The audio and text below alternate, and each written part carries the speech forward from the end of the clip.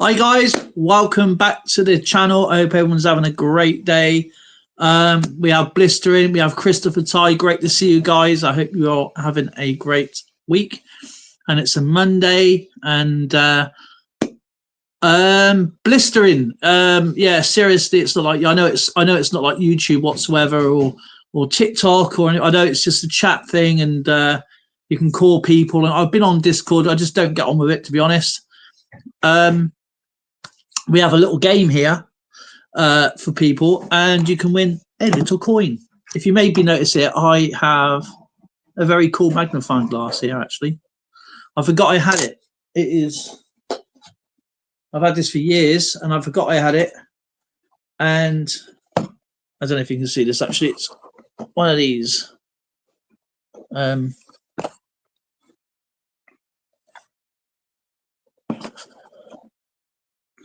It's got like little hands and stuff on. So I just want to show you some really cool coins today, and talk about collecting in general.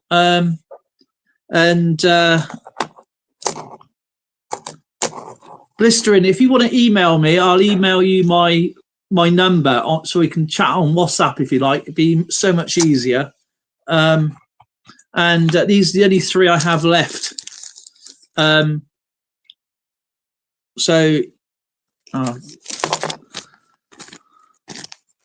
see. This is what it looks like when it comes back. See, it's laser engraved there. Look, that's when it was done. Silver 99 quantity. I did have 5. I sold 2. Actually, I had more than that. I've sold quite a few of these. I just got 3 left, and not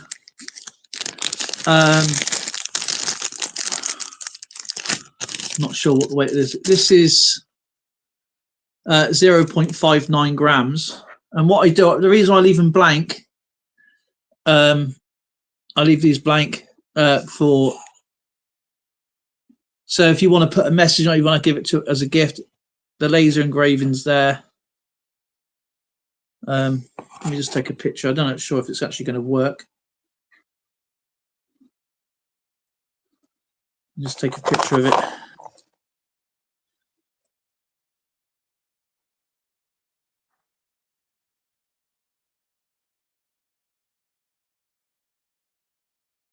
Because these have got the Platinum Jubilee on there as well.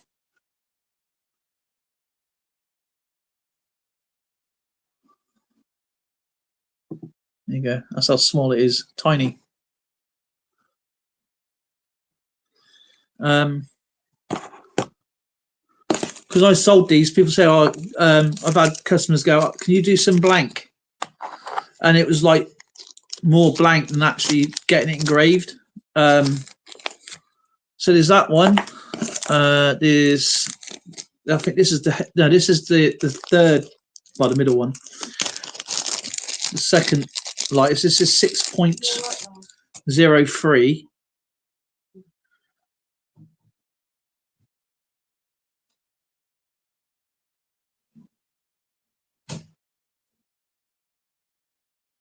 You can see it. There's tiny, man. It's obviously you can't see what I can see here.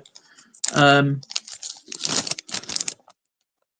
I want to come and see you anyway, and have a weekend or something, and do some,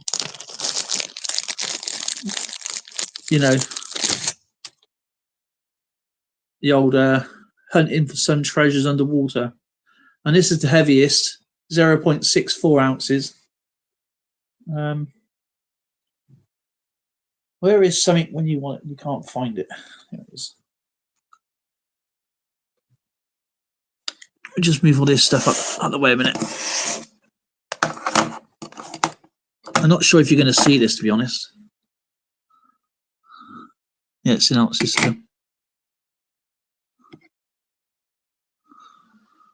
Oh no, I must be in the wrong bag then, but see, 0.63.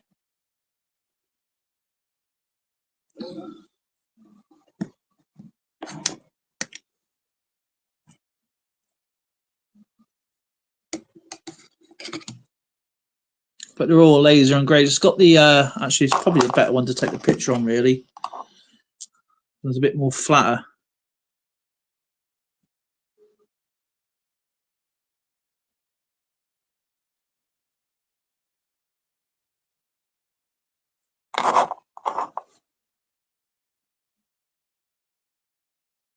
Oh my God.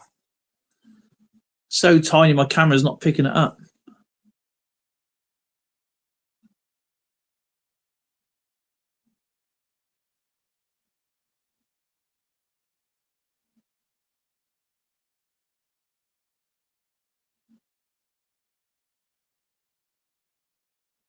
I'm going to the SA office anyway. Here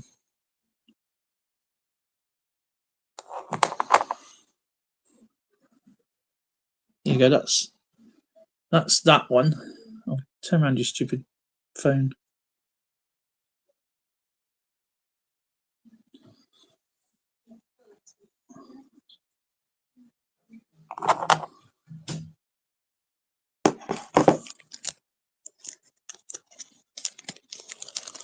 And what's unique about these is they've got the Queen's Platinum Jubilee on there.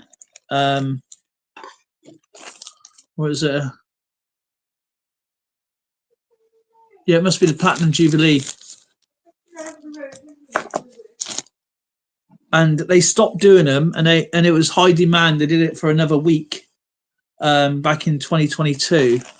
I'll show you again in a second, but I'll show you the date when they were done.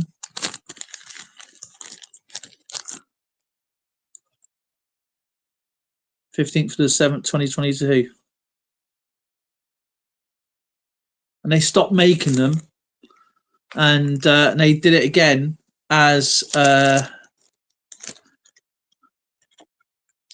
because it was a Jubilee, and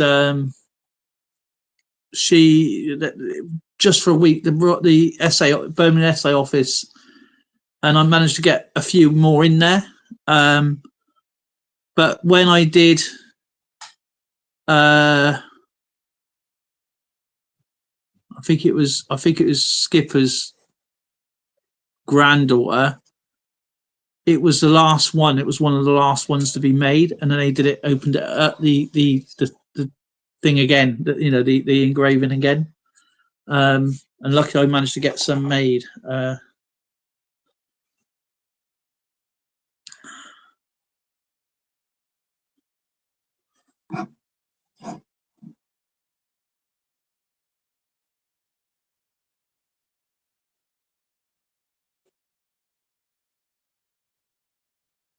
That's my hallmark. That's obviously the purity, and that's the seated Britannia, the anchor, and then the Platinum Jubilee thing.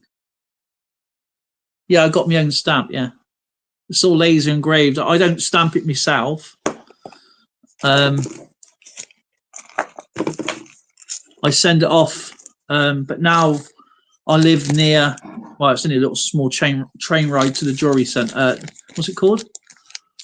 The Jewelry Quarter. The Jewelry Quarter. It's all laser engraved, laser stamping.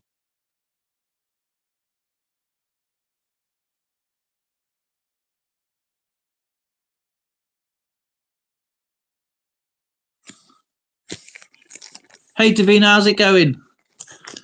I sent everybody's stuff off that I done before I cancelled the memberships.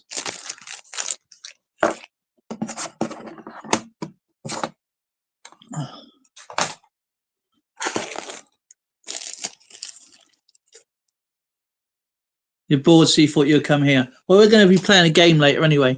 And you can win something later. But anyway, collecting in general, I don't know if you've seen my videos with some people around. How can I say this? It's actually quite funny. I was... Oh, cool. Thank you. I appreciate that. I don't know if I can go to your channel from here.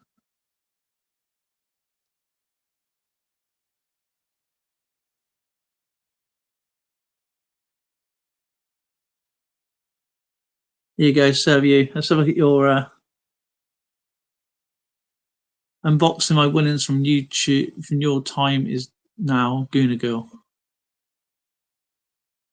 Oh, you got Pokemon cards. You've only got 3 videos, all SML style. Okay. Let's have a look. See, I collect cards, Hot Wheels. I don't stack silver like the others do. I just like silver for what I like to get. Coins and banknotes, war coins, comics. And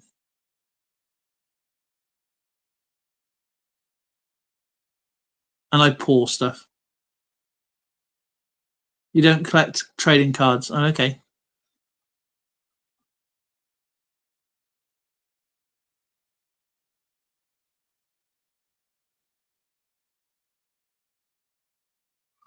Seaweed coins away from Nova Scotia, Canada, I guess. Oh, you love your pre-decimal silver. Okay. I got loads of that stuff. You name it, I've probably got it.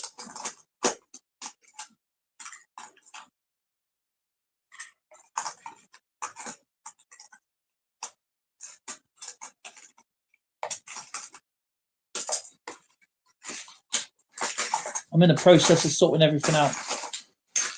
And that's exactly what we're going to be doing today, actually, is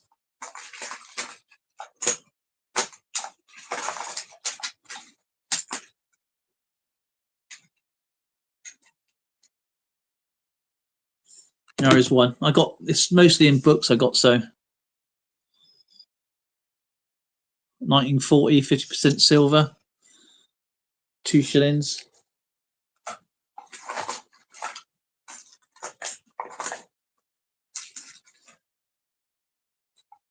3 pences.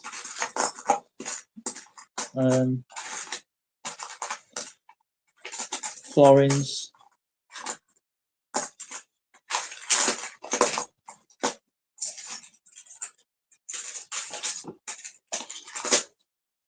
You know, 1921, I think this is.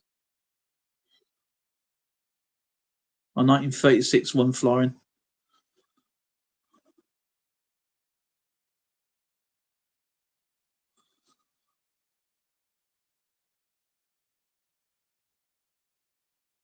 Yeah, it's just.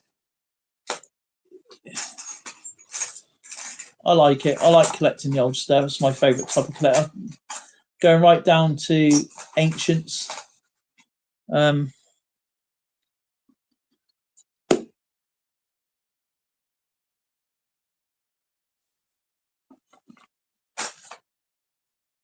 don't know if I can hire this up, actually. Let's have a look. So I can hire this thing up.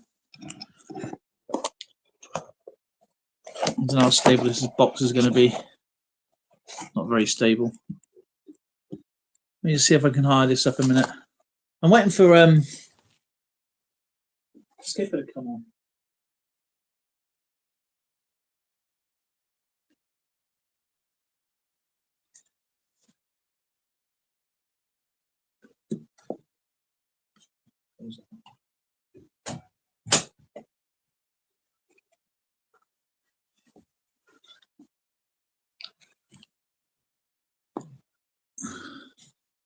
Tabs, how's it going? Nice to see you. Hey Dale, hope you Zoe and Lauren are doing. Yes, we are. We're doing good, thank you. Settled into our new home now, so it's all good.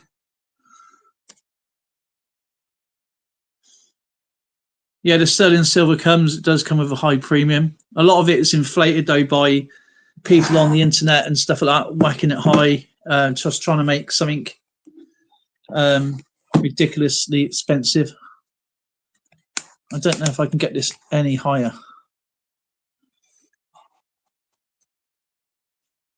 Right, I got to go forward a bit more.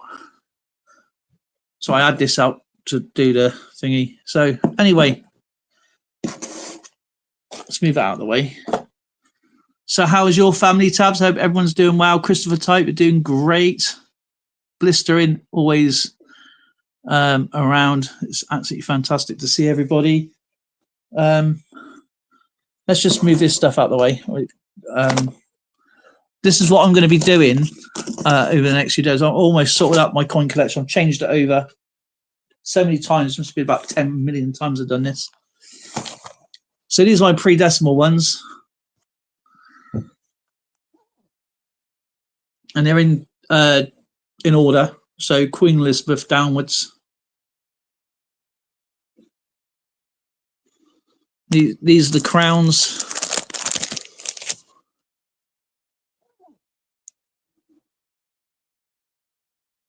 Or half crowns, I should say.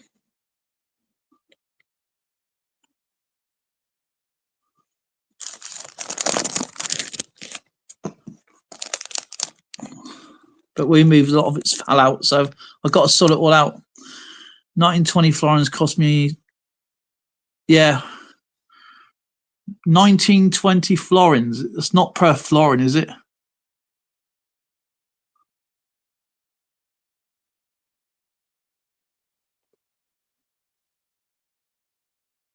Oh, that's cool. Congratulations. That's really, really neat.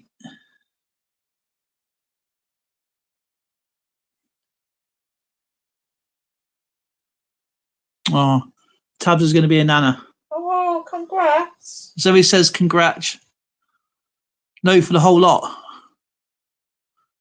Skipper is in the background.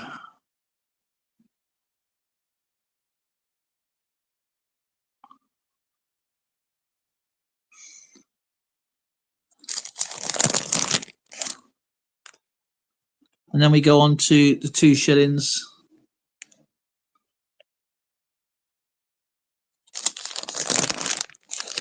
Then all the Scottish ones, which was a pain in the ass because you got to get the English and the Scottish. So Skipper is in the background, is he?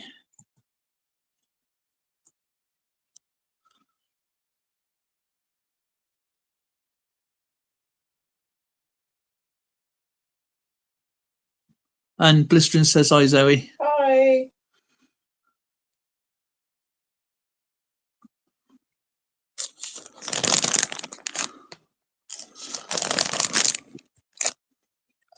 And then we get onto the silver stuff in a minute. We get so this includes the 1970 sets as well, by the way. This.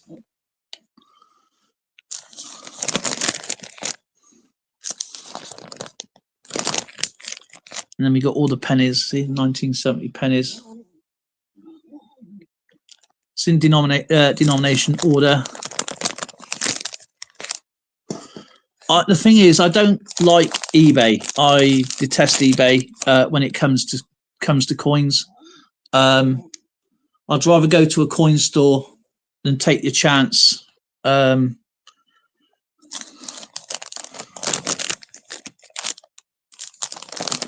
we have, this is where everything fell out, and this is what I've got to sort out. All me florins fell out.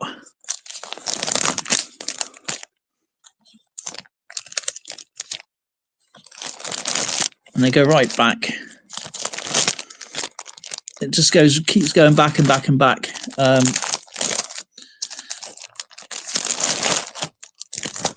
And Skipper's in there. Hang on a second. Let's get the old boy up. I've never fixed eBay. I've done James Bay, Hudson Bay, the Bay of Fundy. Never yeah. away from the eBay. Yeah, if you know what you're looking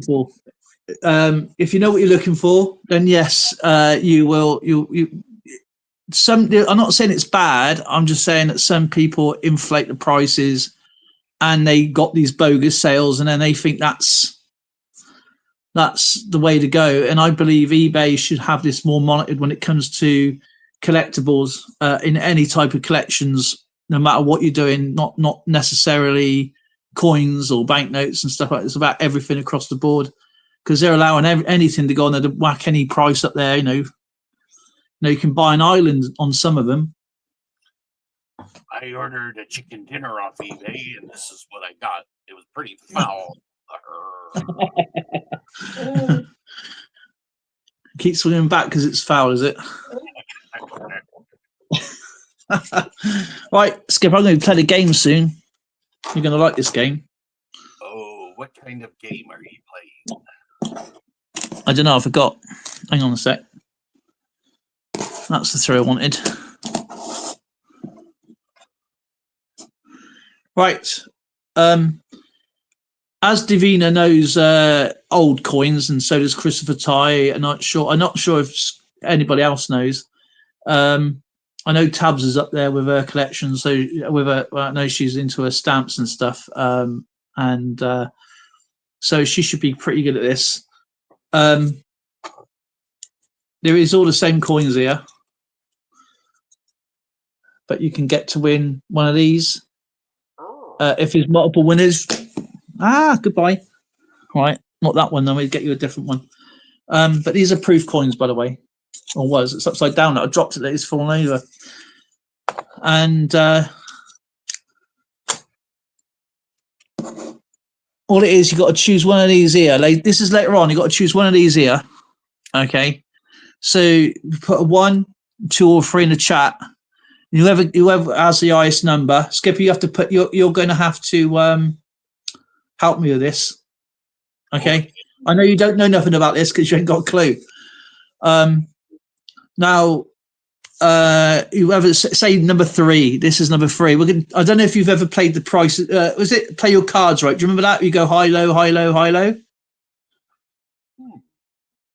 Yeah, you get cards and you go. Well, we're going to do that with vintage figures with these, and whoever gets down to the last one, yeah, whoever's still in the game. So if you guess high and it's wrong, you're out the game. So if you go low and you're still in the game, right down to the bottom or to the last person, you get to win one of these. But if there's obviously 2 people gets there, then or if there's 3,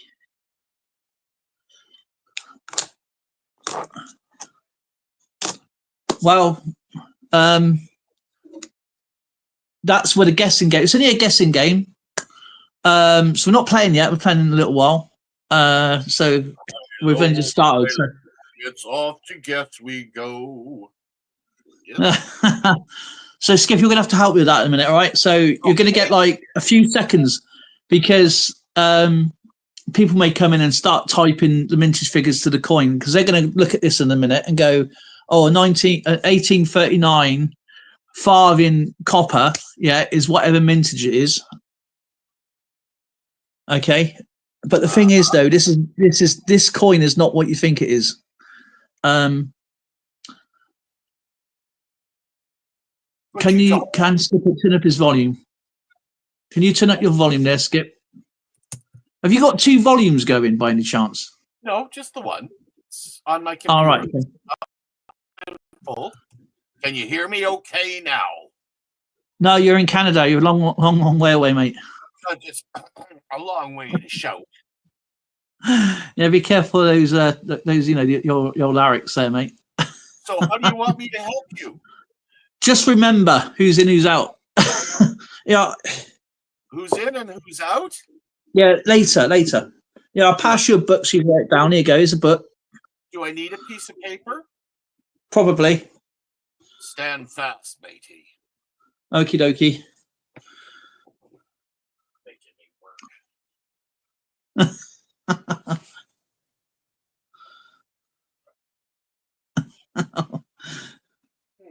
But we'll play later. We'll have a little go later.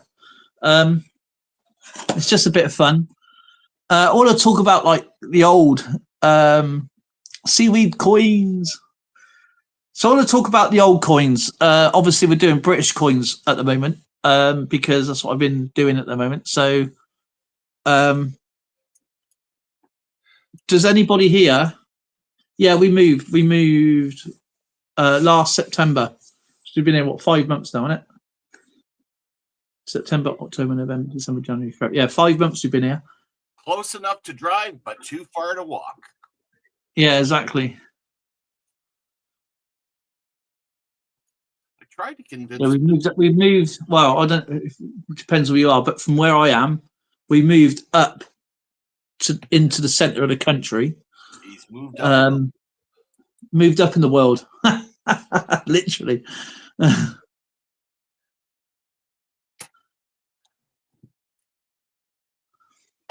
How's the weather in Canada there, Skip? It's a bit nippy. It's a bit nippy. That's, in other words, you get snow blindness. It warmed up to about minus 14 Celsius. Oh, just another normal t-shirt day there then. Yeah. It's not too bad today. It was last night it hit a minus 40. I think Cambridgeshire's east from us, so I'm gonna have to check. We're in Warwickshire, so I think you're dead east to us. Actually, you might be north. Warwickshire, isn't that where all the little people are from?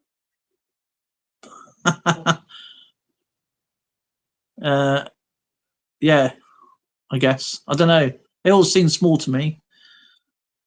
So I have a question for you, sir. Okay. Uh-oh.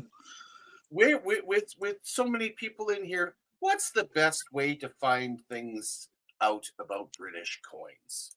What resources do they have that they can use? Things like mintage and checking out the years and all the rest of it. What can they use?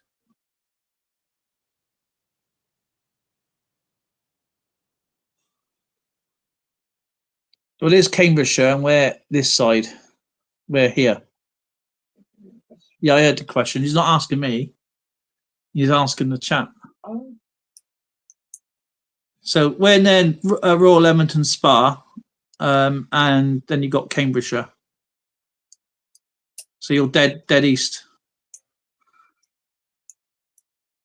I know what I use. Wikipedia, Numista. Numista's okay. It's good for a starting point. Wikipedia is okay-ish. Is there, besides Numista, is there any other things online they can use? Is there or hard copy books that you might recommend? Well, yeah, you got the best place to go is the Royal Mint. You're missing out the Royal Mint. They got all the sites there, every mintage figures that you can think of. Oh, the Royal Mint website. Yes. Yeah, I wasn't about to travel that far, but yeah, okay. And if you want a really good website, which I use, it's all coin values. All coin values. Do you get that, guys? All coin values. Yeah, under mintages. Yeah. So if you want to look, say, for search for 1 pence coins, 2 pence coins, Change Checker's not that great. Change Checker is a bit. I've had to help work there. I had to help with their website many years ago because they completely messed it up, didn't they? That was actually quite funny. Yeah, all coin values. So if you want to write in, say, I don't know, a 1954 whatever coin, and then you write at the end all coin values, fantastic. Another great one is Coin Brothers. Much better than Numista. I'm curious what publication in Canada is has British coins in it. Is it did Charlton have one? I don't remember seeing one with Charlton. I think I've checked. Charlton, I think it does. Depends how old the coins are. True.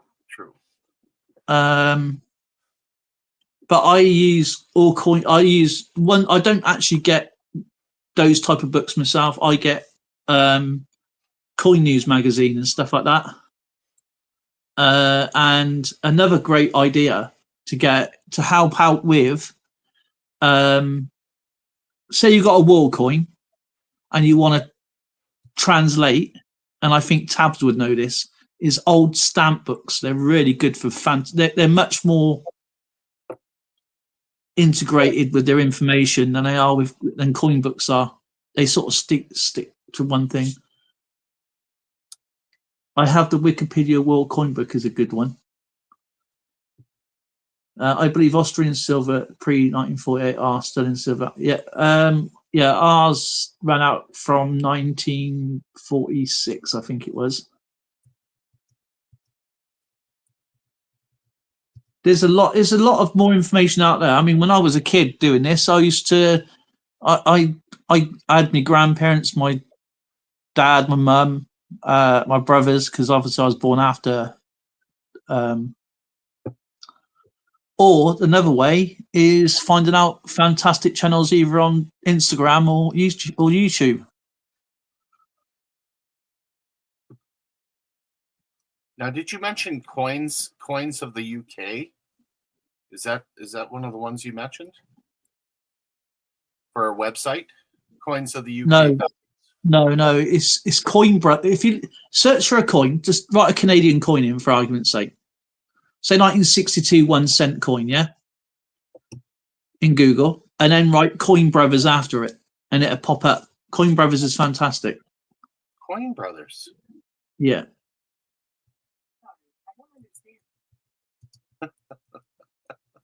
My Google woke up.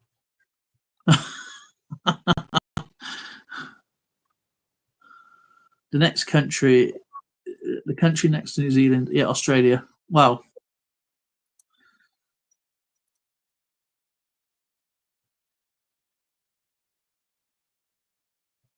Yeah, it's information is from like museums is another good one, especially when I was doing my Roman coins. I was lucky enough to get a lot of information from a coin guy who's actually at the museum.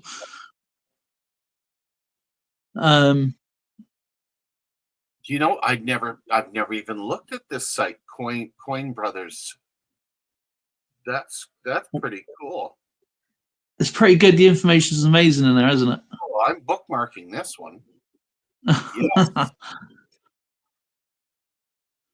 It's much better than Numista.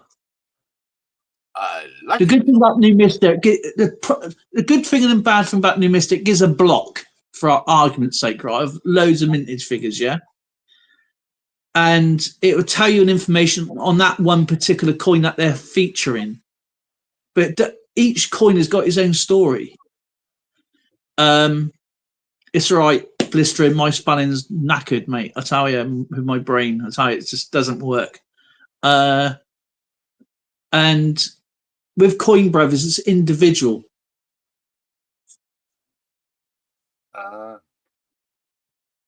Thank you, Seaweed. Yeah, I'll look into it here as well. My coin does all the world books. Coins that does have British listed more for. Yeah, that's the thing with these coin books. They're not exactly cheap, and they only last 1 year. Depending if they got prices in. Charlton came out with one for 2 years. This past year, first time I've ever seen it done that way. Wow. I remember when I first come onto YouTube. This time, not the first time. And this guy was trying to sell coins, and I said to him, "What book you got?" And I think it was one of the red books, right? And he was using it. He's been using the same book for years as a price guide to sell his coins, and I think it was like 2007 or 8. Bad move. So he's either doing himself out of money, or he was not doing himself out of money. I got 64 pence. Oh, groats! Yeah, I got quite. I like the groats. Groats is one of my favourite coins. Yeah, stamp books are at the moment. I think they're on about £13 a pop, and that's per month. It's crazy. Ouch! I've got an old 1960s stamp book, and it gives you all the abbreviations of all the Hebrew and Aramaic, Greek writings in there. of all counting 1 to 100. So it's really, really interesting. That's why I get that book, isn't it? When I'm doing my Omen coins, I get that out and to translate the numbers. Hebrew T. I was shocked when I bought a book of First Class Dance, £10. Yeah, it depends which ones you're getting.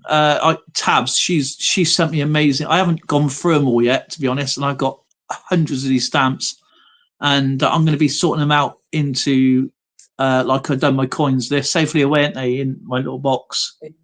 They're actually safely away, put away. You see me, Skipper, my stamp stuff. So yeah. Oh, actually, Tabs, I want to show you something over here. Right. I don't know if you've seen my display, because I have filmed it. Yes, he has, and it's looking really good. I wonder if Tabs remembers this. This is in central display on my display cabinet. Doesn't do it justice. It's too no, much. It don't. Oh, nice that way. Tabs sent me this. Look at that. It's amazing. And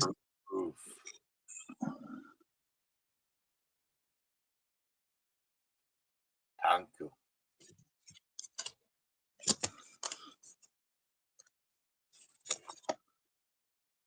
That sits up on my display. Yeah, unfortunately, seaweed, the silver prices have gone insane, as you know. Oh no, these I don't get rid of. I keep every single message, everything. Nothing is gone. Absolutely everything. He keeps everything. Skipper scene. And in fact, actually,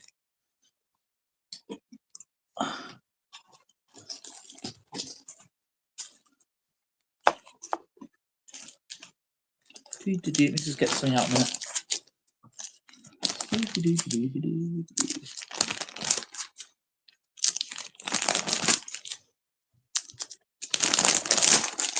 Yeah.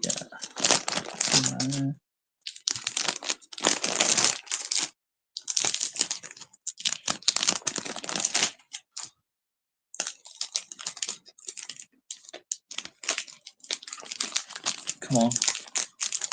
My knee is so tight, man.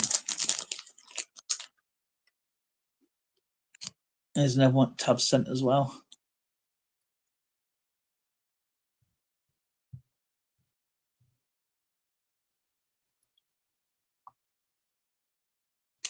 Yeah, the spot price for silver as of today is $46.10 in Canada.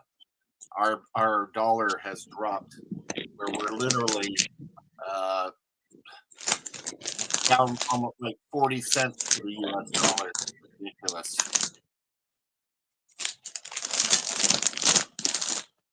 $46.10 for spot. Wow, that just blows me away. And of course, I really like buying rounds and silver maple leafs and stuff, but there's no way I'm buying a lot of it right now. Buy low, sell high. We always remember that. Yeah, always the way. That's rule of thumb. And Tabs goes, "Oh yeah, seaweed." Skip, what part of Canada? He wants to know what part of Canada I'm from. I got displaced. I live literally. Lost on the Great Lakes. So I was in Lake St. Clair, Lake Erie, Lake Ontario. Then eventually I moved over to the Bay of Fundy area, and then I got stupid and I enlisted in the army. I got away from the water. Why? After all that time on the water, It's because my family has a bad reputation on water. I won't get into details, but it's my family shouldn't be in ships. They see more underwater than they have on top of the water. Submariners, maybe. Anyway, They should be submariners or submariners. No. So I've been living out Western Canada in Alberta since July of 1977. So I imagine a few of you weren't even born at that time. So I've been out here a long time. Oh man. Oh, I tell you what, though, I'll give you a little. I'll tell you something about Skipper. Right, water and air is not his friends. He's had lots of accents while in the air. We come to this conclusion. We come to this conclusion a little while ago. He's had more accents being in the air than anywhere else. But you know what? Being in the air is not a problem. It's the sudden stop that's lousy. Yeah, the ground doesn't agree with him.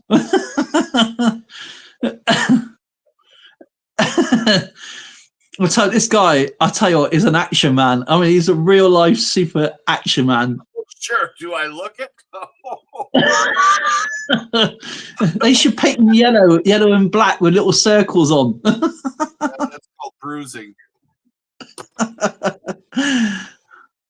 Oh man, I got the highest respect for Skipper, but the stuff he's told me, I said just keep away from water and keep away from being in the air, then you'll be fine. The artillery, yeah. How's your hearing?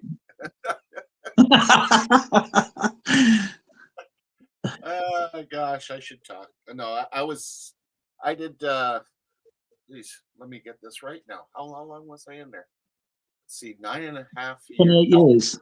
It was a total of 22, but 12.5 were infantry, various infantry regiments, and then the other 9.5, I was I did a stint in communications research, teletype operator, and hold on. My beloved has just shown here. Hi guys. Hi Tracy. He's been naughty. I have not. Jail. Yeah, we're on live. We're doing our thing. I saw you this morning. What the hell? Yeah, I saw you this evening. Silly time zones. I know. How you doing? I'm doing great. I just got home and I'm doing really well. I got Good. son his native blanket. Oh, cool. For him. Yes. Oh. When we do practically explain that. Anyway. The only water to be like she's in the swimming pool. It's crazy. Dale, Zoe, and Lauren. I will. Yeah. Thank you. And we send our love back as always. Thank you. I'll talk to you in a bit.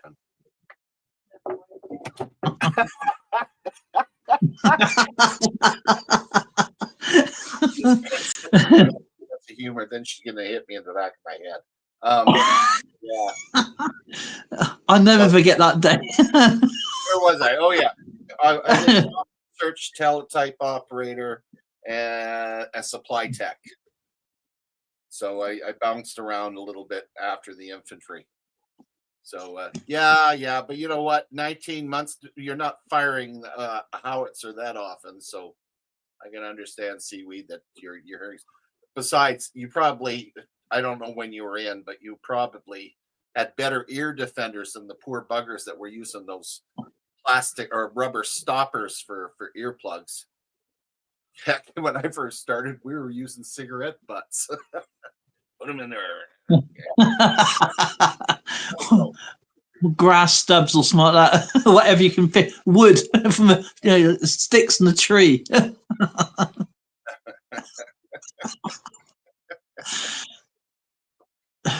Oh man.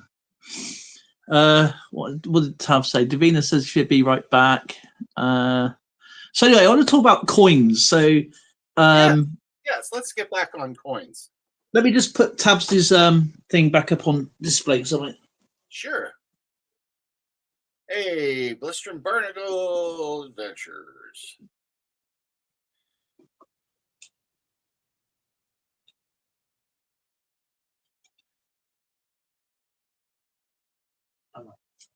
Congratulations on your award there. That's pretty good.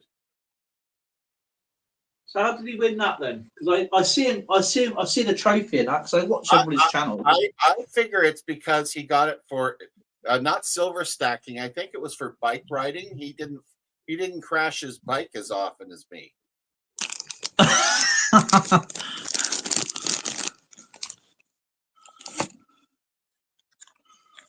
I miss his ET. His ET's like gone home or something. I don't know.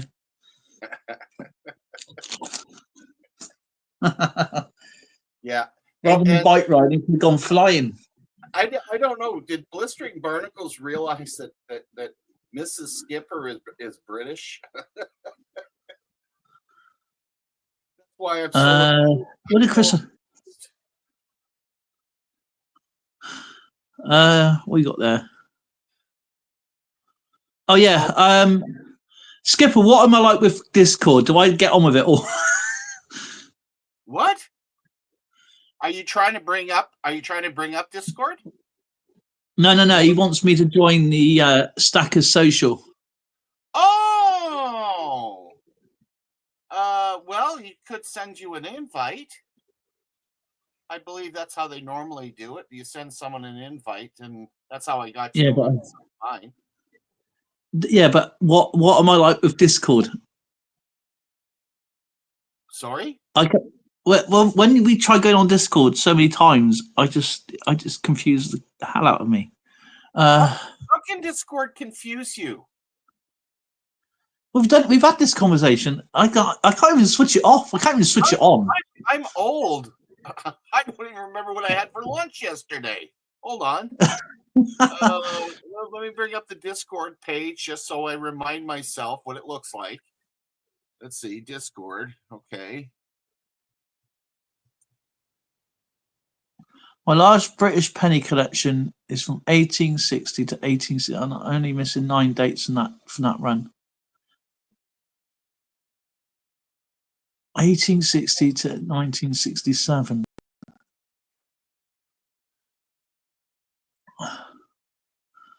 Me and Jason and Skipper was trying to do, and I think it was either Taffy Coins as well, but it's all trying to do it, and I could not get it to go, and I just gave up.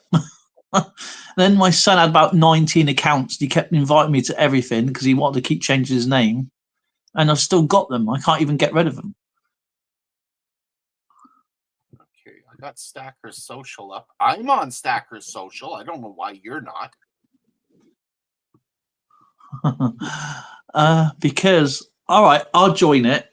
Okay, I'll join it. I'll join it tonight or tomorrow, actually, and we'll go from there.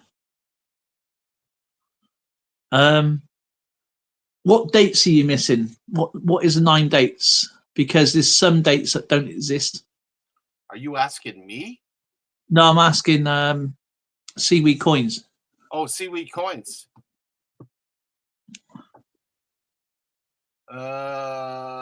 Davina's back.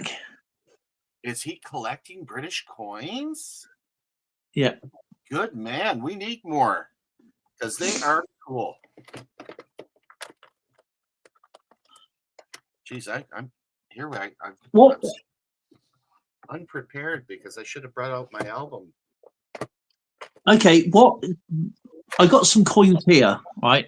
And I'll show you something coming up because I read a while ago, a long time ago, is that when you've got an old coin, say nearly, I don't know, 60 years old and older, yeah, you got to say you got the mintage figures, say 100,000 or 100 million, whatever the case may be. Half of them are going to be missing, and then a quarter of them are going to go into obviously back in the bank for changes, depending on what the coin is, and then you will have some that are going to collectors. Some are just chucked around the house behind the sofa in a drawer somewhere. Some you may find metal detecting or just out in the street. So the mintage figures are actually lower than actually they are. So it's around about half of the mintage figures is more or less the true figure from that date. With any kind of collection coins or banknotes, what is your favorite coin you like to collect? To anybody in the chat. That's a good question.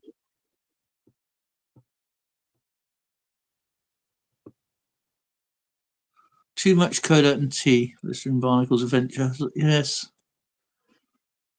I know he likes going down to the store to go and get his energy drinks and his fish and chips and other stuff.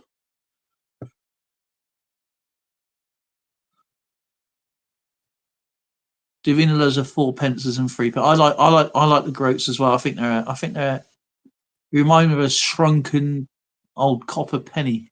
What? 1779. Oh, we've had this discussion.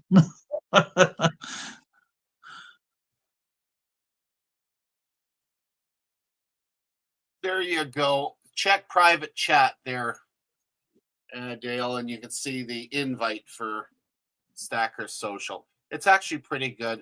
It's another group of avid collectors, especially stackers, of course, that we just, share information, and they do all kinds of little things on there. You just have to explore. Davina, have you actually tried going on to coin stores online? I mean, proper coin shops. Yeah, West Edmonton Coin and Stamp. No, I'm asking Davina because she's using eBay a lot. Oh, gotcha. It's a case of because even though with Skipper, he likes Edmonton Coin and Stamp, which is fine. It's here. But I have about 4 or 5 different coin stores I like going to. I came across some. It'll bear you guys in mind. Coin shops tend to, well, yes, but it's also a good thing because they're governed or monitored by the BNTA, which is the British Numismatics Trade Association, and they have to give you a fair price, and they have to give you and if you feel like you've been outdone by or whatever, you can call them up, and they will sort it out for you. But you are getting quality coins. On eBay, I'll try. Yeah, but it's coin stores and it's coin shops. You can anybody could be a coin store on eBay. You can buy a shop basically, and I mean I can sell my coins on eBay if I wanted to, but I would never sell a coin. I have done, but I didn't like it. It actually made me feel weird.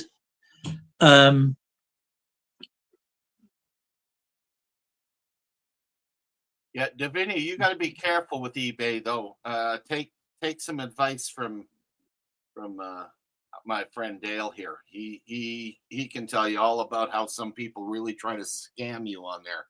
You got to be careful. I mean, I'm not saying eBay is bad. It is good for some for great bargains out there. But I used to buy fake coins just for fun. Oh my goodness! You got a Sigma machine? Yeah, you caught that? She's got a bloody Sigma machine. That's not a small investment. I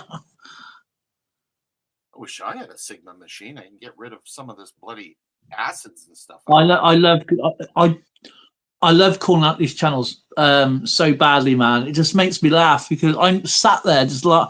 There's a big one coming up. Actually, it's 40 minutes, and I tried being as quick as I can, and because this guy he has advertisements all the way through, I have to keep stop starting. So for me, it's nearly 2 hours.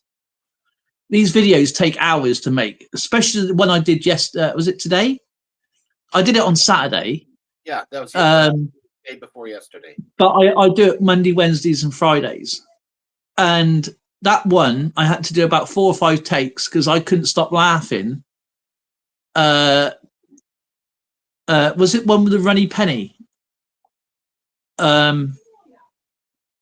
What was the one with the runny penny? No, it was an eBay listing. This one, wasn't it? On Friday, I think it was a runny penny. Yeah, they don't. They never ever reply.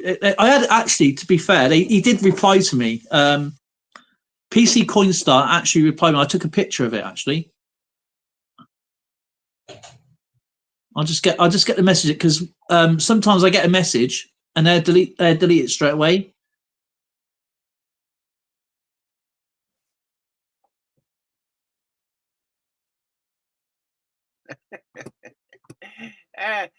You know what? I can't, but Dale can. I can't list the Stackers link in the chat from my end. But Dale, you can if you want. What's that? I sent you the link for the Stackers, the invite. Oh, Blistering can. Oh yeah, Blistering can. What can he do it? Yeah, because I'm not on YouTube. I'm just strictly in StreamYard here. Yeah, I'm in StreamYard. So, what do you want me to do? Put the Stackers thing in there. Yeah, so that because people are interested in because that's a great place to get British coins.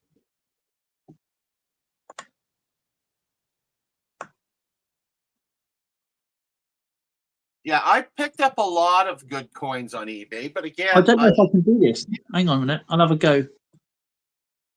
Yeah, I actually did get scammed on eBay, and I did get my money back. It was the inconvenience. I think that's right. Is that right? Yeah, I believe so.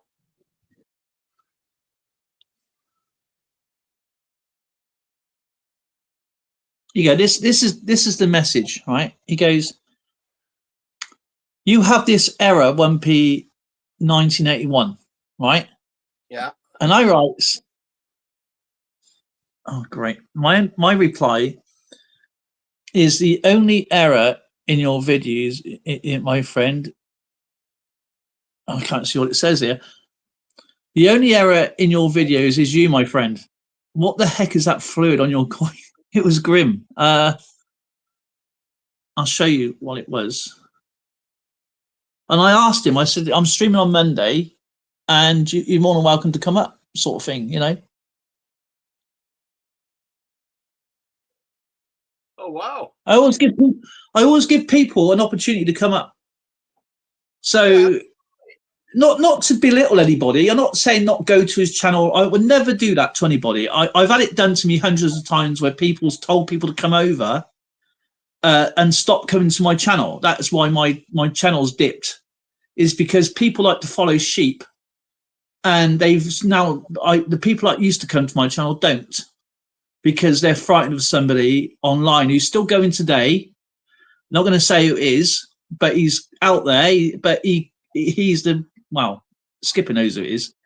So yeah, and I keep all the messages, I keep all the texts, everything. And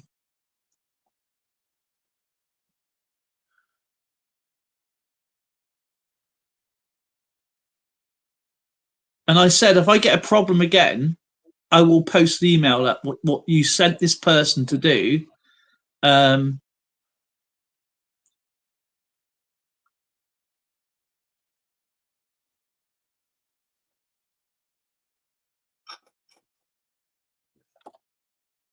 Set aside all my other stuff. Pull out my British stuff.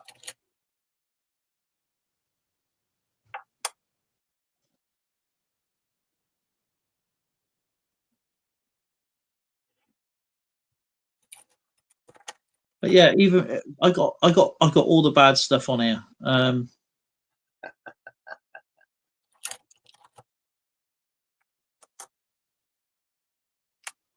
And this, hang on, I just got to take this lead out if I can. I've got to take this life support out and put this one back in. So I spent most. I keep away from draw. I'd rather. Do you know what? Oh, look, we've got someone coming in the basement. There we go. It's Colin. How you doing? How you doing? I'm doing fine. I'm doing well. Seaweed Coins here, or Colin from Halifax, Nova Scotia, Canada. Yep. Oh, Yeah. I was going to have a blue noser in the house. Some of you have probably out there seen my coin hunts or my great Canadian nickel hunts that I have on Saturdays with Marty and BH Ringer and Blockus sometimes. Yeah, so I'm usually in there. But yeah, the British coins you were asking me about, their the large cent. The list I have, the ones I'm missing are 1867. Hang on, I'll write this down. Hang on a second. Yeah. Because I can probably. The thing is, I'll give you a tip, right? Yeah. Go to coin stores, and what I do, I got about 3 or 4 coin stores I've been friends with for a long, long time, and I say to them, "Do you have anything you got in the background that you're trying to get is collecting dust?" Yeah. And they'll go. Yeah. And don't forget, a lot of these British coins do international posting. So let me just get a pen and write this stuff down. Hang on a second. How I got most of mine is here where I live. I live in a small town just outside of Halifax. Actually, there used to be a guy here that ran a company called Nova Coins, and he went out of business and retired, but he still runs out of his house. So he sold me a lot of his leftover British stuff that he had. Now I do deal with Citadel Coins in Halifax here. And he has a great big tub full of British large cents and halfpennies and farthings and everything else. Okay, that I sometimes scoop a handful out every now and then. He just charges me by the pound. I do that for Canadian pennies too. Okay, I buy. Okay, so and he does a lot of that stuff, and of course I do quite well with that. That's how I put most of my British collection together. And I do have the KN. I do have the 17 KN or the 18 and the 19, both the KNs and the H mint marks.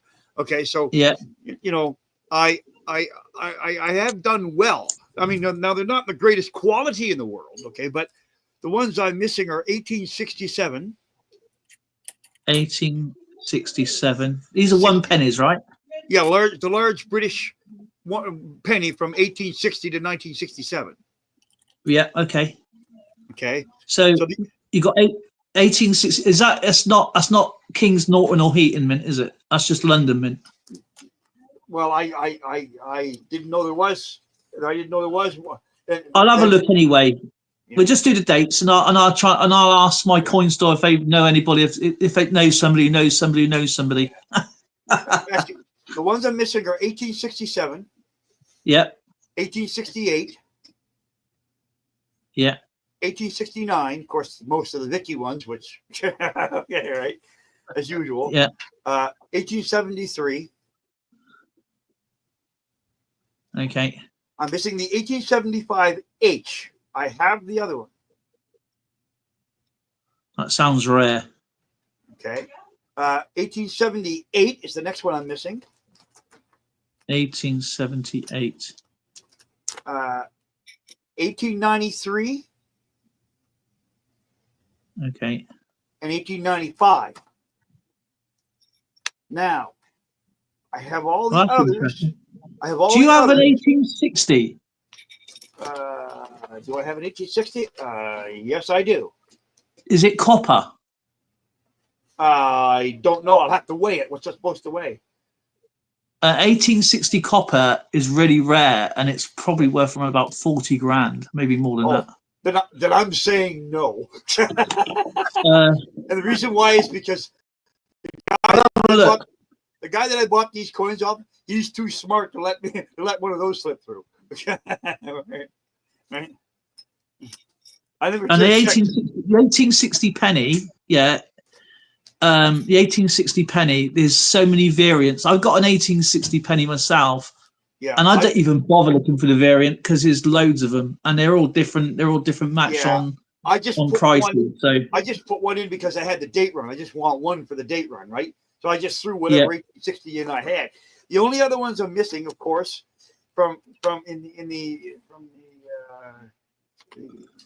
show you the difference on the 1860. The 1933, of course, which is NIFC, and I understand that. And of course, the 51. Is it the 51? Yeah, the 51 and the 52, which is unbelievable to find, they say, or something. There was no 41, 42, or 43 minted, correct?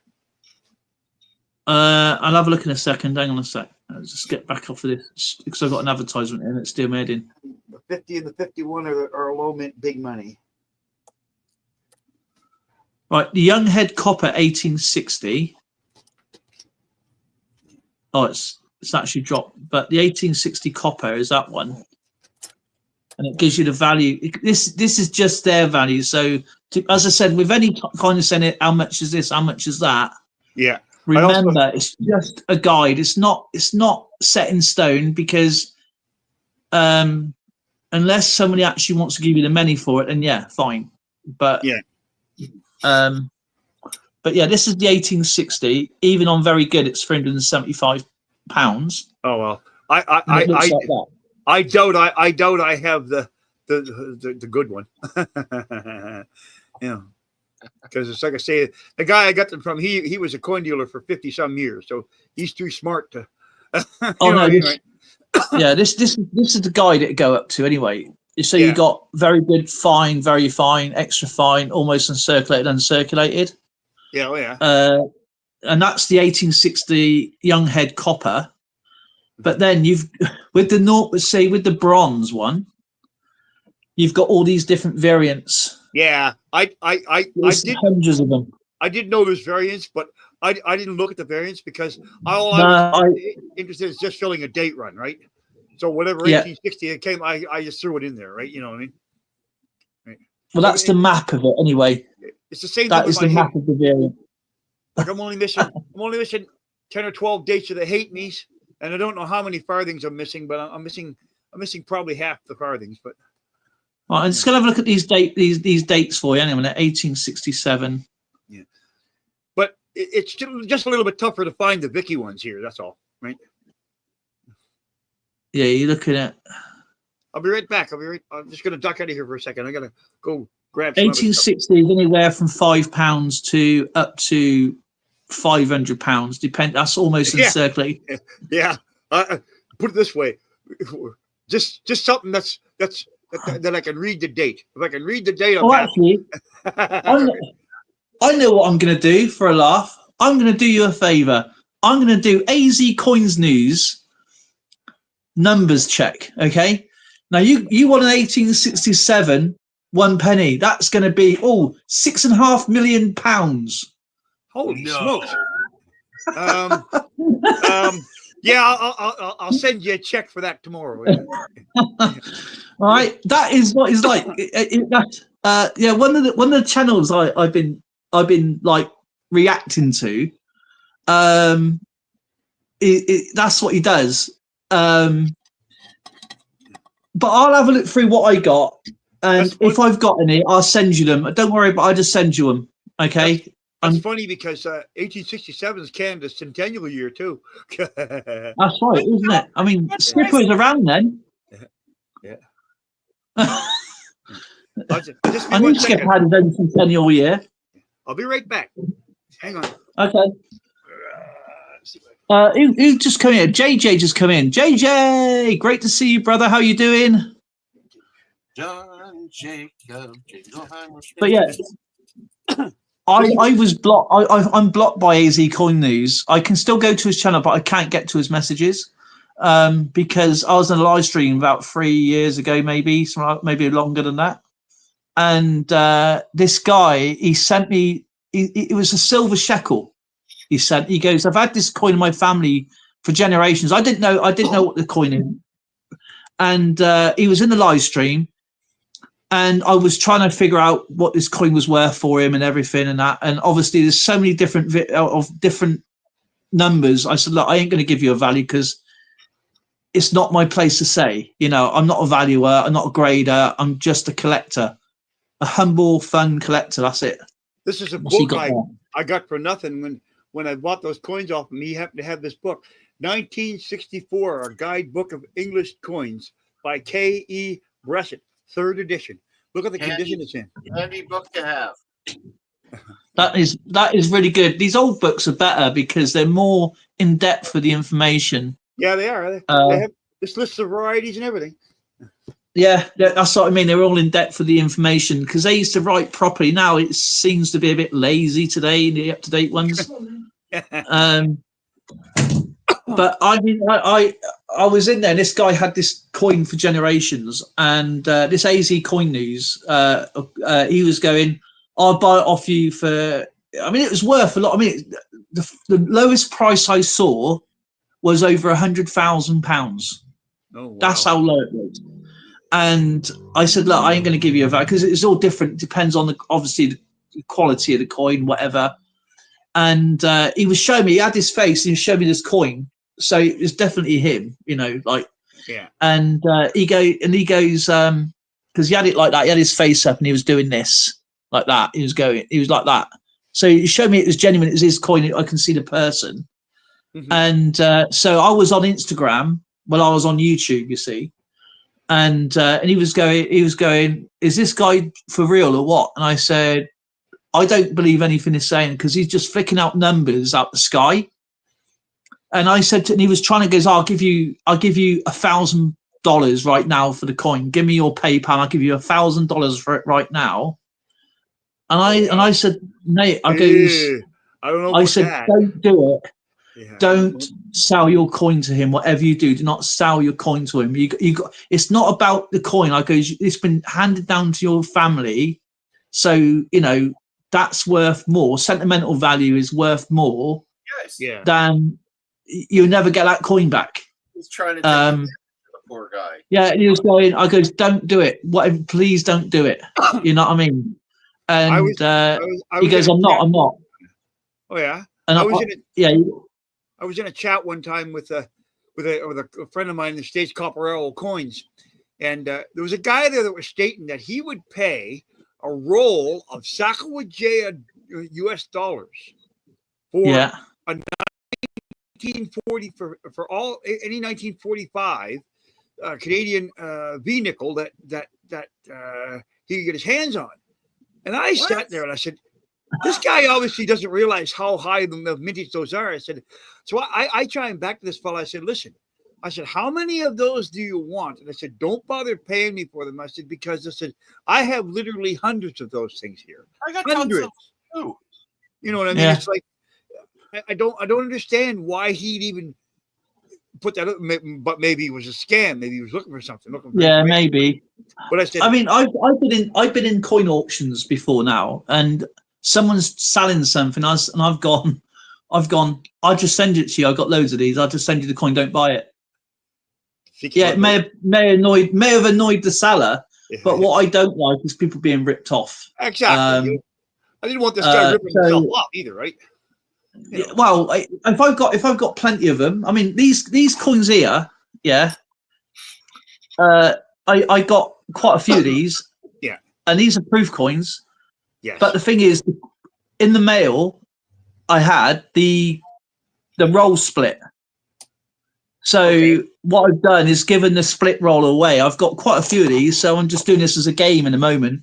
Okay. For everybody to play. So whoever wins is either one winner or whatever, and I've got quite a few. So I'm just showing 3 examples.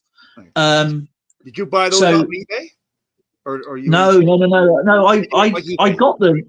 No. I bought these off a friend from an auction. Okay. Yeah. And they went really cheap. So what is it? What, $250? I think I got them for like. He's got American coin. It cost me about £5. I got 2 rolls. Yeah. So yeah. I got my mum's jewelry. I would never do that either. I found a 45 Canadian V nickel in US. See, this is what I mean. Remember helping me out. Yeah. I mean, Tabs, you've done amazing things for me, and I would never ever forget that. I can give those away on my live stream if I wanted to. I've got so many of them in different conditions. The 44 and the 45 both, right? There's all kinds of them. There's tons of them here in Canada. We get what's hard to get is the 43 Tomback, yes. And even though that's a higher mintage than the 44 and the 45, it's one of the hardest ones to find for a nickel here. I think one of the hardest ones to get is when the Philadelphia Mint minted a Canadian coin without authorization. That would have been the 1968 Canada 10-cent piece. Yes. Yeah, it's on the rim. How you tell? Yep. The rim is triangled. There's V grooves. Yeah, and V groove, and you've got the flat cog V grooves. I have Yeah. both of them. They're not That's overly exactly expensive here. Yeah. One's a little trickier to find than the other, and one You is just got to rub your fingers over it, and if it feels pointy, then you know you got one. and one is silver. It's also a silver And plate. it's silver, yeah. It's also silver, yes. 50% silver. See, I know some things. Yeah. What happened? What happened in that 68 year when they went to produce the 25-cent piece and the 10-cent piece? Some of those were minted accidentally on a silver plangent. It was That's right. It was only the 10-cent piece and the 25-cent piece. So a few of them slipped out before they realized they were on silver plangents, but they did only come out on 50% silver plangents.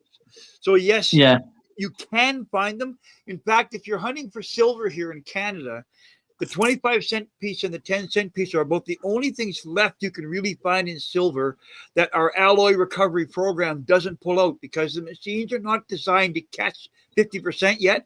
They catch the 80% ones, but they don't catch the 50s. So sometimes the silver quarter and the dime will slip through. Yes. Right. Shall we play this game then? Okay, go ahead. I'm okay. Everybody in chat. Right, Skipper, you need to keep an eye on this because you're going to play as well, by the way. I am. Right, okay, I've got 3 coins here, right? There's 3 coins. And just pick a number, 1, 2, or 3. I'll turn it over. Okay.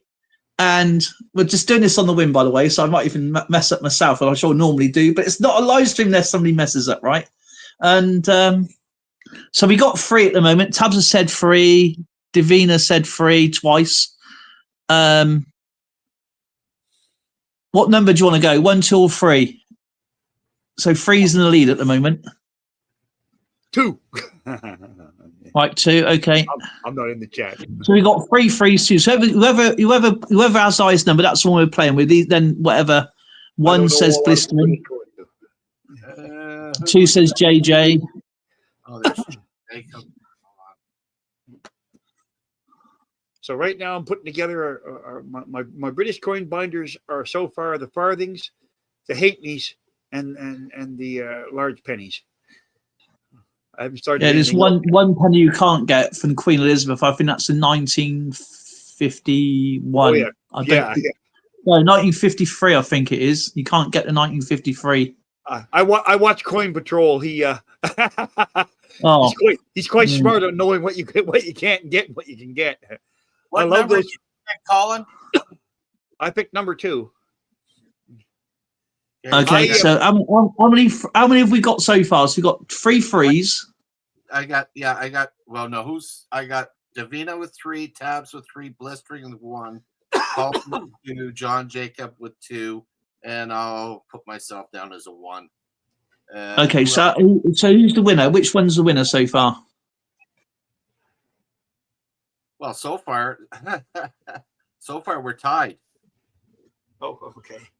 Okay, so it's down to who's left? Christopher Ty, is he still in here? So we got 6. 1, 2, 3, 4, 6. So so how do you want me to do this? Changing just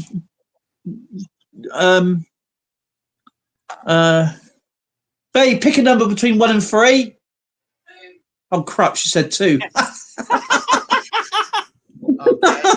Okay. Pick a number between 1 and 3, not 2. Between 1 and 3 and not 2. 1. 1. Okay. So 1 wins it. All right, 1 wins it, right? Well, that's 2 people that have it. Right, okay. Christopher Side says 2 now, so 2's won it. Where'd Christopher come from? I didn't even ask him.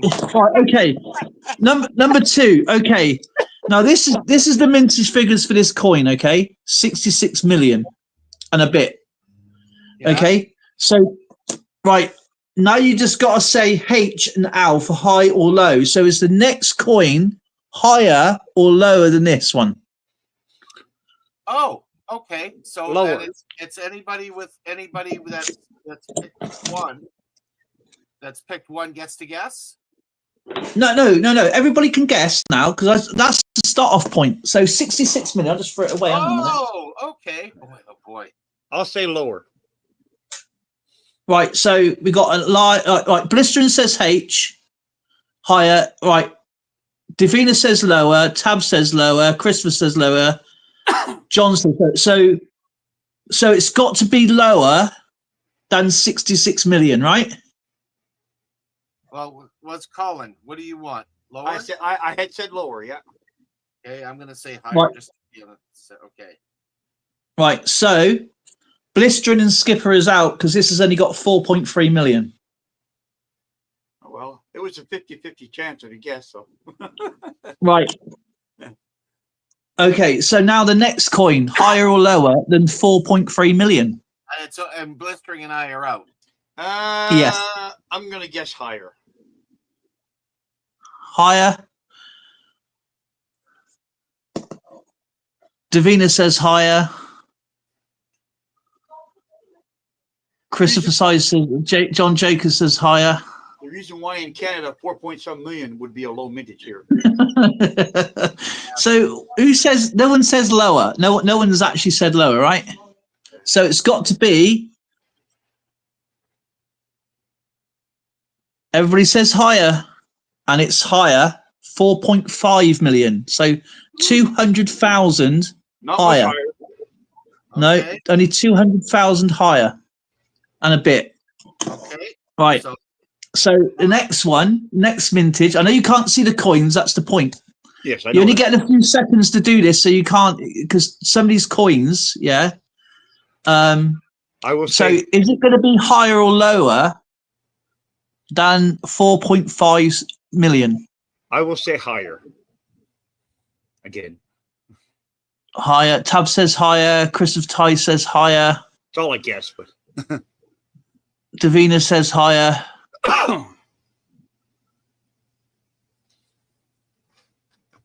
You in aren't you, Seaweed?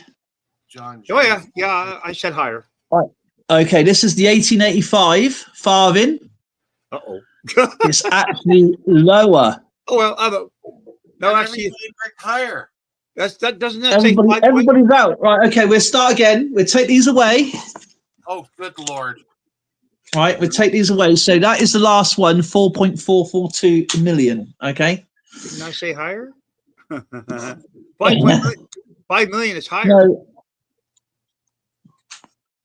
Everybody said lower. This is lower. Oh, okay. That was higher. So that's gone. So now it's got to be higher or lower than 5.442 million. Well, then I'd be out then because I.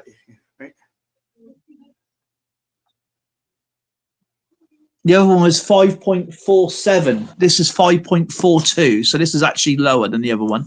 Okay. So is your guess going to be higher or lower than 5.442 million 310? I didn't mess up. Look, no, you all said. You said this is the coin that I picked over. That was the coin before. You all said higher, and this is actually lower. 5.579 and 5.442 is, I believe, is lower than that one, right? Yep. This is the last coin I had. Okay, so I still we got Collins and John Jay. Okay, so I'm gonna guess. I'll go for it. I'll say higher this time. Okay. John Jay, what do you say? Nope. I'm just guessing. John Jay doesn't want to play. It's all in the guess. That's the coin I had. That was one I picked up from here. Yeah, because that's the 1888 there. 1888 5. Well, it don't matter.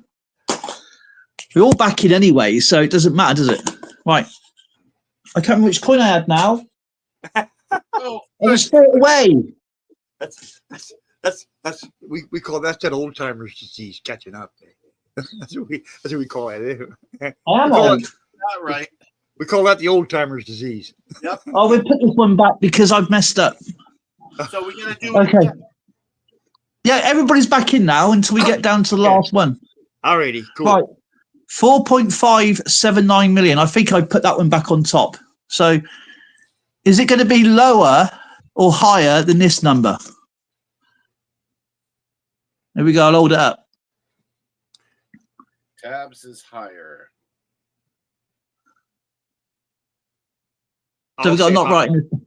I'll say higher. Higher. Have you got it written down high and low to everybody? Because I think Davina says lower. John Jacob says higher. Blistering. Where are you? Oh, there he is. Higher. Is Tabs in? Is Christopher Ty in? Is JJ in? Because I'm confused. Christopher Ty is lower. The only one I don't see there is Davinia. Oh, she's lower. Davina says lower, I think. Yeah, I got it. So what is it? It is higher. Higher. So everybody that went low is out. Okay, Tabs, Blistering, Colin, and John J. They go right. So 1895, is it higher or lower than 5.442 million? Oh boy, it's going to get tougher as it goes. All you can do is guess. Tabs, Blistering, Colin, and John J. What is it? Higher or lower? Lower. Lower. Probably. JJ says higher. Higher. Blistering. Blistering says higher. Tab says lower. That's it. Right, that's it, is it? Yeah. So this is the one you want to be either higher or lower, right? It's lower by 5395. Boy, I was lucky. So it's lower, right? Yeah, that was lower. So Blistering and John J are out. It's just Colin and Tabs. Oh wow. Okay. Is yours lower or higher than this? Oh well. I guess I got a 50-50 chance. I'll say higher. Okay. Okay. Tabs. What do you want? Lower or higher, Tabs?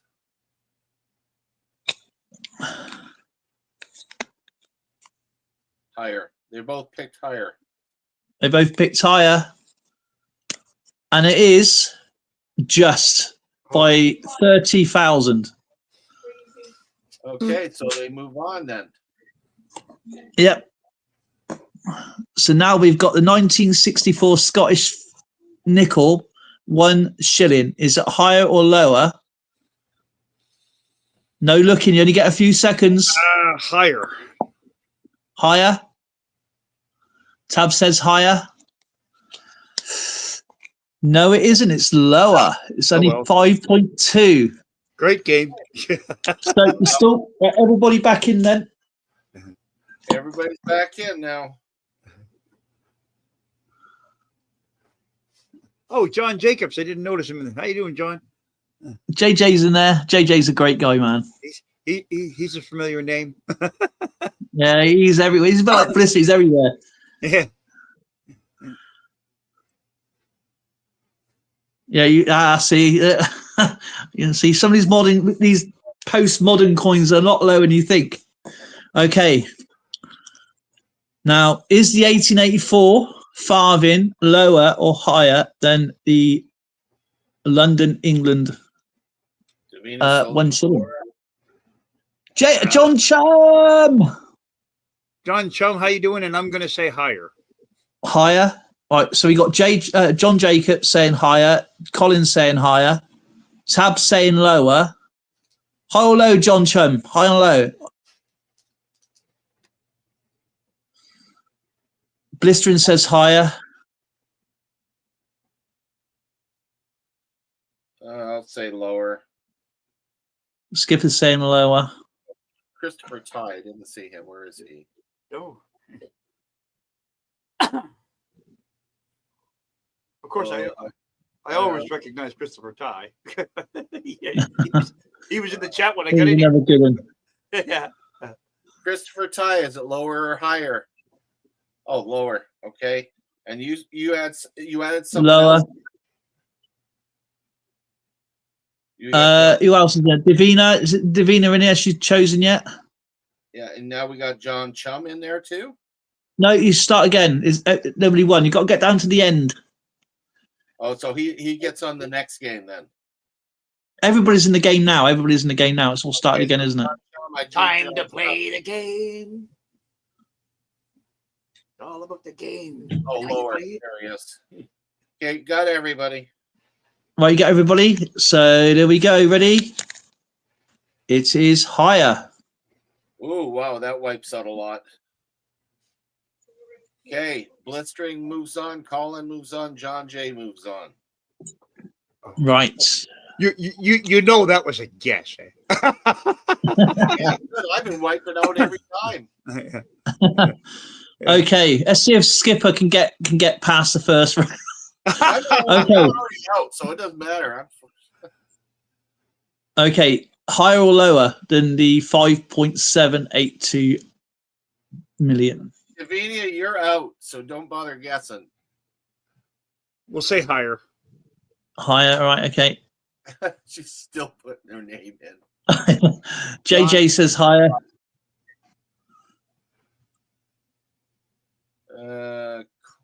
Colin. What did you say, Colin? I said Alexander higher. Smith. I said H for higher. Yeah, and Alex, hey, Alex, you're in the next round, mate. All right. If it gets that far. Okay, I got the 3. Blistering says lower. Higher for Colin and John. Yeah, you can still guess, but obviously, if everybody gets wiped out again, everybody's back in. So higher or lower, which is the mintage? Is everybody ready? Skippy ready?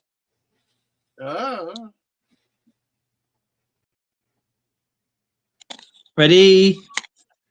It is lower. Ooh. Oh well. Okay, blistering is the only one that's left.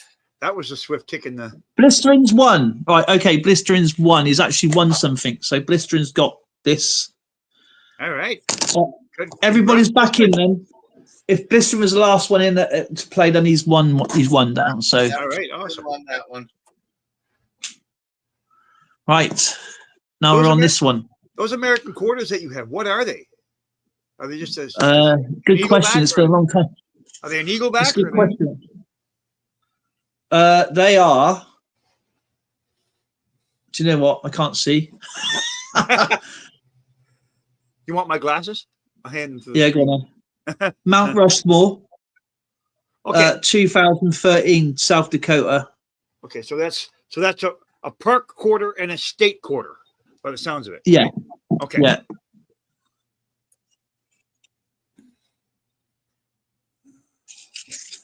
Yeah, these are S's, so they're all proof. These are actual proof. And I need both of those. Right, guys, you come in here like Alex and John Chum and everybody. Higher or lower? Okay. Next coin coming up is this one.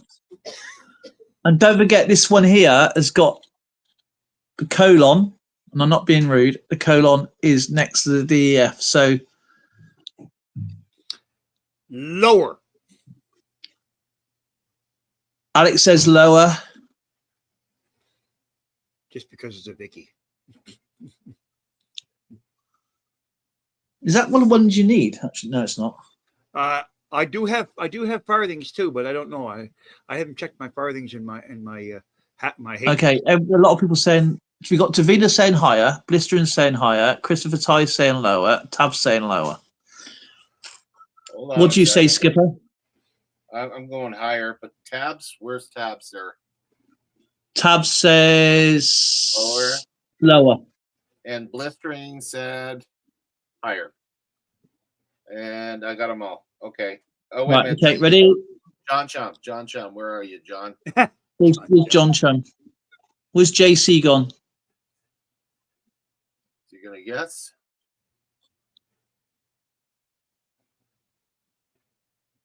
No guessy. Right, no guessy then. It is very lower. Ooh, Wow. I think I might have got that one in there. Did I say? You did indeed. Oh, okay. Wow. Okay. We got the Christopher Ty, Alex Smith, Tabs, Colin, and John J. all are still in. The rest of us, we're wiped out. Oh, Skipper's not going. Batting 1,000 here, Colin. yeah, right. Yeah, I'm one Okay. coin. Next one. Let's go. 1896. Let's go higher with that one. Higher. Yes, even though that's a Vicky. Christopher Ty is high. Christopher Ty's going higher. Smith, where are you, Alex? Let's see you on there. Higher or lower, Alex? We only get a few seconds, because obviously I don't want people looking it up, just in case. Yeah. Tab says lower. Yeah, and I still have my book in front of me, so I could cheat, but I'm not going. Alex, the only one that can come back. Where are you, Alex? Alex. Oh, it's an open book test. I didn't know that. Yeah. Alex says higher. Are you ready? That's it. Go ahead. It is higher. Just though by 600,000. Takes out Tabs. So it's just It's surprisingly low messages for those. Colin and John J. Ooh. These things are tough. Now you just seen the 1840 with the colon.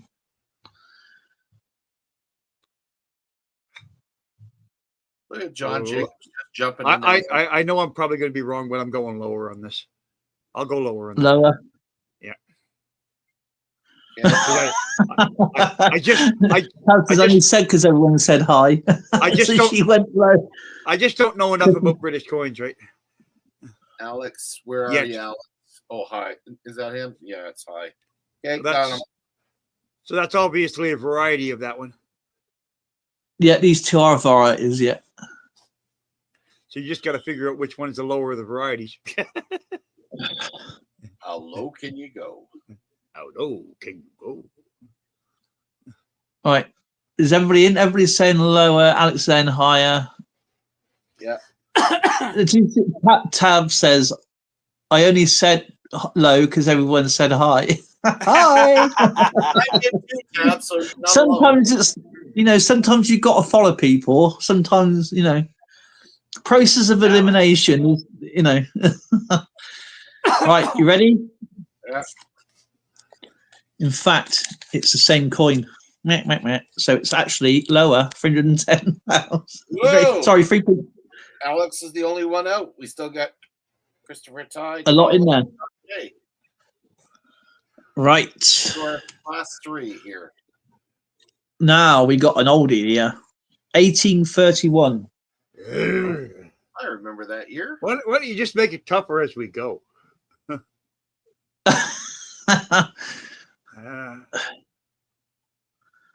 Higher or lower than 3.10? Well, 3,010,500. I'm going lower. What the heck? In for a penny, in for a pound. Well, in for a penny, you get 25 cents. Yeah. Everybody's going low. Then I'm all in. Everybody's gone low. I'm all in. It's low. Holy Hey, we're moving on. Holy. All right. Okay, this is the hard date, 1878. High or low? Oh, higher. What the heck? Why not? Okay, high. I'm high on start that again one. in a minute. I'm high on that one, yeah. Christopher Ty and John J. Is Davina still out? Christopher says hi. Colin says hi. JJ says low. How many's in so far? Is it just 4 in? Only 3. 3. Yeah. You sure it's high? 288,000. So it's low. Yeah. Oh my God! I guess it's Whoa, low. we're I down guess to it's the low. last Holy two. smolies! Colin and Christopher. Oh, between Colin and Chris. Nice. This is going to be a battle here. Okay, we have the Incuse WW WWWW. 1853 young head. Wouldn't be young anymore. You realize I know No. nothing about this. So. You know what? I'm going to Well, get these are 1/3 farthings. I'm going to get brazen and take a chance. I'm going to say lower. I'm going to risk it. Who's in? Is it just Christopher and Colin We're now? gonna have a winner here because one said low, one said high. Yeah. Right, here we go then. I am going to say Moment lower. of truth. It's going to be high. No. It's high. It's all. Yeah, it was. It's over that one. Yeah. Christopher Ty wins. Nice going, Christopher. Hey, Christopher wins. So we have who won the first one? Yeah. That was Blistering Barnacles. Oh yeah, BB and Christopher so far. Congratulations. Oh, everybody back in then for the last game then. Well, I guess I'm not doing too badly for somebody that doesn't know these miniatures. I think you're doing really well. Okay, we have 1.28,603,630 on the 1939 King George VI. My gut's telling me higher, so I'm going to go that way. Okay, let's have a look. Yeah, congratulations, Chris. Davina says higher. Christopher Ty says higher. Lucy Warren's World, just guess high or lower. Everybody, just please. BBA says H. Tab says H. Lucy is waiting for it, and Alex, and I don't know if John Chum's still here. And you get a few seconds. Alex, where are you, Alex? I saw you. I'll tell you something about these coins here, these ones here, Colin. Yeah, sometimes you get people that drill through a hole to make lucky coins. I got a few to make lucky coins. But this is a genuine one, by the way. Yeah, not that coin, but I do have some British stuff that has holes in it. Yeah. Yeah, we got. I'm still looking for Davinia, John Chum. Tabs has gone high. Alex has gone low. In fact, one of the large British cents that I don't have the date of is because it's got a hole in it, and I didn't want to put it in. Yeah. Sometimes it's best to have the hole there if it's genuine. You can actually get that because back then it won't be any kind of like machinery tools to do it. It'd be like hand drilled.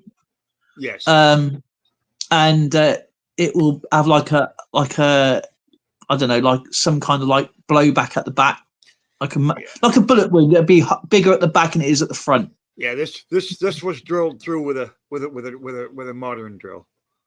I can tell you. Yeah. That. Oh yeah. Okay. I don't see Davinia there. Yeah. Where's Davina? Davina. Because usually, sometimes if holes have been put in coins a long time ago, I have a few bracelets and junk. Yeah, you can even see wear around the hole itself, right? You know what I mean? So you can see where and an age. Yeah, like that one has age on it. You can clearly see that's been done a long time ago. All right, I've got Christopher Ty. Me. Oh, sorry, Davina said hi. Yeah, I got her.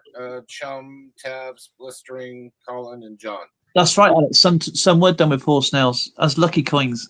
Yeah. All right, are you ready? High or low? Then here we go. This is silver, by the way.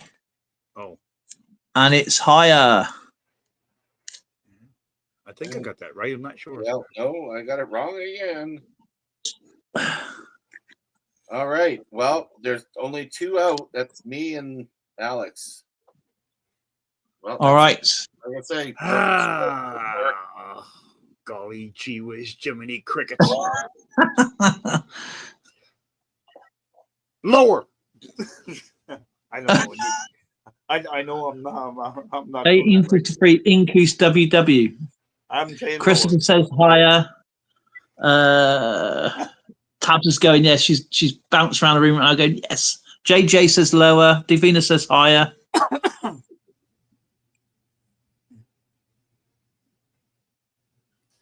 Tabs has gone high this time. She's following. Okay. Is everybody chosen? Not yet. Oh, I'm still writing. Rob Wenzel, choose high or low. Is Rob Wenzel, or has he went to the next round? Where's John Chum on there? Hi, Rob. I don't Is see JJ John Chum. chosen? Oh, JJ says lower. Tabs has gone slightly high this time. Slightly. Yeah, but I hope I'm saying that right. I hate butchering anybody's name. There's Alex is low, and I'm going to go. Oh, I'm going to go.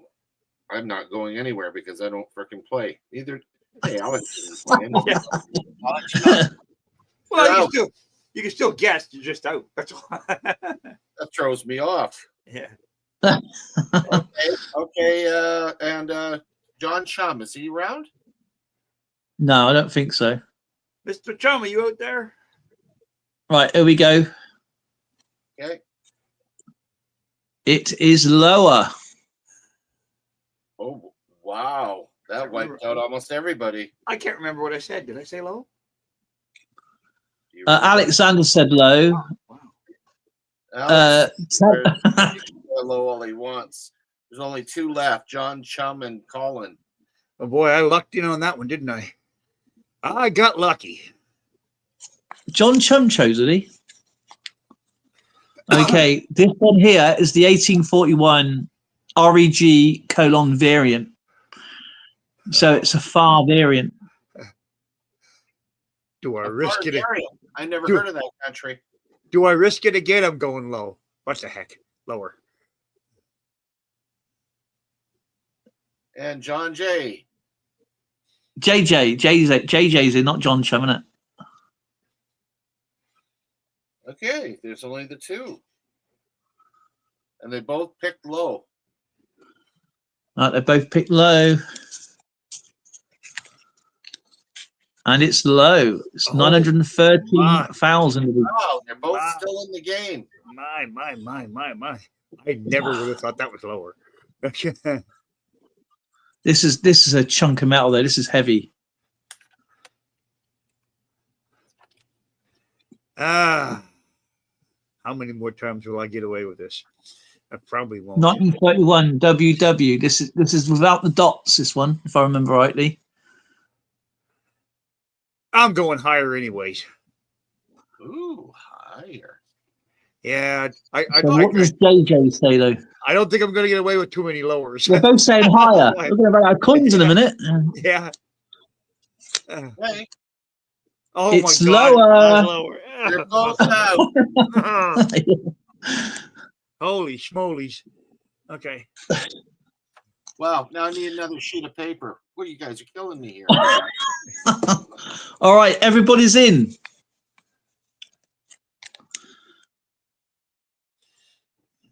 Right, now this is the 1841. The 1841 with the V for an A. Lower. What the heck? This is a game of fun. We'll just play the game anyway. I'll be going lower just for the fun of it. Fine, I'm going. When we get down to the bottom lot, no, we've got two winners. We're on the last game now, so whoever gets to the last one, whoever gets down to the last person.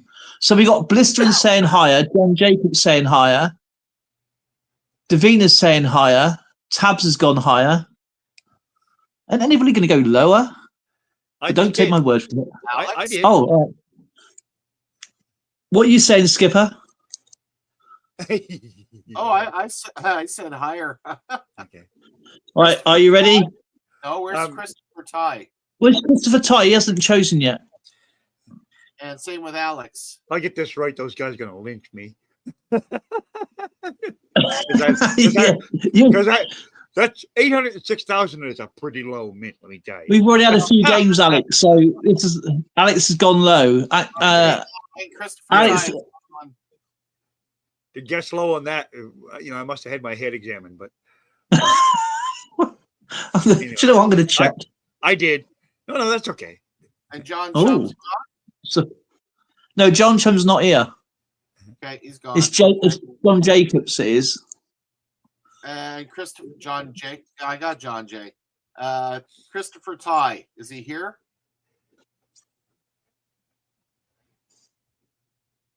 Right. You ready? Alex has gone low. Everybody else has gone high apart from Colin. Right, here we go. Then I'm going to turn it over now. Let's do it. It's higher, 1.7. Oh, bloody hell. I actually got one. He's gone to the second round. Wow. Colin's out. Holy cow. Yeah, I know. Hang on, we can have a stream swap around here, I think. Davina's gone yes. I think Tabs is bouncing around. Yeah, I thought so. Blistering's bouncing around. Okay, 1894. High or lower, guys? Davina says higher. I'm going to go low. Skipper's gone low. John J is higher. It's in pretty good shape. That would be silver. Is lower. Tabs is lower. And that's it. Right, okay. Here we go. Ready? Higher or lower than 1.7 million? It is lower.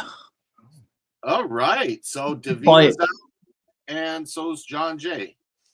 Oh, man. So Okay. your silver, when it goes back that far, is that 92.5% silver? Yeah, this is 925, yeah. Yeah. Our 925 usually started from 1919 and under. Usually. Yeah. That's when the Royal Mint made them. Yeah. Right. Okay.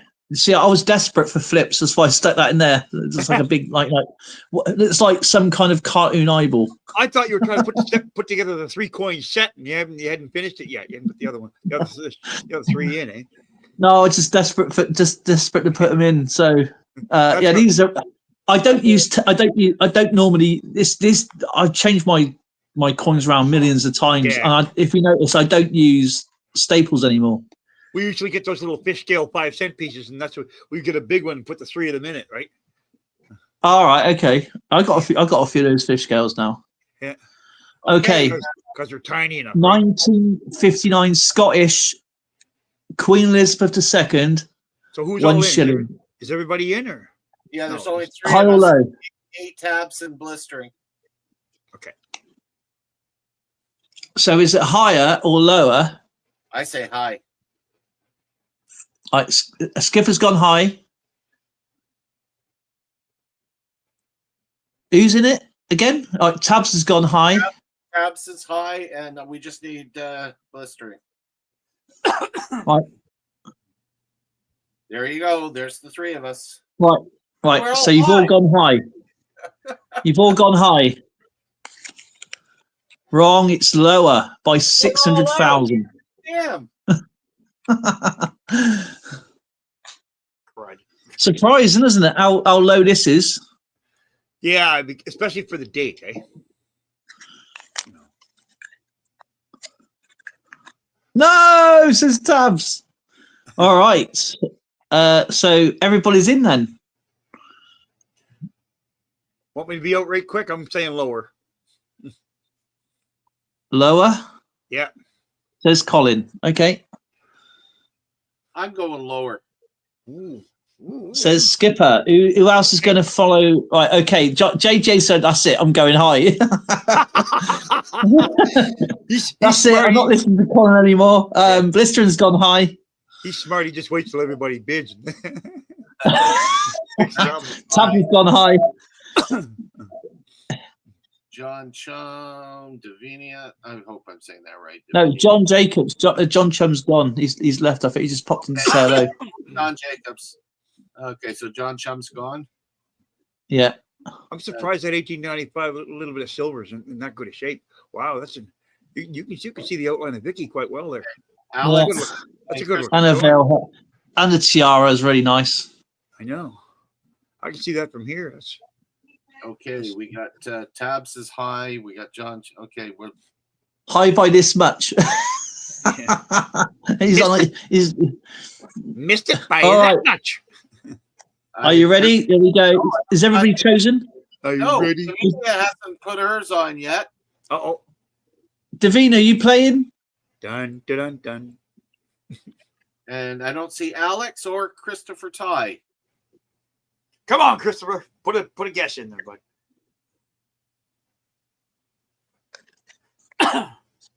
Maybe he's all tied up.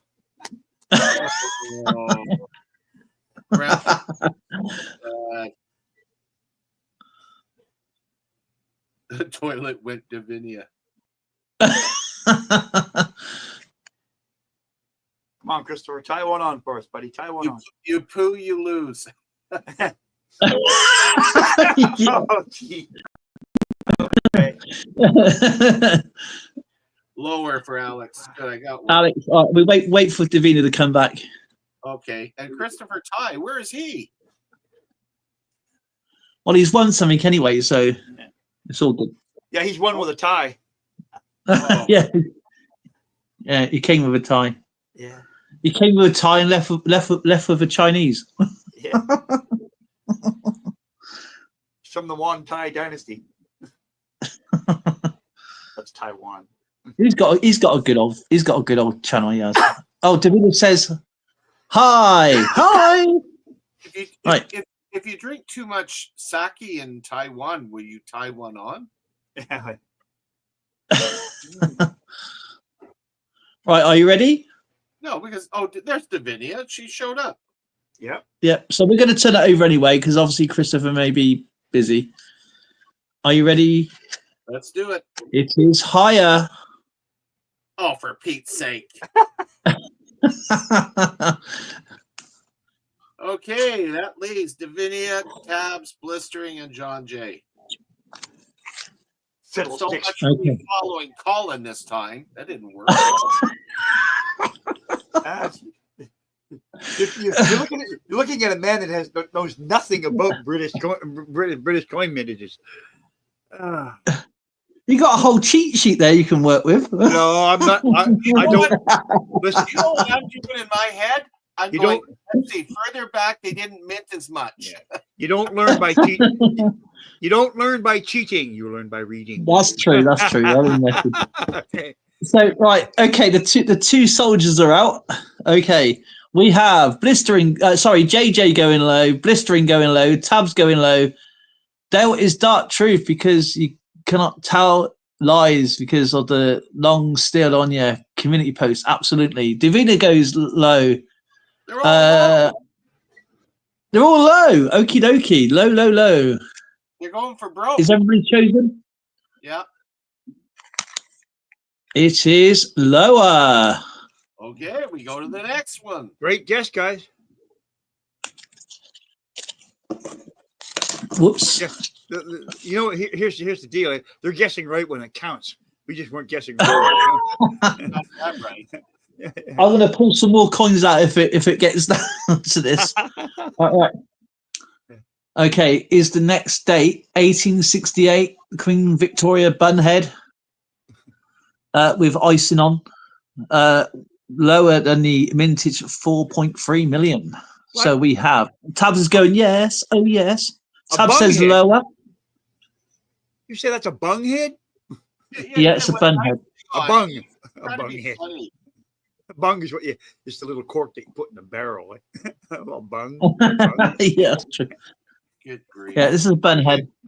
Bunghead. You got young head, bunhead, young veil head, and old veil head. Oh, there's good old brave Blistering. He's going high. All the rest are low. He's going high. He's going high. We have a Canadian nickel that's a bug tail.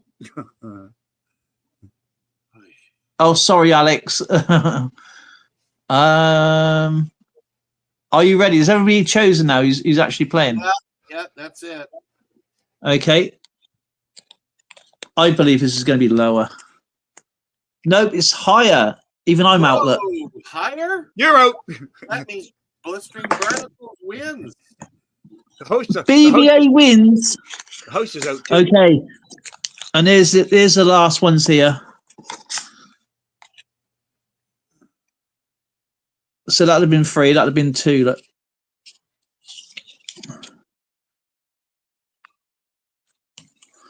So BB wins. So who won tonight anyway? Blistering won. Somebody said poop. And Blistering won again. And Christopher. We're tied. So there's the 2 people. Blistering won twice. All right, there you go. Congratulations. Congratulations, but guys. Great Yeah, work. I got writer's craft. Better than me. That was fun. I enjoyed that. That was a good game. Yeah, it was a good game. Yeah, it was different. I got you know what, it's surprising though that the shillings are lower mintage than you realise, especially with the older coins. I mean, especially when some of them are over 66 million, and you go straight down to like a million. You think though, with the shilling though being the smaller denomination, because usually in most cases, smaller denominations they mint more of. Yes, you know what I mean. That's actually quite true. You know that's where the confusing part is, right? You know what I mean, right? Well, it gets you thinking. It gets sort of like, hang on a minute. I've seen this coin a million times. Is it higher than that, or is it? Well, no, I can't. And when you say actually that. see it, and when you see it, you go, you start questioning yourself. You think, hang on a minute, no way. And you go and check. And, wow, is it really? So yeah, it's a good mental test really of your own, as you know, because you don't realise, but even when you see all your Canadian coins and you go in, yeah, we gave shiverings. Just as a fun fact, does anybody know there, without looking in the book, what is Canada's lowest mintage coin? On the top of my head, I believe that is going to. Oh God, hang on a minute. I've got to think now. They don't make. I'll give you a hint. They don't make it anymore. No, don't make it. 1936 dot penny.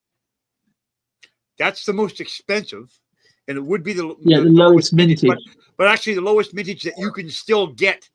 That you can still. Oh yeah, okay, but the object. Okay, the odds of you finding a 1936 dot. Please let me know.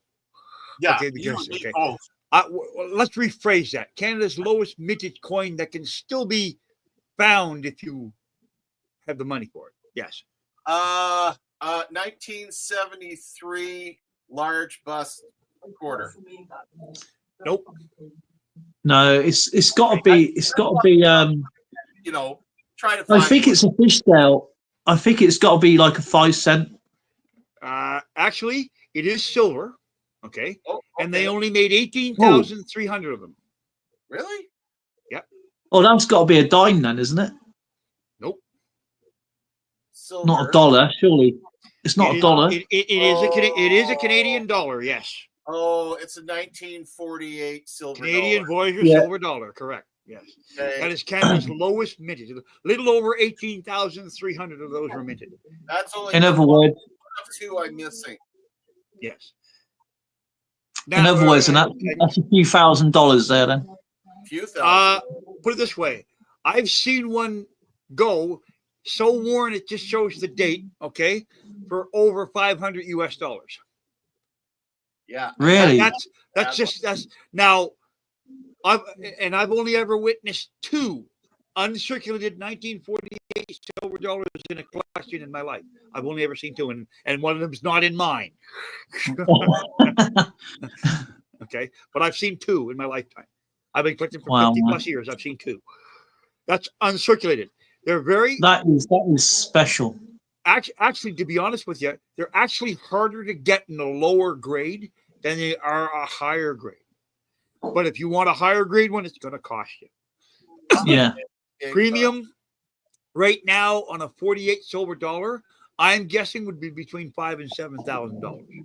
Yeah, for a higher grade, yeah. Easily. You know, that's Uh, and if anybody sells you one for, you know, 4,800 or so, I'd say grab it, because I'm telling you, you know, I you're just don't just have going to that make kind of money on dough. that, anyway. That's an investment all day. That. Now, as for another hard to find coin, it's the Canadian 1921 Canadian 50-cent piece. Okay, that's a $25,000 coin if you can find that. Now, I will tell you the story behind that. Between the years of 1921, which is the last year, and 1928, there was Canadian 50-cent pieces minted, but supposedly they were recalled all back and melted down. So the chances of you getting a Canadian 50-cent piece between the years of 22 and 29 were rare. That doesn't mean that somebody out there didn't put one away, say, in the 20s, because it's possible. But I've never seen one. And I will tell you a story. I was at an auction one time, and this lady had come in, and she says, I have a 1922 Canadian 50-cent piece. I said, you have a 1922 Canadian 50-cent piece? And immediately I said, oh, okay. Do you have it with you? No. I said, can you bring it in? She said, oh, yeah, I can bring it in. And she said, I'm not very far away. I'll tell you the story because even if I don't have it or can never buy it, if that was a 1922 Canadian 50-cent piece, I'd be a pretty famous guy, because I'd be the person that found a 1922 Canadian 50-cent piece. You get what I mean? It's I don't even make it in the book. Yeah, just finding it, just finding it alone would be. Anyway, she brought it in. It was a British 1922. Oh, Of course, it had the same king on it, which it would have. Correct. yeah. It's going to be. It is going to be one of those things you think, oh yeah, I got something here, and then then the dark truth comes along and hits you. You have no idea how excited I was. So, please, God, please be a 22 Canadian 50-cent, please. Please. And I mean, it wasn't. But The earliest I have, Colin, is 1911. yeah. My oldest coin that I have is an 1853 Nova Scotia half cent. Before Canada became a dominion, before Canada became Canada in 1867, they were a dominion, and a lot of the provinces made their own coins. For example, Prince Edward Island had their own coins. New Brunswick had their own coins. Nova Scotia had their own coins. Right. I got some. I got some Canadian province coins, so to speak. Yes, if that makes sense. Yeah, and most of the time you'll usually get the large cent if you're going to have the French or the Newfoundland small penny. They minted millions of those. I give away Newfoundland small pennies here. 40, 41, 42, 43, 4 years, 45. Because a lot of people probably don't know this, but Newfoundland never joined Canada officially until 1949. Thanks to Joey Smallwood. Yeah, Joey Smallwood. Yeah, I remember one time a little story. Joey Smallwood. He got up one day and he says, "I love Newfoundland." He said, "Well, I've been living in Newfoundland so long." He said, "If Newfoundland were a woman, I'd marry her." And one guy got up the back. He says, "It's only right you should. You've been screwing her for 22 years." But anyway, anyway, that's a Newfie joke here from Nova Scotia. Yeah. I'll tell you what I do have from Canada, actually. Yeah. I think it's in here. It's got to be in here. But you have to think, though, those 50-cent pieces between 22 and 29, there must have been coin collectors even back then. And you got to think there might have been one of those dates between that year put aside. They said they recalled them all. Oh, yeah. Now, is that a devil's face? Yes, it is. That's a devil's face. I can see that from here. Yeah. Yeah, I have that in the 1, the 2, the 2 and the 5. Oh, wow. Yeah. I didn't realize it was 5. Yeah. The 10 and the 20 are a little bit out of my range price, but There's the 67. Now there are two varieties in that. There's the 1867, 1967 one. Then they had the same one issued in the year with actually a serial number on it. That's a BD Razminsky, so that's a common. That's okay. correct. So Yeah. Notice the BD and the Razminsky, the signatures. Okay, you can get them with different signatures at the bottom, and sometimes, That's right, yeah. those are much more rare. For example, a BD coin would be a little bit tougher to get, right? Yeah, that's what we go by. We go by the chief cashiers. Yeah. There's also a Thiessen Ronin is usually the harder one to get. Thiessen Ronin, there, you know. And I'll tell you what I do have is just what I think is absolutely amazing. The shin plaques are nice little things. They have the 25-cent. Oh yeah. Oh, I've got those. Yeah. I have all three of those myself. But there's varieties in those too that you can get that you have to save too, eh? You know what this one is here? $1. I've never seen that one before, actually. Nope. Yeah, I'll tell you the answer. Does anybody know what this one is?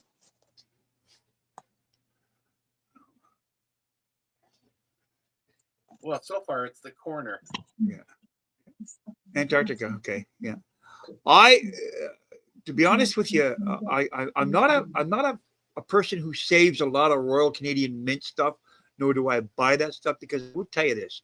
I find the Royal Canadian Mint stuff is overpriced. Not just overpriced a little bit, overpriced a lot. Okay. Well, you're not talking to the right person then. But listen. Not that it's not good stuff. Okay, don't get me wrong. It's nice stuff. Okay, but to be honest with you, I don't know if where they come up with these prices. I mean, I get they got to make money. I see that, but you know what? There just comes a time when there's making money, and then there's the 20 pence with no date. 20 pence with no date. 20 pence no date. I know nothing about that. We're showing stuff. I'm going to show you a sweetheart of it. Oh, show and tell, is it? Oh, there you go. There you go. That's the larger than the notes. More importantly, that's the Princess Patricia bill. Yeah. I've probably seen two of those, so that's the third one. That's in good shape. That's a good one too. Yeah, it is. That's nice. Okay, the undated 20p. Oh, here we go. That sounds familiar. That's an interesting holder. I've never seen one like that before with the spaces in it.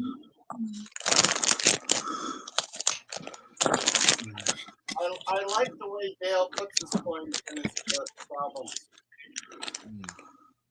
No, that's a dated one.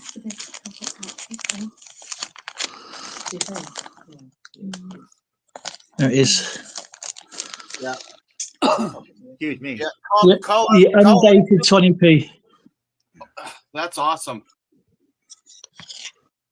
No date on it. Yeah. Oh wow. I know it's 2008 because that's when the error come out. When 250,000 were made.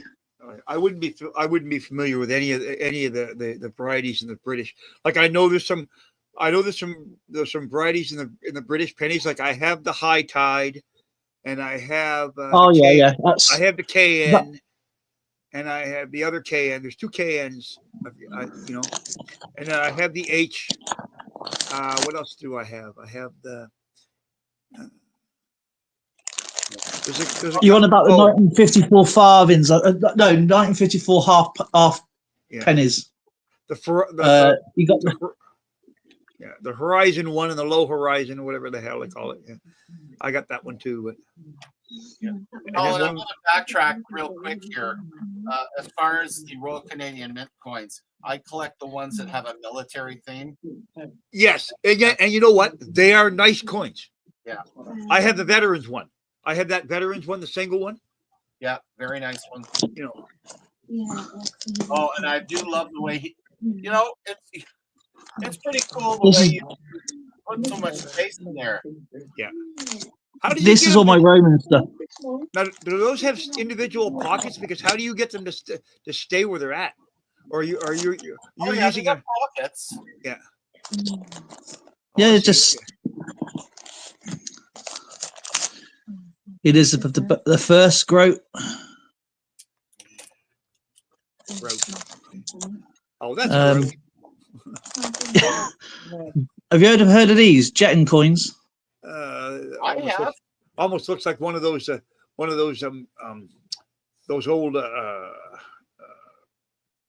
ancient coins. You know, the old. That's what it looks like. Kind of, but these are not actually coins. What they used to use these for?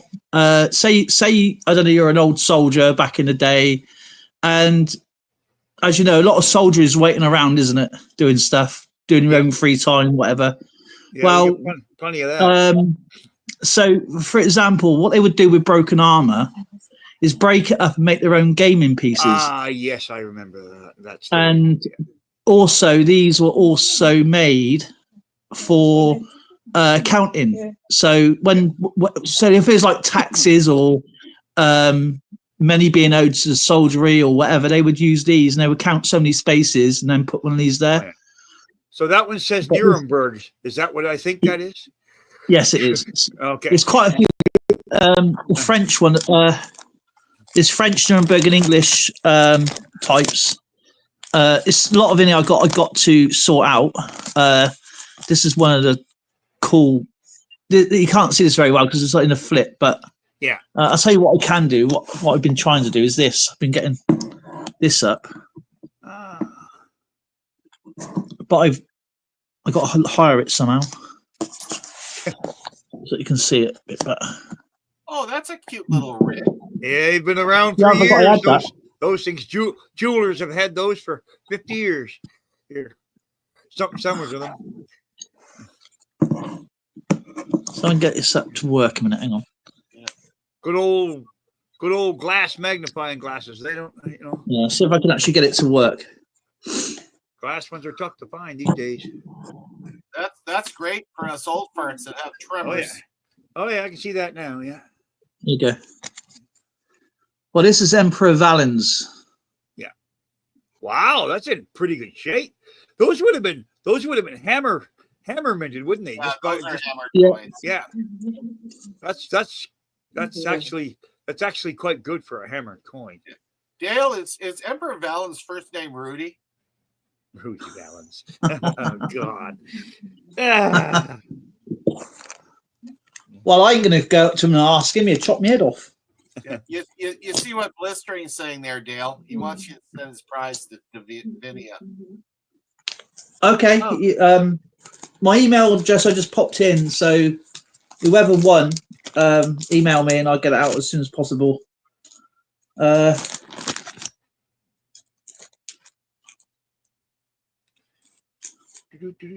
there's Edward I, 1 penny. I cannot believe you can get those in that kind of condition. That is crazy. Those are silver too, wouldn't they? Yeah, silver all the way. Yeah. Oh. Not easy to hammer into silver. That's a pretty tough metal. Not as soft as gold. Yeah. Gotta watch the Henry VIII silver ones though. Yeah, they're pretty dicey, them ones, aren't they?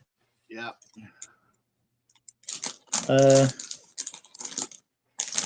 Oh, this is an amazing. I just not long purchased this one. I sent this one to see if Skipper and Austrian Stacker would know what this is. But it's still what I got. I got to get it the right way up, otherwise it won't look right. Here we go.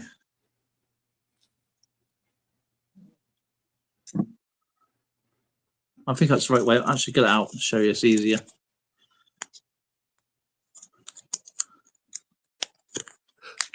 I've been after this coin for a long time, and the coin store guy let me have this really, really cheap. Yeah, okay. Quite a yeah. That's a rider and horse. Okay. Yeah, it's Turkish and it's 1740, and it's a chalice. Okay. And these are the coins I actually enjoy collecting. Is these type. How do they determine what the date, what the year that is? I don't know. They probably got a load of information, but it's probably off the edge writing, or it's been handed down. I don't know, to be honest.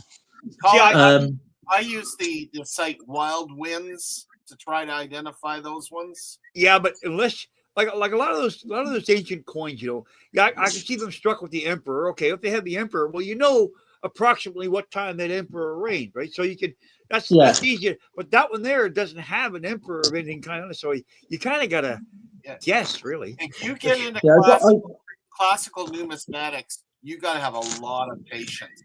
Well, yeah, they are so hard. I remember trying to find them. I got some of those Chinese coins that have the square in the center of them. You know what I mean?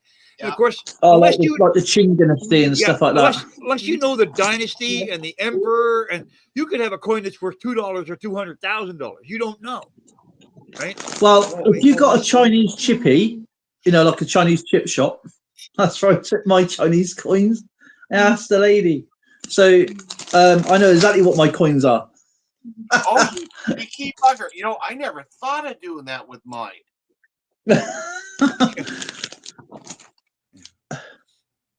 And this is another cool coin. Actually, this is going to be quite hard to see. To be honest, I must change the thing on that one.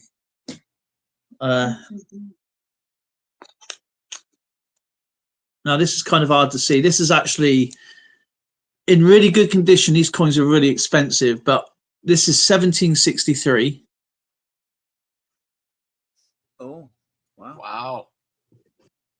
I don't know if you can see that very well. You can just about see the figure there. I'm actually amazed that I can see some of it. That's quite well struck for 1763. Yeah. Oh, damn it! I'm actually further away from the camera. Is that genuine? Yeah. This is 20. I know Austrian Stacker's going to shoot me. I got his head in my brain right now. This is a 20 Carusa. I know Austrian Stacker. I said it wrong. I like it. Wow. That. But this is a Brandenburg. I can't even pronounce that word. Small little fine line details like that being silver. I'm surprised that that's not actually more than that. That is incredible. This is an amazing coin. I love this coin. Oh, I'd say it's amazing. I don't that kind of silver, and that that would be what? That'd be sterling silver, would it not? No, this is. I think this is. I think it's 80. I think. Still, that's. There's not a whole lot of wear on that for an 80% silver being. No, the camera, like in any. This is the problem with auctions I have. Okay, you can't see the true extent to anything on a camera with your own eyes. Very true.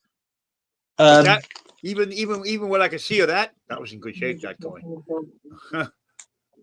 I mean, I can see it really well here, and it doesn't look that great on the camera. But even though it's worn, the thing is, I don't mind actually worn coins because worn coins actually tell a story. They got a story to go through. What did that person buy with it?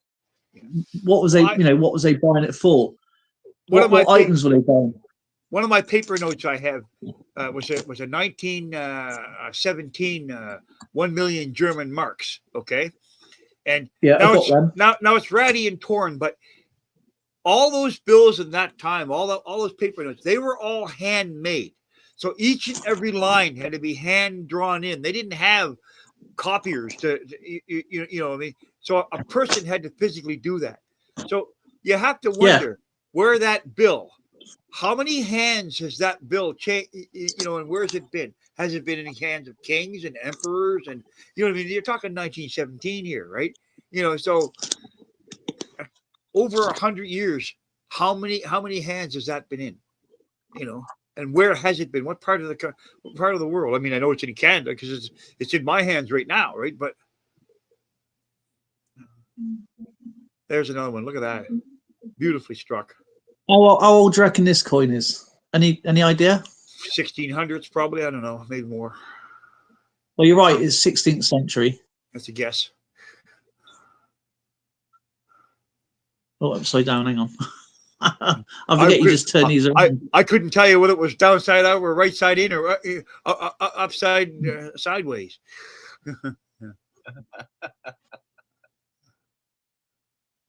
Well, this one here is a German Straits Fowls. I can't even pronounce that word. I got the thing is, we got a friend Austrian Stacker, and he tells me off for destroying his language.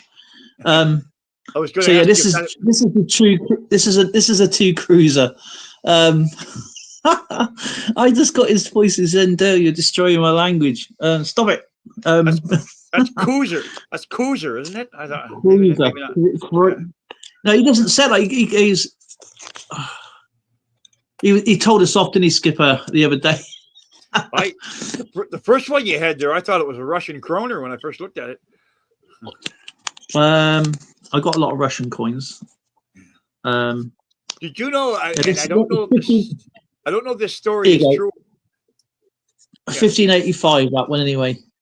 Yeah, I don't know if this story is true or not, but I had heard that sometimes there was a time when if you were caught taking Russian money out of the Soviet Union, you could get big time trouble for that. Oh yeah, you can do that. That's probably one of the countries that still do it, and so is North Korea. Yeah, I have some of that kind of money. Oh, I do. I got. I go back 1946 to mine. Yeah. Does Bulgaria come to mind? You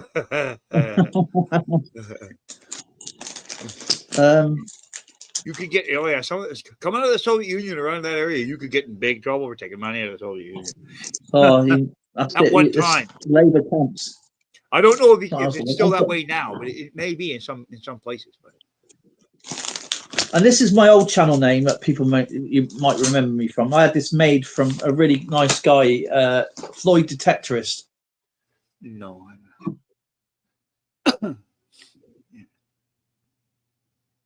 That was my old channel name.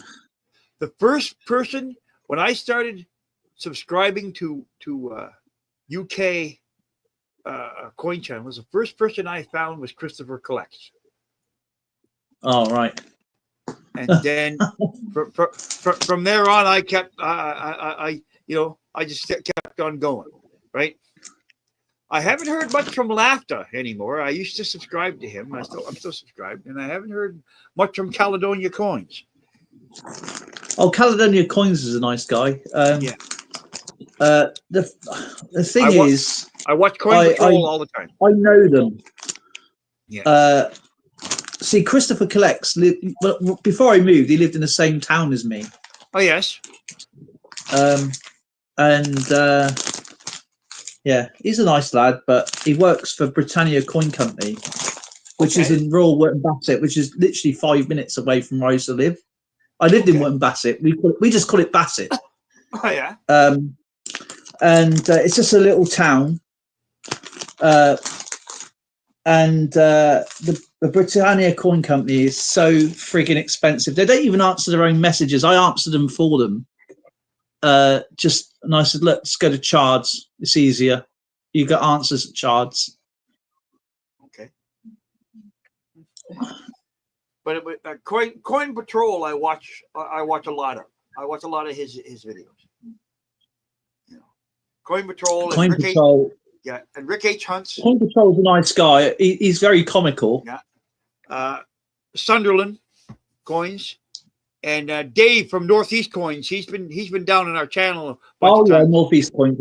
Yeah, he's got an eye problem, so he doesn't make a lot of videos right now until his cataracts get dealt with. But he's the one that won one time that I sent all those Canadian colored coins to him because one year we had one of those Christmas giveaways like we just had this past, but it was an entire set of all of the colored version of the Canadian coins for the quarters and and I actually won it, but what I need that for, I already have that myself. So I got Martin to send it to Dave at Northeast Coins.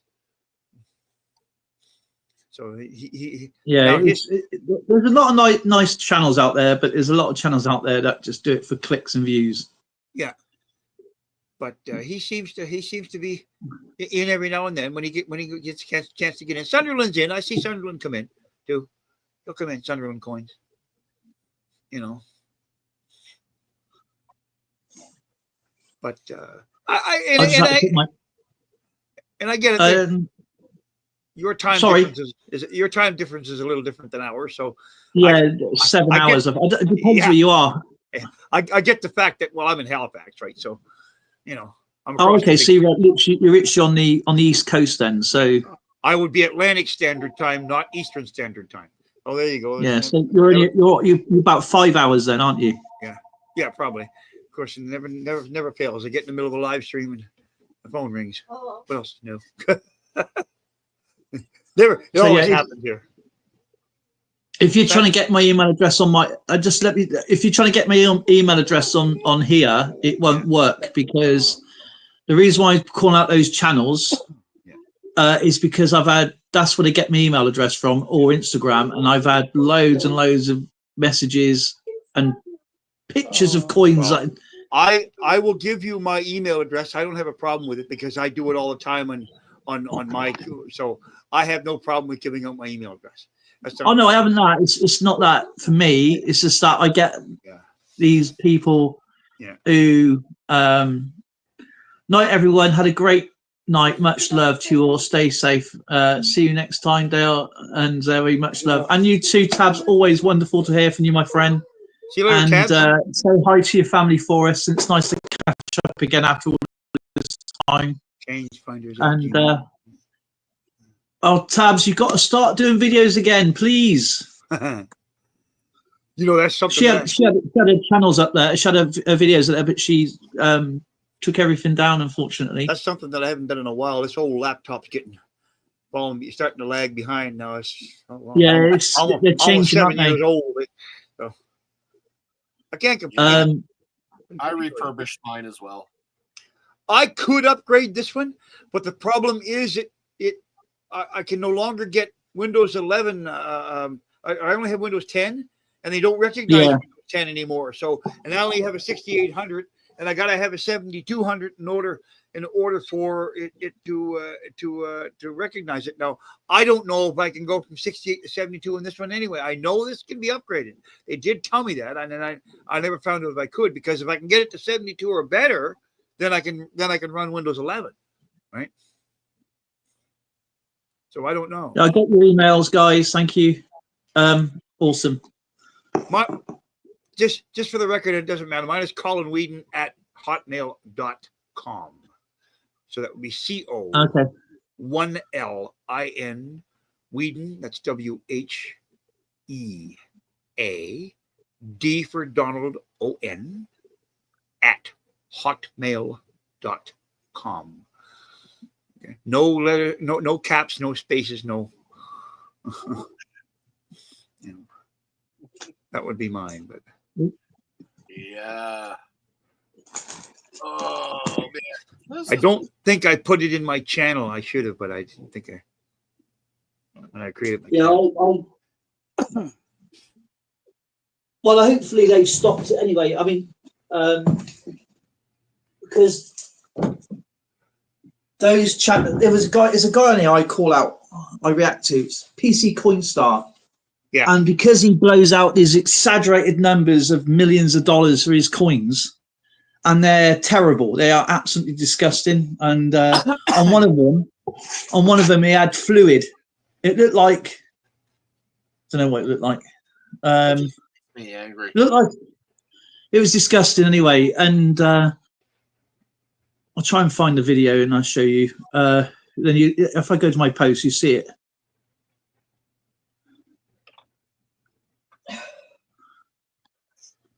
I'm the type of person that I've always loved to share the hobby.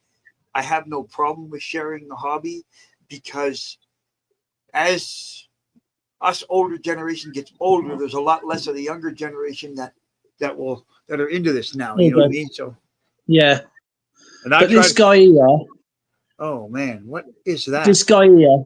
I don't know. If you have a look at this video, just skip it to get to this bit. You'll see it. So he's got all this, I don't know, it looks like sap glue. It's all on his fingers, look. And this guy tagged me in his videos about, must be a good 70, 80 times. And I had nothing but the end result of his antics from people contacting me, sending me hundreds of pictures. I even had phone calls from people off Instagram. Oh, really? Wow. I don't know how they got my number, but they got my number, and they were all foreign.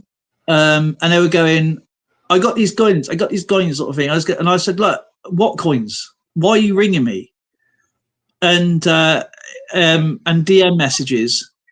And they were going, I got these coins to sell. You buy it. And I said, what is it? And they were sending me, because they're not worth anything. They were dirty, they were disgusting, they were bent. I said, just throw them in the bin, they're no good. Oh, but they're worth millions. Oh, PC Coinstar. I said, he's a joke. Don't listen to him. And in the end, I had to contact Instagram to get rid of my number. That's between you and me. That's between you and me. I've heard of PC Coinstar myself, and I wouldn't trust them. It's just. But yeah, and there's another one as well. There's AZ Coinsmith. You know what? Everybody's entitled to their opinion, but no, that ruins the hobby. Yeah, it does. Buyer beware. That's all I can say. Right? Yeah, and that's what I taught. They're supposed to be humorous, but they're supposed to be serious at the same time, because people take these people seriously, where we know they're just a joke. What really gets me mad is I get on eBay. 1967 Canadian bird set, extremely rare. And I'm sitting there going, oh, yeah. It's like, I have BU rolls of those. BU rolls. Yeah, I know. Okay. Yeah, but these are the coins. Yeah, but one of our coins has got 1.7 billion coins made back in 1971. And because it's got the word "new penny" on it, they think it's rare. Well, no, because that's the most common picture. I'm just fed up with seeing that coin now. I just can't even look at the coin. Wasn't that the changeover? Wasn't that what they did when they switched over from the dead? Yeah, but these people don't know. That's the thing. These people don't know about, because they're saying, if you got this coin, don't throw it away. It's worth millions and millions of dollars. And I got a video coming up tomorrow. It's 40 minutes long. Yeah, it's 40 minutes long, but the problem is video is 33 minutes. And the whole video to make me do that was over 2 hours, because I even got confused myself, because he got 9 coins, but it's actually 11 coins, and I accidentally missed one out because I got bored in the end. I had to keep skipping, because he's got advertisements that come up every 2 minutes. There's a guy in the States. The guy in the States, his name is Daniel. And he runs a coin shop called Coin Help You. Okay. Yeah, he's very, very knowledgeable, especially when it comes to stuff like people putting bad stuff on eBay. Oh, he hates that, and he'll bring it up to you and show you like why it's bad and where that thing is, what he's doing is wrong. He's very, very knowledgeable, and he seems like a real good guy at knowing stuff like that. Okay, so that's what my videos do. I do.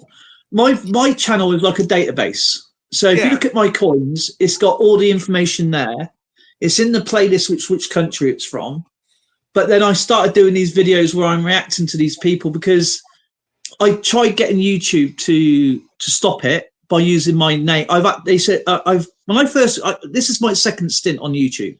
Oh yeah. And when I was on YouTube before doing coins, I left because it just got too much. I was moving home anyway, and I become ill. And I had an app, I had a website that people could use, so you can just type it in, and the coin, it was there. Yeah.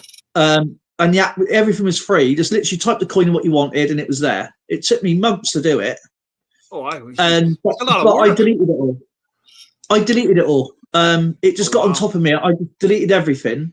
And if you go onto my Instagram page, the actual thing's still there. But I just got it just deleted. And I was away for 18 months, almost 2 years, wasn't it? Something like that, wasn't it? I was away, and I come back. And I started doing it again, and this time round has been better, but it's also been bad. because there's the guy also called Daniel from Big D Coins. Oh yes. And I sent him coins a long time ago, and I came back as DC Coins, and that's my initials is DC Coins, right? Oh, really? I'm using my initials and then coins afterwards. But he flagged my channel up, so I had to change my name over. But luckily for me, there's a guy here called Lighter Collects, and he had an old video of me, but I kept the video on my system. He used to do a lot of shout outs with people and get people grown. And this is going back in 2015-16. And my channel would be older than his channel, but YouTube said to me, "Oh, we'll keep your channel going, but please change your name." So I actually officially started in August, but YouTube, it says 2nd of September. Yes. But I changed my name to Coin World UK, and then Big D Coins put his channel down as Coin World UK, CWK Coins. He's got loads of channels.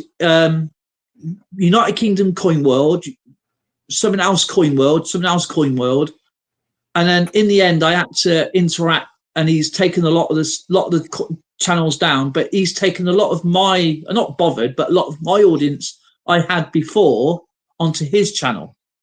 Oh, okay. And I was hitting 40-50 views without thinking about it.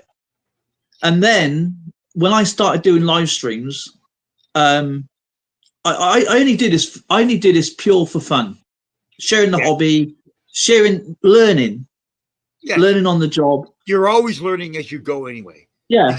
Nobody can ever say they can't learn in this hobby, because I'm still learning. I don't know if you know I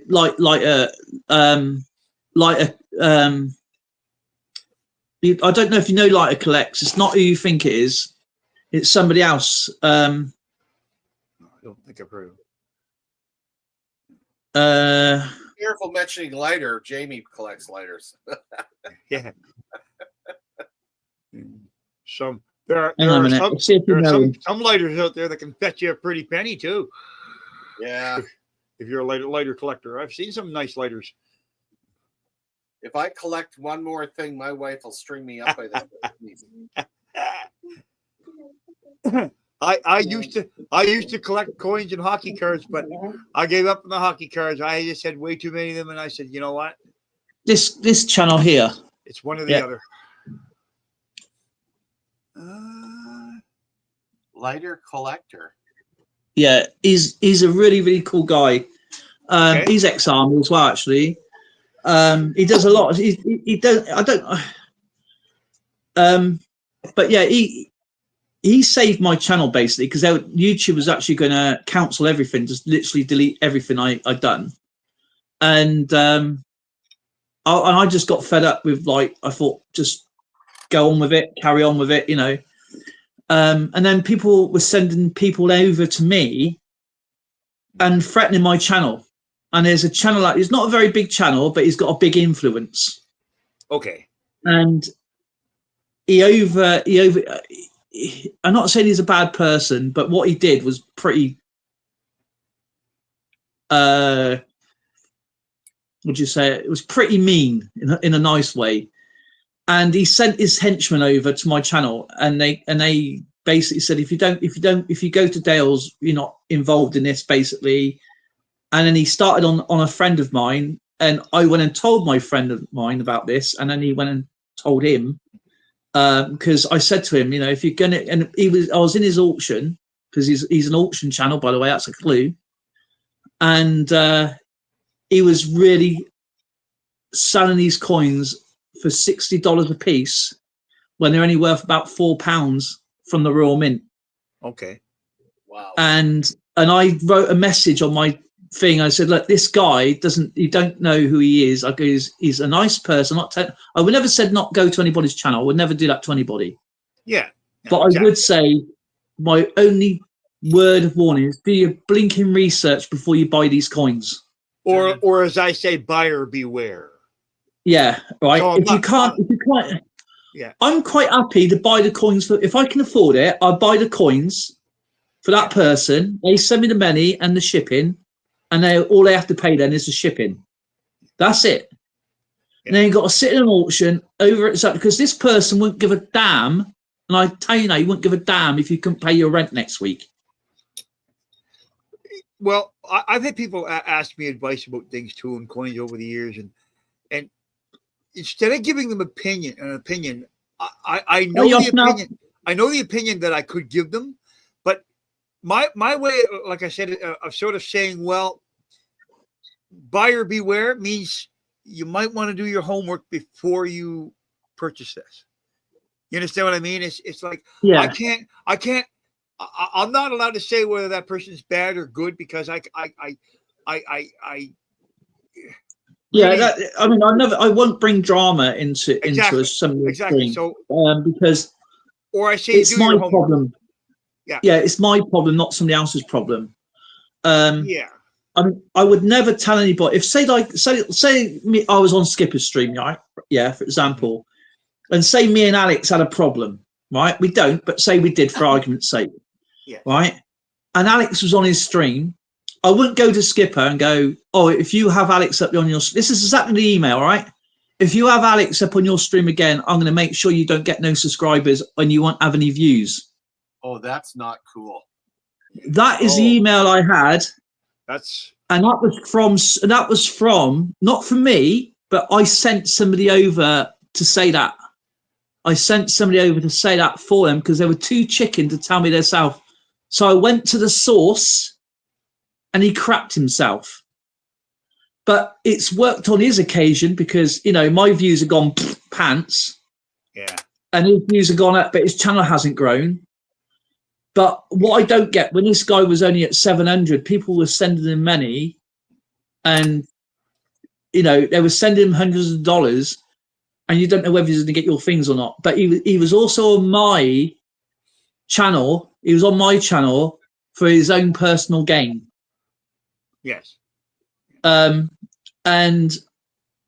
Zoe, you actually proved it, didn't you?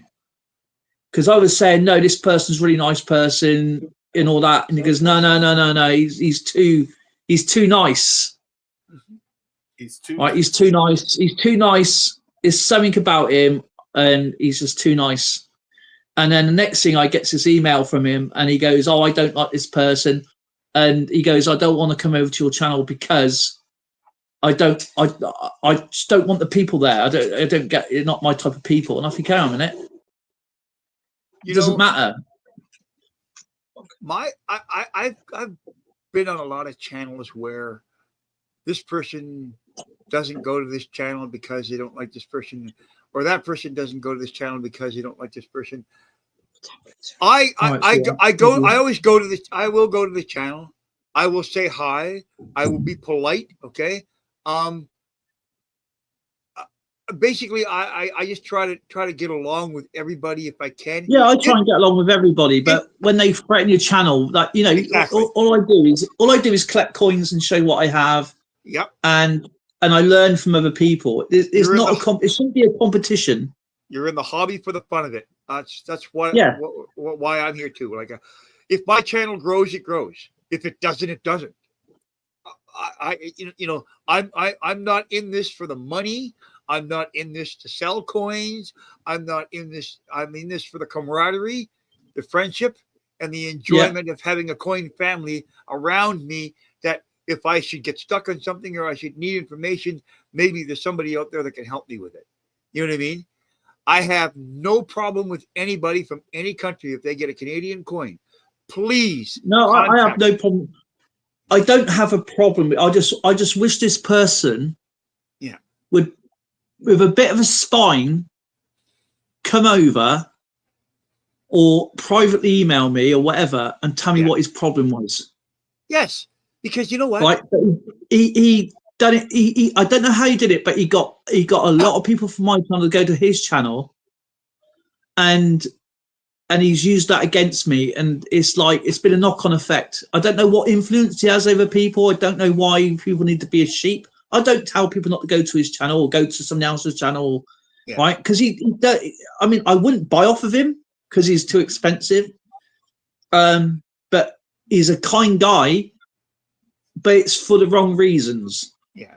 There's even channels that I'm a member of, like, for example, Pa's Spare Time in the States, okay? I know him. Yeah. I'm a member of his channel, but I don't get in to see him a lot because I stream approximately at the same time that he's on. So I don't get a chance. But it's not that I don't like him or anything like that. It's just that you're so stressed out sometimes for time and things that you just can't. Yeah. I mean, this is the thing. You know what I mean? This is in my. I didn't have a rant. I was kind of like trying to put a point across because obviously you can't really express when you write something. You can't express what you're trying to say. Yeah. And because you got to be really good at really reading something and when you're writing something. And I don't get upset easily. I'm not bothered about anything. And you got to have thick skin on here to be on here.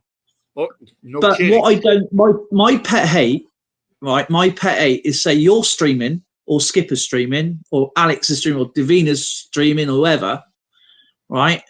And I've seen this happen to a lot of channels where somebody's come over from their channel and gone, come over to our channel, over to X channel, because they're doing a giveaway, and everybody completely empties that channel, what they've been watching. Yeah. And they've gone onto that channel. That really annoys me because I've noticed that, especially if you have a silver giveaway and they don't have a silver giveaway, and all of a sudden they hear, oh, this guy's giving away, announced a silver over here, and all of a sudden, bam, they're over here right on top of you. You know what I mean? Yeah, that is. I mean, I would never leave. If I was in your stream, I would never leave your stream until you end. Yes, or until I'm tired, and then I'll say I'm going. Good night. And I'll say right, I'm going to go over to things just to sell her, and I'll be back. That'll be about it. Yes, sometimes I've skipped over to put a like in somebody and then come right back. Yes. Yeah. You know what I mean? Or when I'm done a stream, I'll say, well, okay, listen, so and so's on. Why don't we go raid him? Because I'm ending now. You know what I mean? Yeah, exactly. That is fair enough. But when it's on your own terms, it's different. But when you just started, yeah. Or I've seen people come over to another channel and gone, why are you streaming at the same time as me? That's not right. Hang on a minute, it's YouTube, not their tube. Yeah. You can stream anytime you want to. You shouldn't be dictated to when you can or can't stream.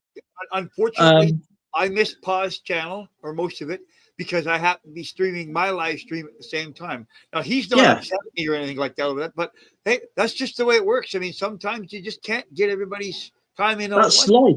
That's life. It's part of life. It works that way. You know what I mean?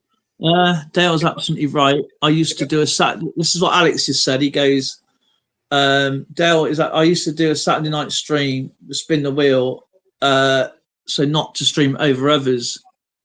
But yeah, I just find with me that I try to spread myself around to everybody as much as I can. But I used to. Yeah, you just can't get everybody. I used to spread myself a lot around, and I'm not really barely slept.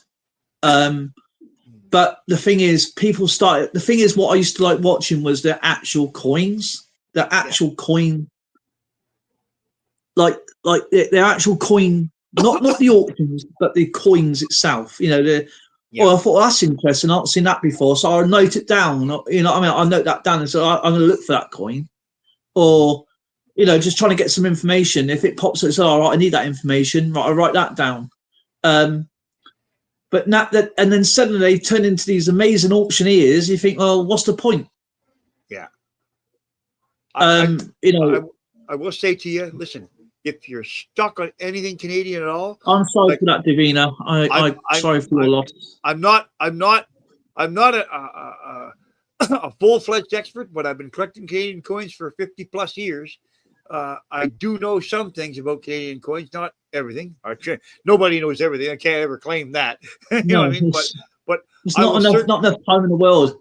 I will certainly give you what insight that I know, and steer you there, whatever way you want to go from there. You know what I mean? Because I have no problem with that. You know, I've been collecting. I've been collecting since I was 7, I think. Yeah. And I'm 52 now. Do you want to know what I was given for my first coin? I was 6 years old, and my uncle gave me a coin. Now I'll tell you, there is a story behind this. He was a pool hustler. Do you know what a pool hustler is? Okay. Yeah, yeah. He had his own pool hall in a place in Ontario called Colborne, Ontario, and he used to run that for many, many years until he retired. He actually won a coin in a pool match. There's a little more to this story. He was actually one win away from winning the Canadian Pool Championship in 1948, but that's neither here nor there. Anyway, he won a coin in a pool match, and he kept it all these years. Now, as a kid growing up, my first interest in coins was the Canadian 50-cent piece. I always liked them. They were one of the first things I had in my hand. Now, the last official year of circulation for the Canadian 50-cent piece was 1985. However, there was one exception to that year. In 2002, they also minted that for that year only because that was the coronation of the 50th year of the Queen on the throne. So for that year and that year only after 1985 did they mint that for circulation. So as you know, from 1985 on, in order to get a Canadian 50-cent piece, you had to buy the PL sets from 1985 and up, unless you're buying unless it was 2002. Okay. Now, the very first Canadian 50-cent piece I ever received from, as a kid was a 1946 hoof in 6. There are 2 varieties of the 46 Canadian 50-cent piece. There's the standard, and then there's the hoof in 6. That coin right now, in the condition that I have it in my book, is about a $350 coin. But I got this way back, probably 1970. I would say 1972 or 73. So wow, that was the very first coin I ever received from my uncle, and I was, I had no interest in coins up until then. I was probably 7, 8 years old, something like that. So you were hooked. Yeah, I was hooked from then. Well, similar, but I was given, because obviously I was born after decimalization day, way after. I was given some coins, and I thought they were foreign, and I didn't know what they were. Obviously, I couldn't go and spend them. I didn't understand why I couldn't go and spend some money, but I can spend other money. And what I tried doing is try and put the dates together. Mm-hmm. And I thought, why is some dates missing, and why are some dates not missing? And that's when I sort of got curious about trying to find as many dates as I possibly can, and that's how I got me going. Yeah. Not every single year, obviously, but I know I did other things as I grew up. But coins was always there, stamps was always there, and other things. Yeah. I was never really into stamps. I did have them, but I didn't. That's something I didn't get into. I've probably now got more coins than I have stamps, and I've got hundreds and hundreds of stamps.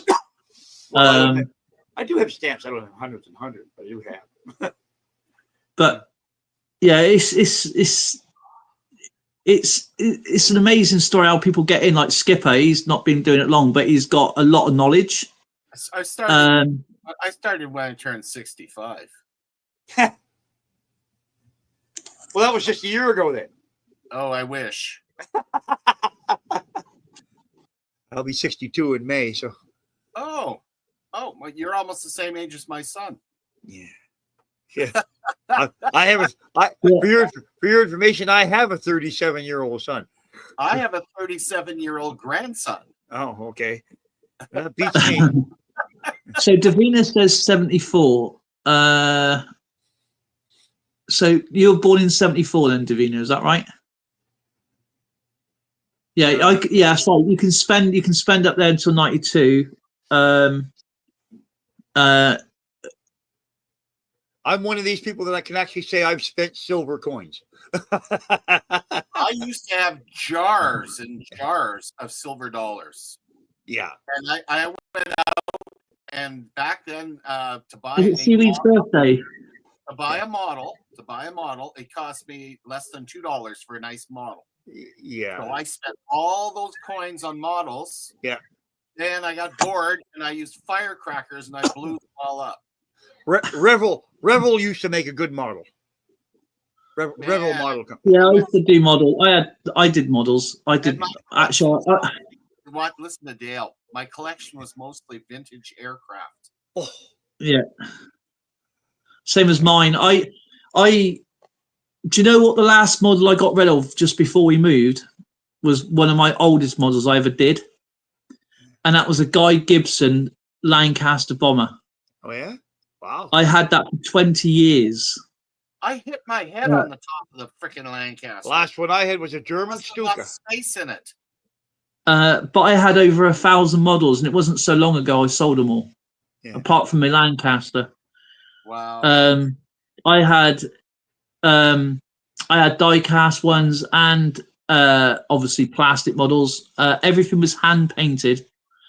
I had the biggest model I ever did was a Victor tanker or a Victor bomber, whichever you want to call it, but depending on the grade. And that was about 4 foot long. Oh wow! And about 4 foot wide, and that hung on my ceiling. And I'll tell you what, sometimes it's so heavy the string would break. I always keep restringing it.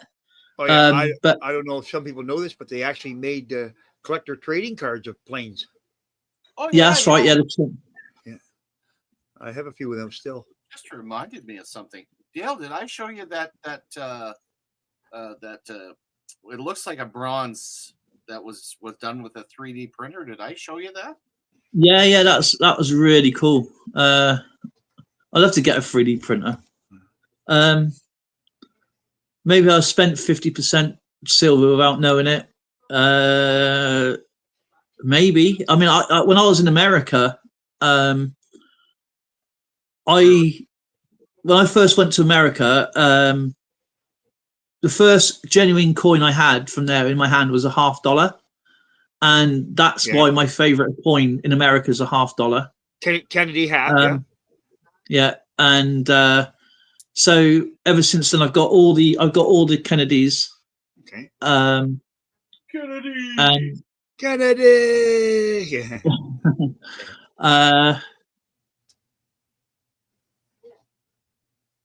My was that treat yourself, Davina, by buying something nice, enjoy a snack quantity items. Exactly that, because your favorite airplanes are mainly army based.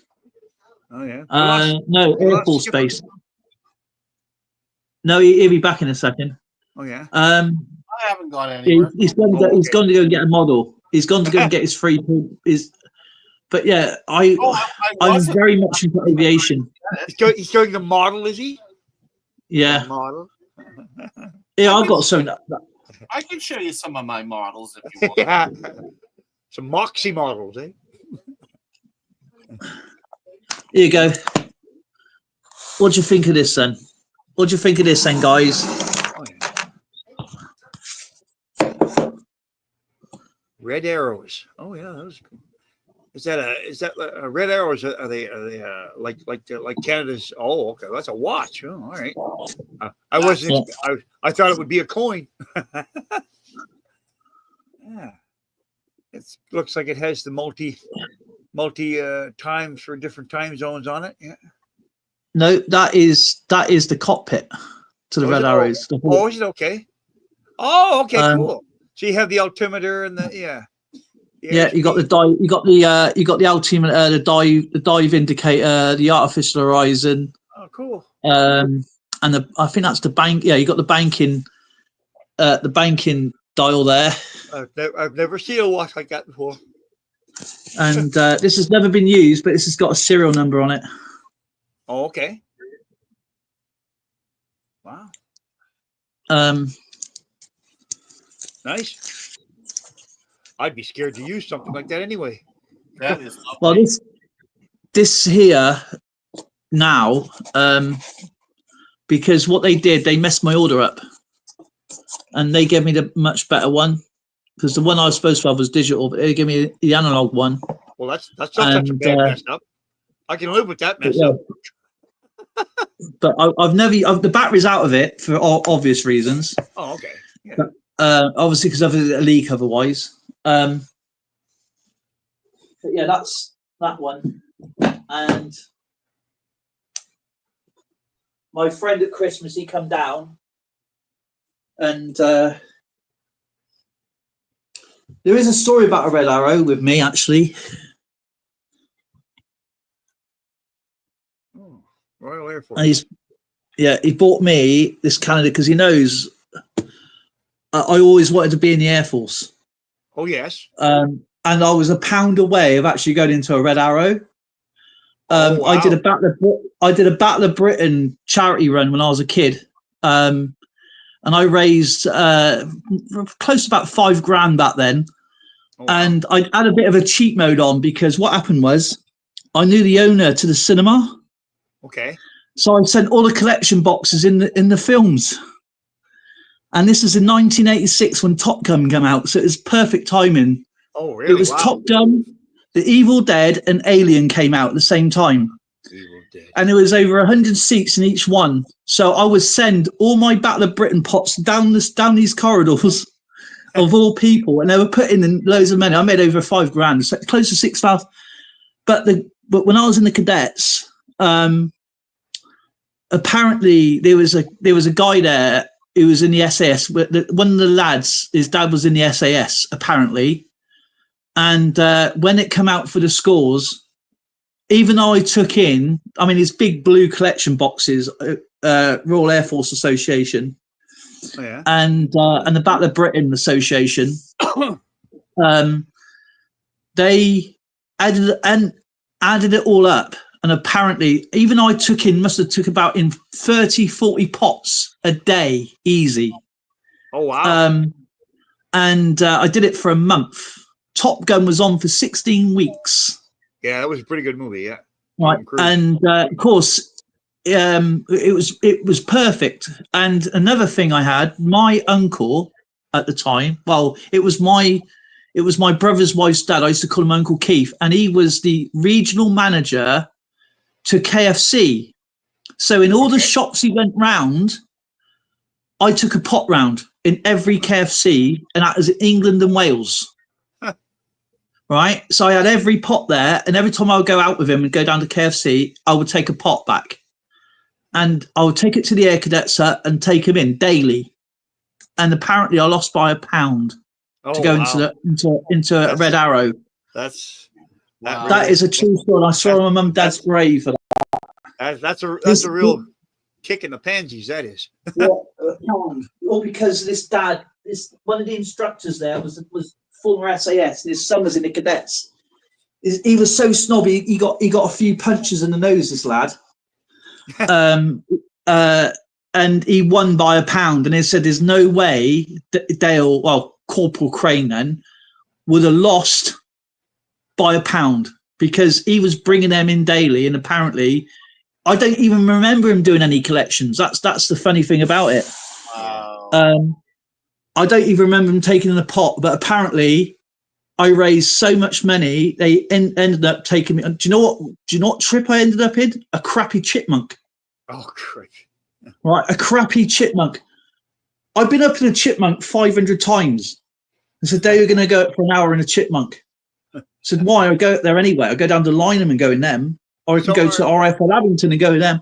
Are you an Air Force fan? Are you? Or do you? Oh yeah. Actually, then Skipper, I don't know if I can come across one, but because they're quite tough here. We have a $2 coin here that's painted. It is the 100th anniversary of our Royal Canadian Air Force. Oh, I got tons of them. Oh, do you? Oh, yeah. So those are a really nice coin. You know, have you seen that? Yep. No. Has I forget your channel name now. Dale, is it? Yeah. Yeah. Have you seen? Yeah. Have you seen one of those? Yeah. The personnel carriers. Yeah. Yeah, that's No. The Royal Canadian Air Force $2 coin, the painted one. Oh, yeah, I've got one of those. Yeah. Oh, do you? Oh, yeah. Yeah. I was wondering if you had one. I'd send you one if you didn't. This is Once what I I get one. anchor my collections to. You know what? I trained in one of those. Yeah, I know. I love that. I absolutely love that. It was actually made with a 3D printer. Hey. Is that an FN he has? That's an FN. That's an FN. An FNC1, yeah. Or is that no? Is that a C2? No, that's a C1. No, it's a C1. Yeah. I actually train. This is one of the regiments I served with. Yeah, I fired one of those. I mostly had. I tried firing one of them once. I mostly had. Is that an SLR, right, Skip? Yeah, it's an SLR. Yeah. Yeah, I tried firing one of them once. Cranky Stacker. Oh yeah, what do you fire 50 cal? They're fun. Yeah, I guess they are, but no, probably too more power. Well, back then, like literally every bone in your body is shaking. I'm serious. Okay, I mean, you'll know you fired one of those things. There used to be an old saying, and you being in the Air Force, I'll give you the whole 9 yards. Well, where 9 yards came from was the belt. Oh, I know this. 50 cal tail gunner is 9 yards long. Yeah. So that's why the old saying, I'll give you the whole 9 yards. Yeah, and when they used to, obviously it's full auto. Oh yeah. Can you imagine that poor guy full auto all night? Oh man. You can understand why they miss so much. would take everything you had, right? I mean, I only fired probably. This is what Skipper said. A third of a belt full auto, right? But oh wow, nice. I love this. I got a lot of respect for you. Yeah, I got a lot of respect for you, servicemen. I really have. Well, I only spent 19 months. I didn't really. Well, it doesn't matter. At the end of the day, you still served. Just reservists too. Here's a picture of me online. Actually, I'll try and find it. You won't be able to see me because there's a massive group of us. I did do I shouldn't say I didn't do a theater service. I actually did do a theater service. We had a police strike here in the city of Halifax a long time ago when I was 17, and I was just in reserve.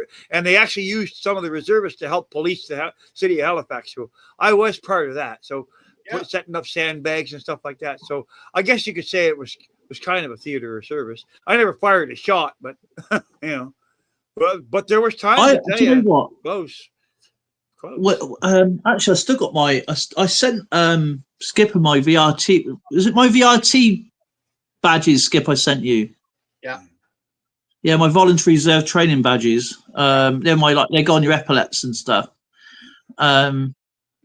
It's basically the Oxfordshire RAF. I was able to get my TQ2 tracks in before I left. That was where I got the solo drive and live fire a tank. Mind you, it was an old effort, but still tank. CFB Gagetown. That's what they do today. Yeah, I spent a lot of time in Gagetown. Yeah. Well, there's only 2 military bases, I think, in all of Canada that you can actually fire live rounds, and I believe Gagetown is one of them. It's 400 square miles of base. Gagetown, Petawawa. Yeah. Yeah. And I spent countless weekends in Gagetown. Countless. Of course, you had a lot of camps, though. Bloody swamp. Nothing but a bloody swamp. Yeah, I know. Fields and swamp. Fields and swamp. That's all it was. What a mess. But hey, you did it. Where's my picture gone? I don't regret it. I don't regret any of that time. I mean, I was a 17-year-old kid. I was living at home. Think about it. I went on a Class B call out, and I was in Gagetown for an entire summer. I could do whatever I wanted on the bases, after work. Hey, my meals were free. My lodging was free. The only thing I paid for was my cigarettes and my liquor. Yeah. You know what I mean? Other than that, I mean, what a life. I mean, I didn't get into Fredericton very often, you know, because like the Oromocto's about 10 minutes away, or 10 or 15 minutes from the city of Fredericton, right? You had everything you needed. You had your barracks. You had yeah. I had junior ranch mess. Sell all that stuff, man. There was even the Cranky stuff at High Coin World UK. I fell asleep last night with you. There was even a bar there, you know. I still got them, Alex. I still got the stuff, mate. Yeah. I'll tell you what. Oh, Alex, do you know that stuff from Taffy Coins and Dean? You're right back at I couldn't get hold of Dean. I couldn't get hold of Dean because I don't know. I don't have his number anymore, and I haven't spoke to him for about a good 2 years. So he's totally dropped out of sight. Yeah, I know why. I told you, didn't I? Taffy Coins didn't want them, so what I've done, I've put all that stuff you sent into prizes. Oh, good. So that's what I've done with it. I've done it as all as prizes on Battle Chat. So that's exactly what I've done with it. I've done it over Christmas and that. So that's great. That's great. I'm sorry, I've only got a few bits left. I'm just trying to find that picture. I'm not sure if you'll be able to see anything anyway, but. Well, if you find it, great. Otherwise, I'm going to be having to head out here pretty quick, my friend. Got some dinner I have to put on for Tracy and I. Okie dokie. Gotta really teach that woman how to cook.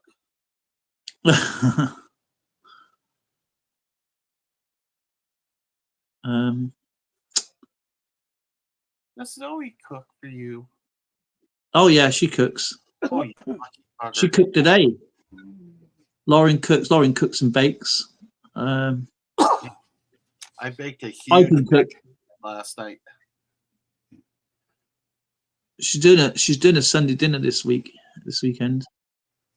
A lot of times too, when I tell you that I like to promote the hobby, this coin guy that retired and I bought some stuff, but he had a lot of old semi-used coin folders, the old Whitman ones, you know. Yeah. So what I did was I whenever I still have some empty ones left. Whenever friends of mine have an auction for something, what I'll do is I'll take the Canadian cents that I have, because as you know, I have thousands here, but I can probably put in every date up to I'll probably have about 6 missing from 1920 up to present. Okay. Now, mind you, they won't be all the varieties in there, but I could put every date in, with the exception of probably 6 or 7 from 1920 up. Okay. Okay. And what I do is I put sets of those together, and I'll take them to my friends and say, "Listen, put this in your auction and see what you can get for it." Right. I had a set one time of just the Lincoln Memorial cents, actually, from 1959 up to 2008. Okay. I had a full entire set. I had them all except for the S mints, because some of those are proof and you can't get them. These would be just circulated ones, right?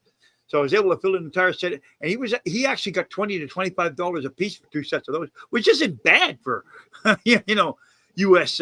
Lincoln cents just got out of circulation, right? So but that's what I do. I'll just put those together, and they're quite easily available for some people for auctions. You'd be surprised how much people spend on those things for auctions.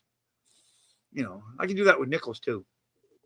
Like right now, I have 2 folders right now that I've got a missing 48 nickel and something else that I've just gotten out of circulation. When I do my nickel hunts, right? I fill a couple. I got to do a hunt and fill. So I take the ones that I find and put them in my old. So, and that's what I'm doing. Every time there's somebody with an auction, I'll take this, right? Now they're not in great shape or anything, but they're all circulated coins from hunts. So start now, mind you. Of course, they'll probably be missing the 23 and the 25 when it comes to the nickel, because they were some of our lower mintage ones, and they're a little bit harder to get. 24s, I've got a couple of 24s left, but You know. Yeah, Alex said doing that. Why is the salmon coin more rare than the Kew Garden if they're putting the salmon into circulation? Well, the reason why they're lowering the mintage is because they want to go cashless, which is not a good thing. This is a lot of us coin collectors are really upset about that. I think here in Canada, probably 10 or 12 years before that happened. I've got stores here in Edmonton that have signs up going that they no longer accepting cash. It's only cards. Do you know what you should do? Avoid that shop is the best way of doing it, because that's what we're doing over here. Now, yes, I do use card, but I do prefer cash. And if they don't take cash, it's entirely up to that business, but I just walk out and I'll say, yes, sod it. Do you know what happened here in 2017? At one time, under the law here in Canada, you had to accept cash. You did not have a choice. Cash was legal tender, period, no ifs, ands, or buts. However, in 2017, somehow that changed. I don't know who changed it or why it was changed, but that's changed. So that's what happened here. I didn't find that out actually until 2019. But yes. Now, as for buying rolls here, as long as you have your money rolled, okay, those people that take cash will accept your rolls. Businesses will accept it, okay, you know, as long as it's rolled. Okay, and they won't take loose change, like a whole bunch of loose change, if it's not rolled. How is that going? Yeah. Our banks still take the pennies back here. I can still buy pennies back from the bank, even though they were demonetized in 2012, which was the last year of mintage. Okay. However, here's how I get them, and I made a deal with the particular bank that I buy them from now. When somebody comes in with pennies, they will buy them back from you for face. But, however, they need to have a full box of penny rolls before they can send them back to the mint. In other words, they need 50 rolls. So automatically that's costing $25 out of the bank's pocket. Now, due to the weight of the pennies, it costs them about 60 some dollars Canadian to send that box back out for them to be destroyed. So now they're out of their pocket. So now they're out another 60, we'll say 60 to $70, you know.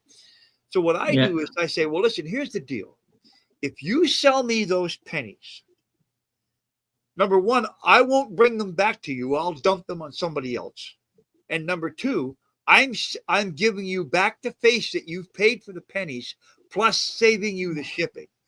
Banks love to save money. Oh yeah, of course. Okay. Oh, banks. This is what the banks are doing. The banks say like you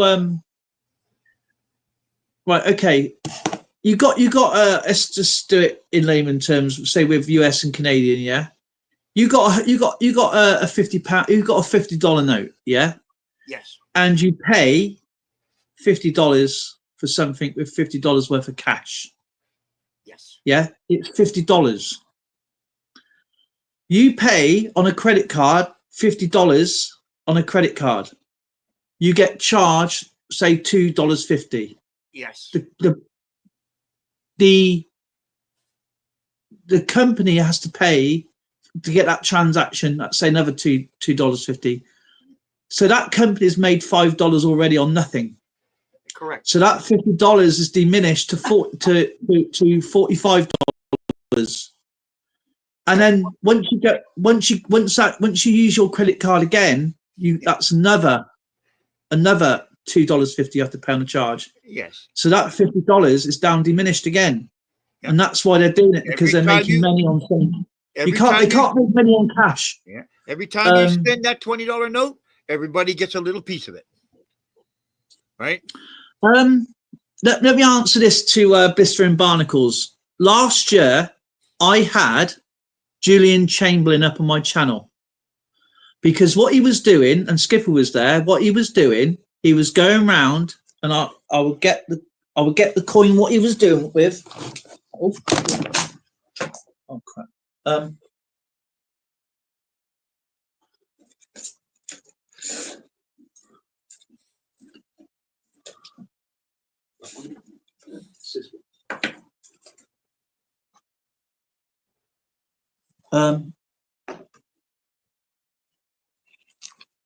I'll get the coin what he was doing with, right? This is the problem. This is what I'm saying. Blistering, right? Now, he was using these coins. These are £100 coins, right? This is silver, 2 ounce silver. Wow. And Nice. what he was doing, he was going to petrol stations and selling these coins, filling up his car, and then driving off without paying. And I had a discussion about this, because what he was doing, yes, it was legal to do, but these coins now, which I did say are worth £100, and now down to around about £60 at best. Because it's And I said, what you're doing, you are literally defacing these coins. And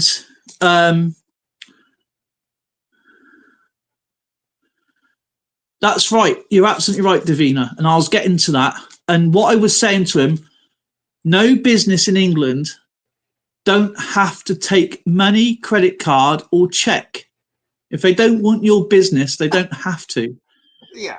And he was trying to tell me, but I'm doing a cause. I goes, no, all you're doing is making it worse for legal tender coins. I goes, okay, you're only doing it to garages because people don't know different.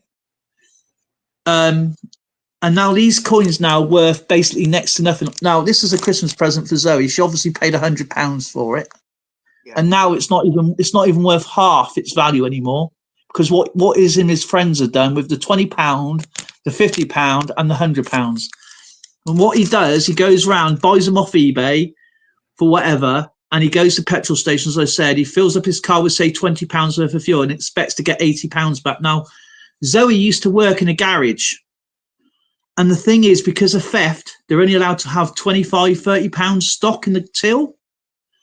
Yes. And when they say they're not allowed to do business, he was getting irate and just walking off and making the people that didn't know look stupid. So I invited him up on my channel. I had this discussion with him, and I said, later on, the more you do this, the more these coins are going to devalue. They're not going to be worth £100 anymore, and they're not. These coins are not even worth half. So if you was to get these off eBay, coin stores will not even take these anymore. They will not even have these. Yeah. We have a similar problem to that here in Canada with our Olympic coins back in 1984 that were minted. Each one was $20 legal tender. But there isn't a bank in Canada anywhere that will give you $20 for that coin. Period. Done. Even though people are ruining it. People ruin it for others.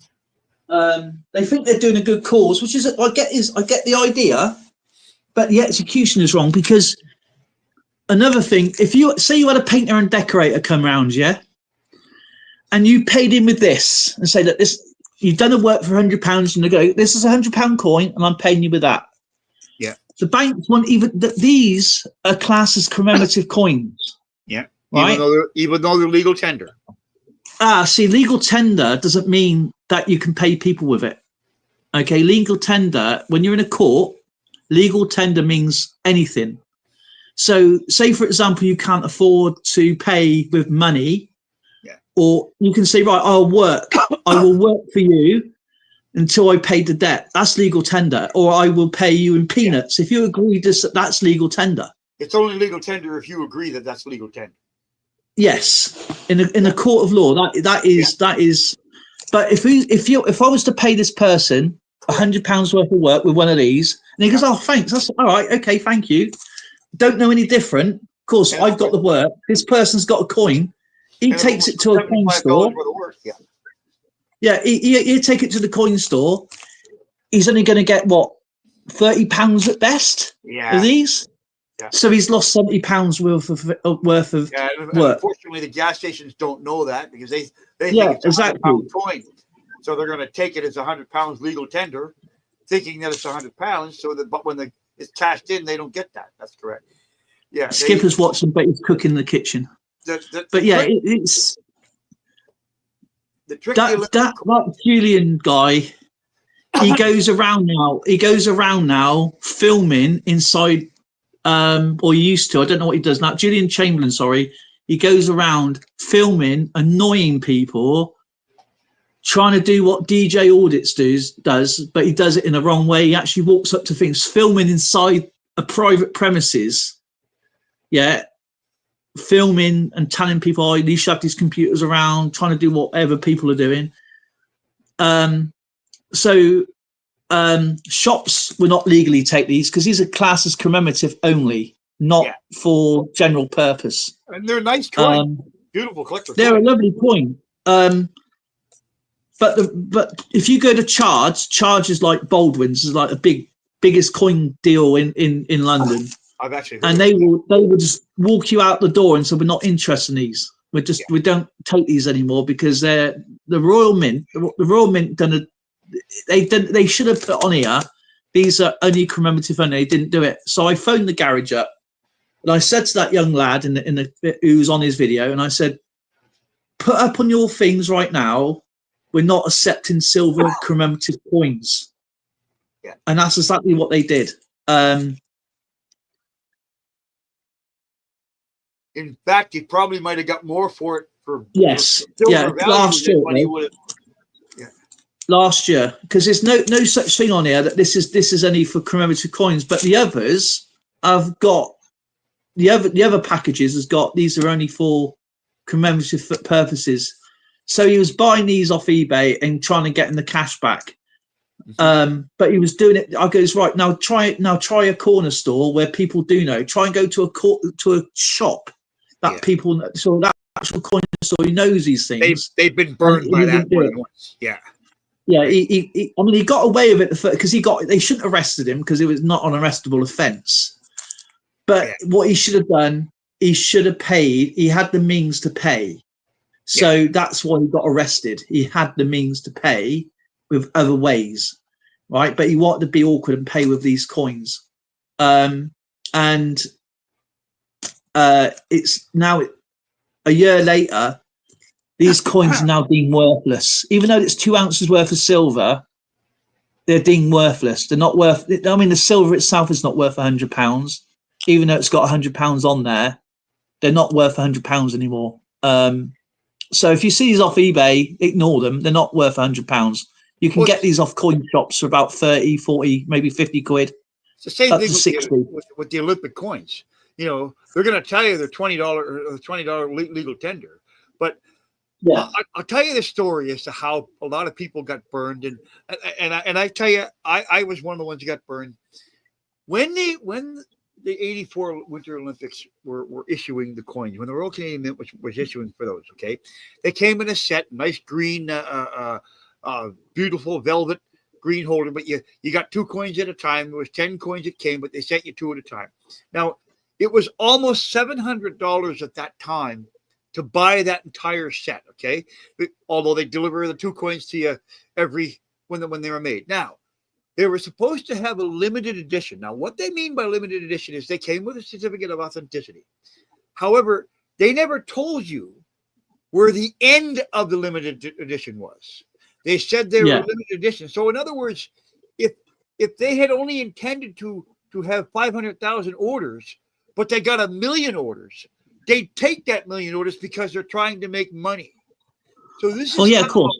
So this is how, unfortunately, they decreased in value, because what would have been a really, really nice, valuable set to have, because each coin was struck once to achieve, it struck twice to achieve the high relief and brilliant background. There were 1 pure ounce of silver in every coin. Okay, and these are a beautiful coin, they really are. But you know what? They didn't have an ending date. So unfortunately, they minted way more than what they wanted. I want to show and we got burned. See that coin there? Yeah. Yeah. Right. Now, blistering, how many coins are there for the salmon on the 50p? I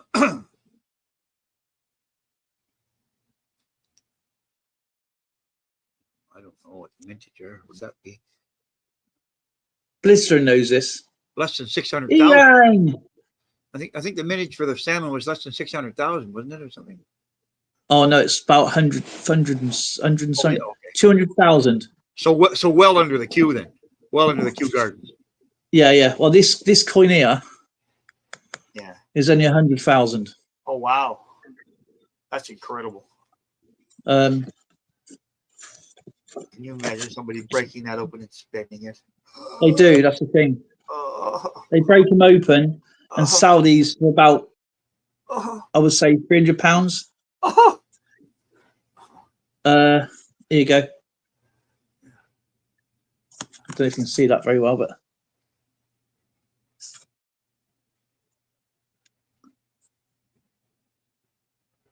yeah. Oh wow. Yeah, 100,000. Yeah. Yang's in the house, everyone. Those are frosted proof, right? They look like they're frosted proof. Mirror background. Yeah, these are just proof coins. It's just have a guess how much I paid for this set. If you look on eBay now on a proper actual thing, yeah, on a proper actual eBay listing, not a stupid one what people put out. Okay. So approximately then in dollars, in dollars, how much space is there? In dollars approximately.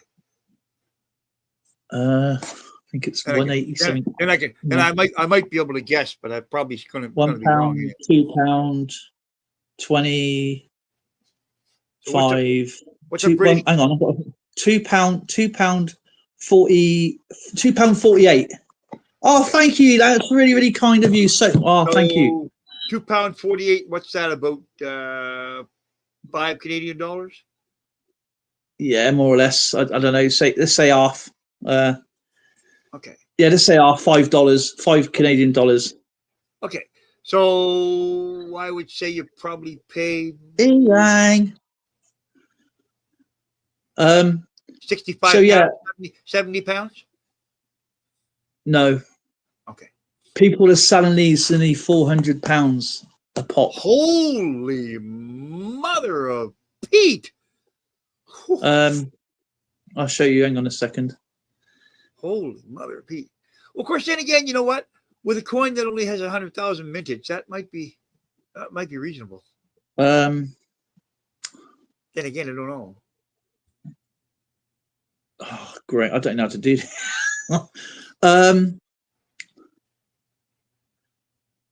Hang on, I need to do something quickly.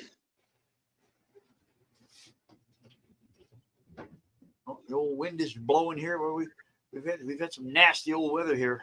Right, I'm going to find a proper eBay listing. Yeah, not these stupid jokey ones that I like. You can find a proper eBay listing. Yeah, I'll try. Yeah. Right. Have fun. Right. Okay. Now you got the little set. Yeah, it's 50. Right. Okay. And then you got the red set. Okay, I'm looking for the red set.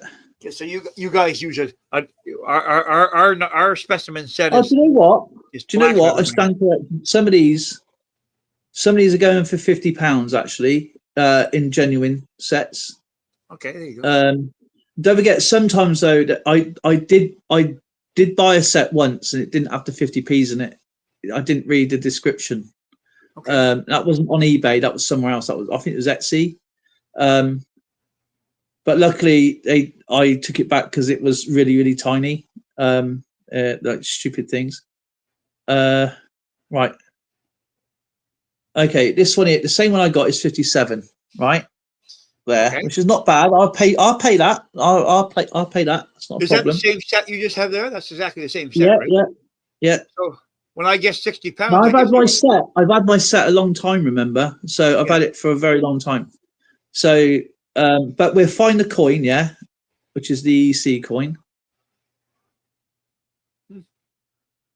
So when I guess 60 pounds, I guess I wasn't. Actually, I think it's gone down because of the salmon. I'm pretty sure it's gone down because.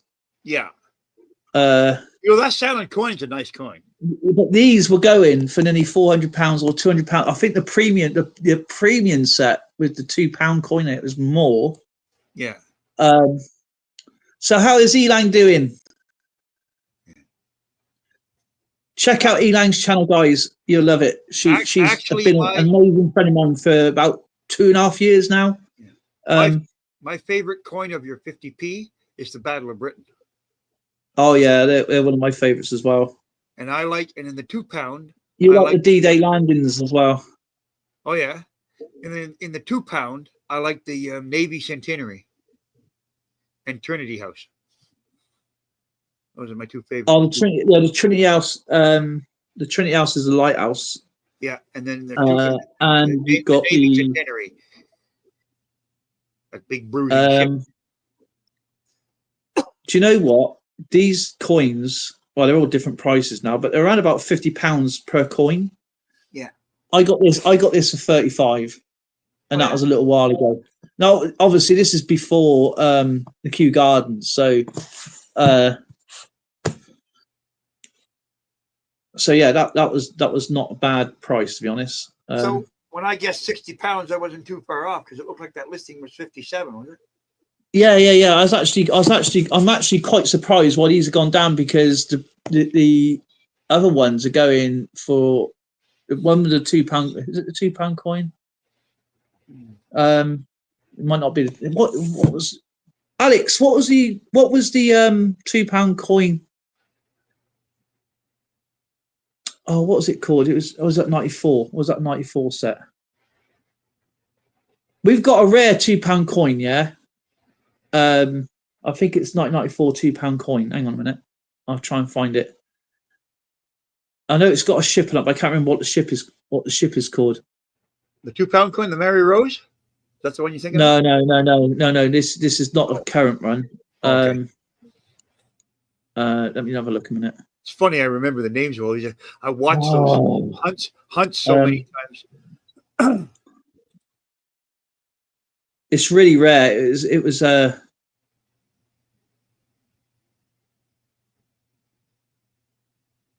have to go on. I have to go on Google for this. The 1994. I can't remember the blinking name of it. It's worth about £300. I think it is, this coin. Oh yeah. And I can't remember the name of the ship on it.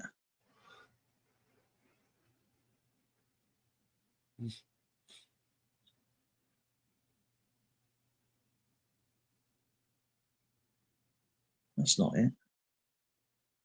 We have a nice. Oh my God! What is it? If you're a collector of ship coins, we have a real nice toonie here. It's a biometric £2 coin. It's a rare. It's a biometric £2 coin. I'm just going to go through the dates. 1992. Let's look at that one. 1992. No, 1994. It's got to be one of those two. It's a biometric £2 coin. Oh really? Yeah, you got the stupid commemorative ones. JJ. Yeah. I love how you say stupid commemorative. Oh my God, what's it called? Hey, if I had one of those commemorative coins, even if I found one here in regular circulation, I'd be happy. Oh, you won't get these. You won't get these in. We don't get British coins much down here in Halifax. Not in circulation anyway. I do get the 20p because it's about the same size of our quarter. Yeah. I have had those. The Mayflower, that's it. The Mayflower. The 1994 is a child coin. Yeah, found it. The Mayflower. That's it. I knew it's 1994 Mayflower. Hang on. That ship actually came to Canada. I should have known that. Yeah, the author of the ship is not named, but people call it the Mayflower.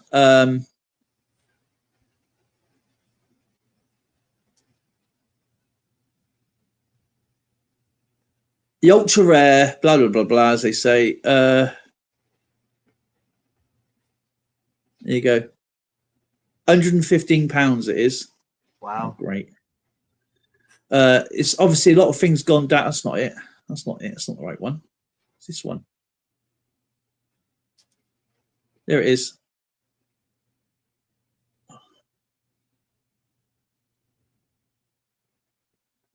There you go. Spare chain. Oh well. Yeah. That's so could you find that in circulation if possible, or Yeah, yeah, exactly. Do you know what? I might actually go and find one and buy one of them actually. Really? Yeah. I haven't seen anybody come up with those in a 2 pound hunt yet. Oh, these are trial coins. Okay. Yeah, there you go. I got into Numismatics. I knew I can't remember the name of the blinking ship. Like you said, the Mayflower, wasn't it? Yeah. We used to have a flour, a cooking flour. It was called Mayflower, Mayflower cooking flour. So that was a brand name of it.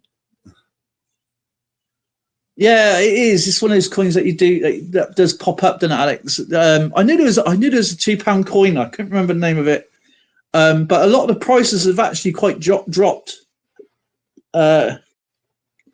You remember spending that?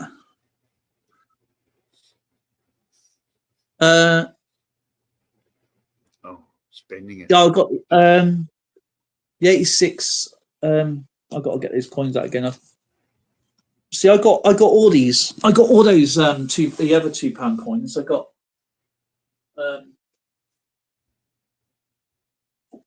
the rare one here, but the thing is, though, I don't take them out.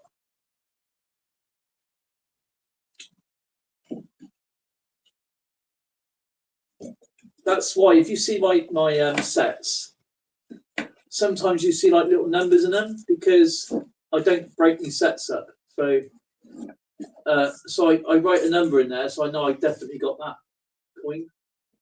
And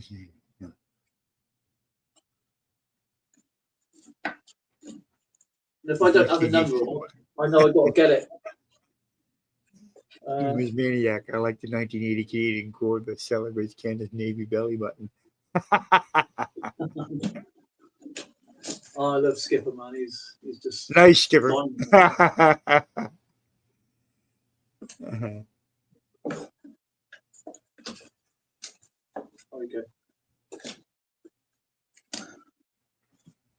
I don't know if you guys ever seen these. Obviously, a lot of the British guys have seen these, but 1945. These are £2 coins. Oh yeah.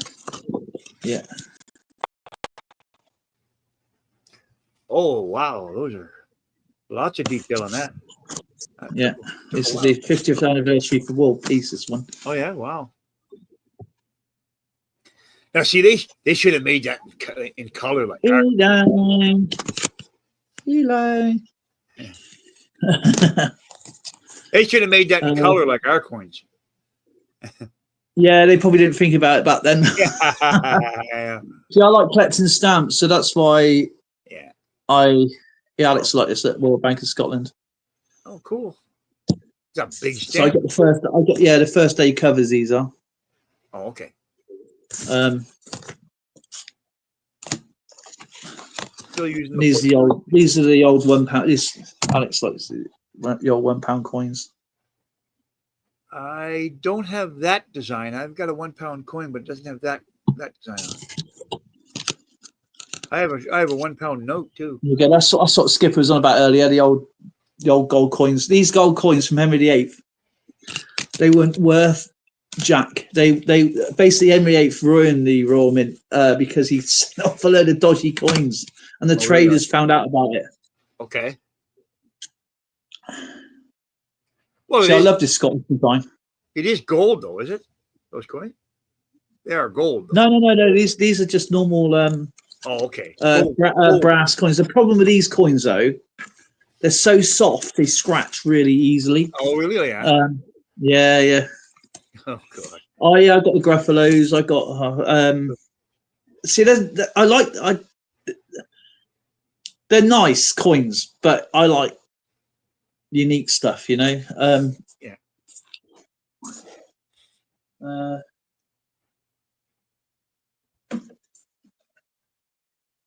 Right, I'm going to show you something. Yeah, I'm going to show you the world's smallest 50p. Ready?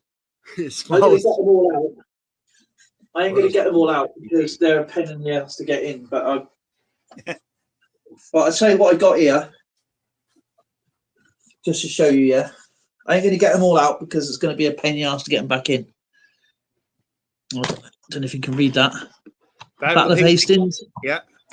There's a 50p they make a Battle of Hastings too that you can get. Yeah, but it's a bit different though. You like these? These are the smallest 50 pences you can get. Once I get one out, they all fall out, and I don't want to do that. Well, you don't want to lose them all. I'll be there all night putting them back in. You ready? Ready? Crash. Make sure I got it the right way first. Oh wow. That's a 50 pence. A square coin or a rectangle coin. Wow. That's cool. I actually like that. It looks like a silver bar. It is a silver bar, but it's 50p. Little mini silver bar. Yeah, cool.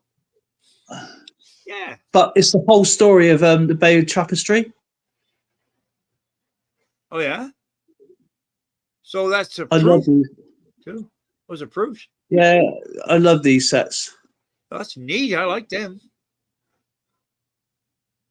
So they come in that little holder like that too, eh? They all come in those little plastic holders. Yeah, they come in that way. Yeah, I said it. They go.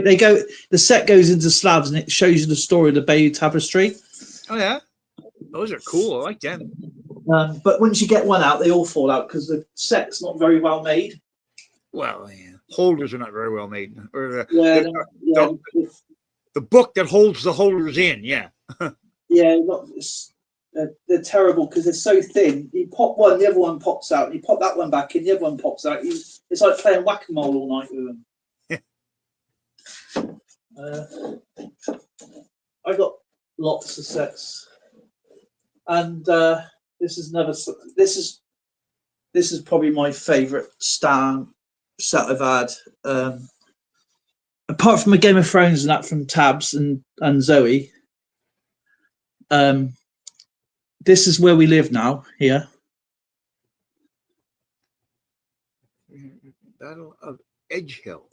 Never heard of it. Yeah, the Battle of Edge Hill is the very first battle of the Civil War with King Charles I and all right, and Oliver Cromwell, and it happened here. Oliver Cromwell. They made a movie about Cromwell. Yeah, I actually liked it. And they came through the village where we live, and you can still go. It's a big army base. Oh yeah. Yeah, and but the actual place is amazing. And that looks like Prince Rupert there with his cavalry. They would have won the day if he wouldn't have rode off. Quite a bit of color in that. That's a nice looking Yeah, stamp. beautiful stamp. It is absolutely a beautiful stamp. What else have we got here? I got loads of sets. Oh man, I got a lot. Look. You like US coloured coins, don't you?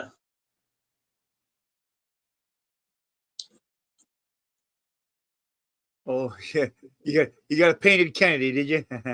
Yeah. I was given that from a friend of mine in Hawaii. Oh yeah. Yeah, awesome guy.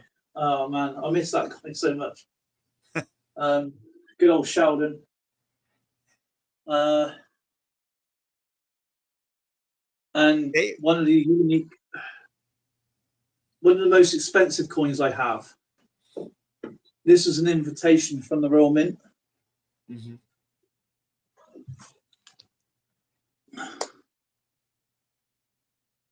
Yeah, he wants to get Maundy money. Yeah. I recommend probably what is it? I think it's George III. George III set. Okay. Actually, I'll show you a King Charles I coin in a minute. We're just getting the 2024s here now.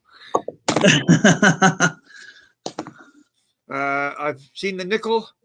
I've gotten the nickel and the dime so far. I don't have the quarter in the 2024 or the toonie or the loony, but I have the nickel and the dime so far, the 2024. I've got all the 2023s. So, have you heard of these? 214 UK. No, I haven't. Year of the Horse. Yeah. Well, these are an error coin. These are silver £2. Oh, really? Oh, yeah. And they've got the wrong. Here you go. I'll tell you here. This probably explains it. Now, I had an invite from the Royal Mint to buy one of these, and these are the original one. They re-released them, which I didn't like, and luckily I got the original one here. Okay. So these Year of the Horse is £2 silver mule coin. What that means is it's a chase coin. Yeah. And you got the Britannia obverse with Dentators. Yes. And the Year of the Horse correct dental is without. Yes. So and COA from the Royal Mint. Okay. And it should see the Royal. It should be both without the Dentators. And I got them with. Oh, wow. So you've actually got the more rare one. Yeah. Of the two. It was only I think there's something like 16,000 released of these. Oh wow. Oh wow. And that was back in 2014. See now that'll have some monetary value too down the road, right? Oh yeah, this one has now, yeah. Now a lot of people don't keep the COA or the box or anything. They just have the slab. COA is an important thing to keep. I wouldn't throw those away. It's probably it is the most important thing to keep of any. Yeah, I've had friends that decided to throw theirs away, and that's not a real good idea because I'll tell you why. If you go to resell that thing, sometimes it's based on the number on your COA too, right? The value of your coin. So your COA can also increase the value of your coin more than the coin itself, right? So yeah. Especially if someone's got a coin, they've lost the COA. Sometimes you can sell the COA and for example, a coin with number 1 on it would be worth a whole lot more than the coin that has the 100 on it. Exactly. So you should never ditch your COAs. They're just as important as the coin. I've had too many collector friends that have learned that the hard way over the years. Oh, I've known people who's got the paperwork and thrown it. Especially in my private life, and they've gone. Like, no, you don't ask any paperwork. I said, no, that's the most important part of the collection because you can throw the collection away and keep the paperwork, and it'll be worth more. Yeah, might as well throw it. You're gonna do that. You might as well throw the coin away too. We're getting the 2025 year in Alberta. Alex says, keep the box and COA brings more money. Absolutely. Oh, yeah, sure does. Nice coin, though. They're getting the 2025s in Alberta. Yeah, okay. I'm getting it. I can't wait. Okay. I'm going to show you, what my kind of display looks like. Ready? I don't know if you can see that here. Oh, okay. Yeah, I can see that. Yeah. That is the Olympics. That's the Olympics Brazil Rand. That's got. You can't see it very well, but. Oh yeah, cool. They're from Brazil. Are those a £2 coin or are they? No, they're just this one Rand. They're all from Brazil. Oh, it's a Rand. Okay, yeah. Brazilian coin, so we got the. Actually, they're harder to see, but. These are just random silver ones. The Austrian Stacker sent me that there. Cool. A friend of mine sent me the Libertad. I won that from Memorial for Rico and in Treasure. I won these. Do you know how many slab coins I own? Do you know how many slab coins I own? One. Nope. Oh, same as me then. 50 years of collecting coins. I own one PCGS graded coin. Yeah, one. That's part of a Vulcan bomber. That's silver. That's solid silver. That's 5 ounce silver. Peregrine Falcon. I bought that one from a coin store. I bought that from Royal Mint. That's what I showed with tabs. That's the Sovereign, King Charles Sovereign. Oh wow! Didn't know they made one. And there's my £2. That's what I had for my birthday. That's I can't remember what it's called now. It begins with a G. A Gildan? No, it's a religion. I can't remember what it's called. Oh, okay. All right.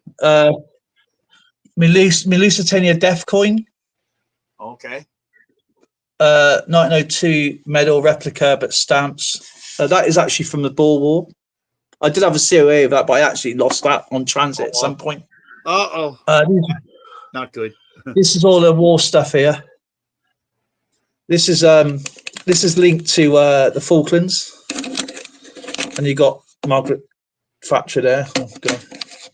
Margaret Thatcher, the Iron Lady. Yeah, and then you got German coins. Hit the stamp there. You're at war. These are original cards. Different. Iraq. There's some of the Canadian stuff. Oh, that Canadian set there. I'm familiar with that one yet. Yeah. Actually, there's some American. I've got a lot more than this. It's all hidden away, by the way. This is stuff I want to display out. That loonie we have with the plane on it. I only have 2 of those. You know that?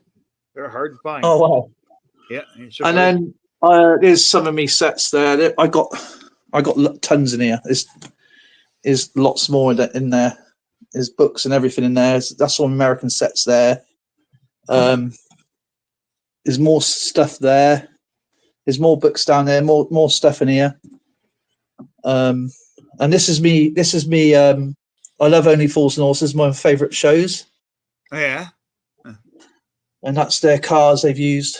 That's what I just recently purchased. Believe it or not, I was when it comes to an English show, I was a James Bond fan. I have been. Oh, was it all right? Yeah. Oh, yeah.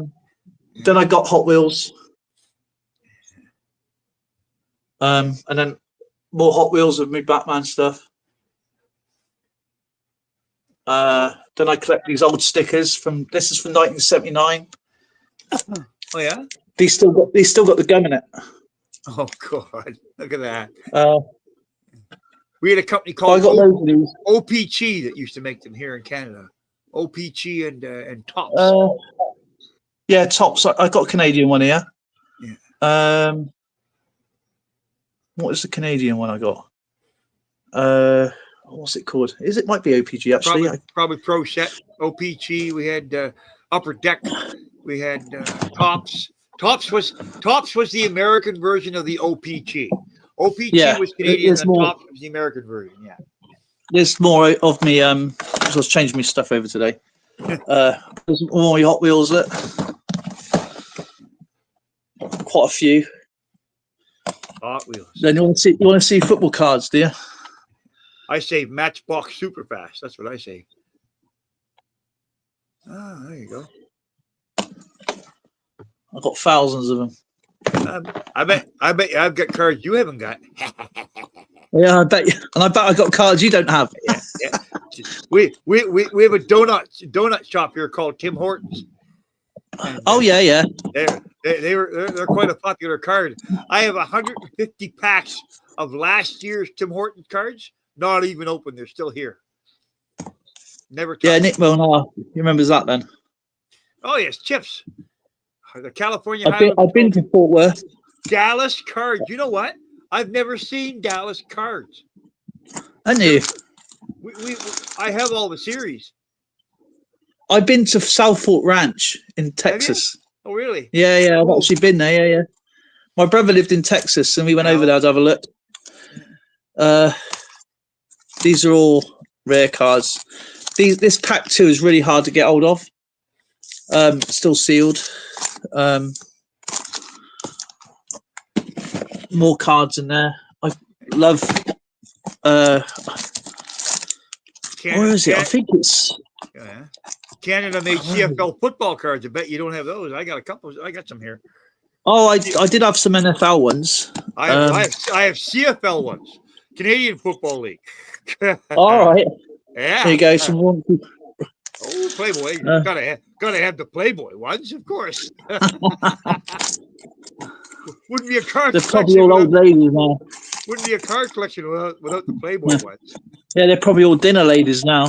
Yeah. Or they're all dead ladies now. But yeah, I got loads of unopened packs. But these here and here, I believe. Hang on a second, let's put you against the wall a minute.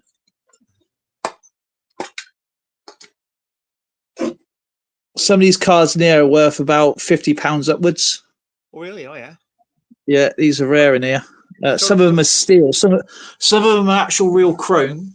Are those soccer cards now, or no? Or, yeah. Sorry, you guys call it football. We call it soccer, but yeah. Well, these ones here. You might not like this, but I'm a Manchester United fan. I'm sorry if that. Oh God, yeah, that one there is actually made of chrome. It doesn't even bend. Look, it's made of chrome.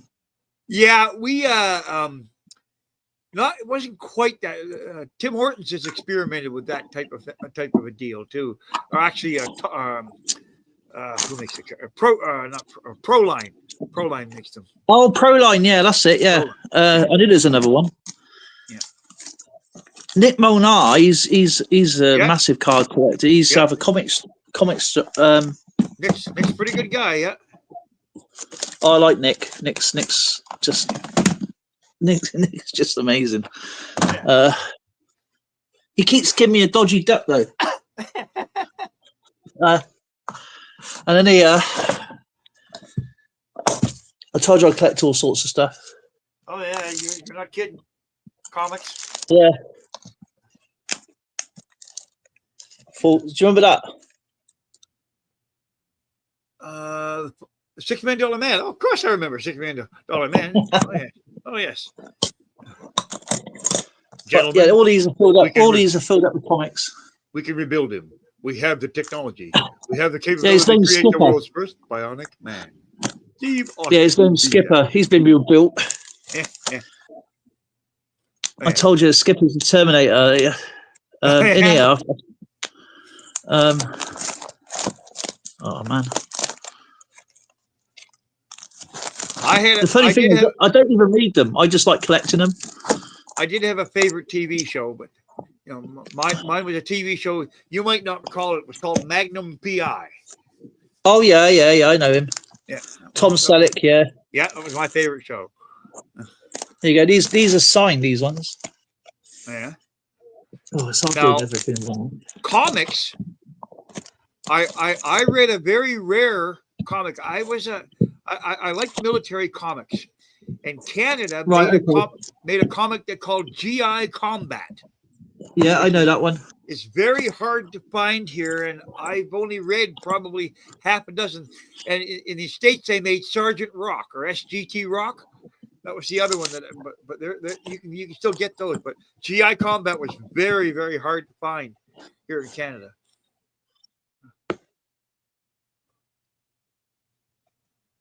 Some of these are Canadian. Oh yeah, but and of course Archie's. I read Archie's up the wazoo. Archie comics. Oh man, I got Skipper likes his old but I don't think Star Trek. Oh, Star Trek, yeah, original. Some original Star Trek comics can fetch you a little bit of money, yeah, but they're in good shape. What's in here? The thing about comics is they have to be absolutely pristine too. You know what I mean? They really you know. Oh yeah, they get comics all up the to pieces. 9s and 10s. Oh yes, and they're worse than hockey cards, for God's sakes. You know, right? At times for grading, they're so picky, right? Yeah, it's. What I think is, as I said, I don't even read these. I just like collecting them. I don't even know what's in there.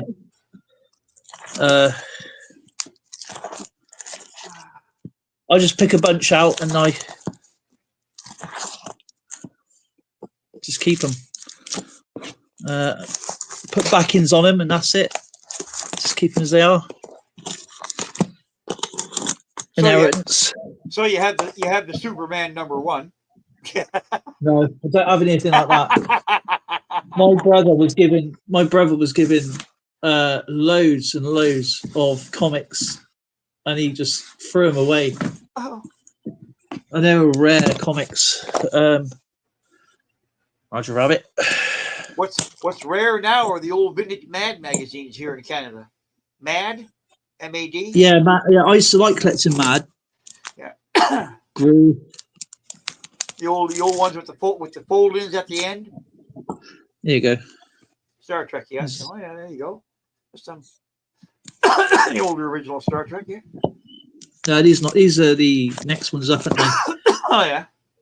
Independence Day, awesome film. The movie Independence Day.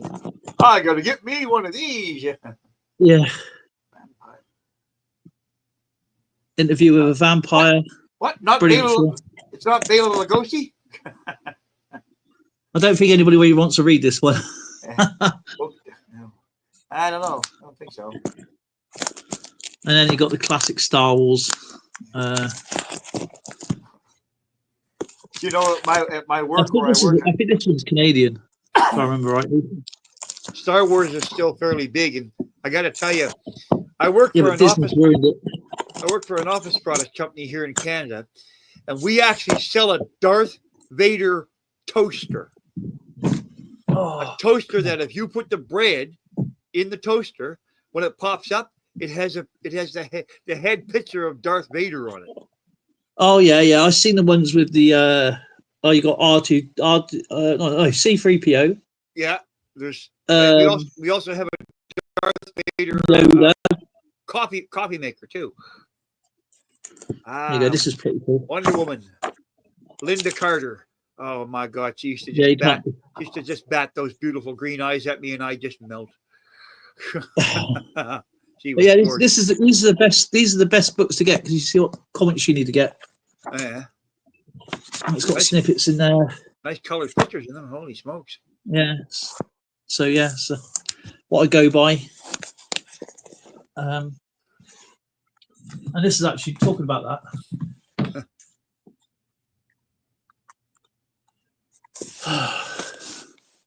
The owner's work manual. Marvel Comics. Yeah, there you go. Yeah, but it's all the vehicles.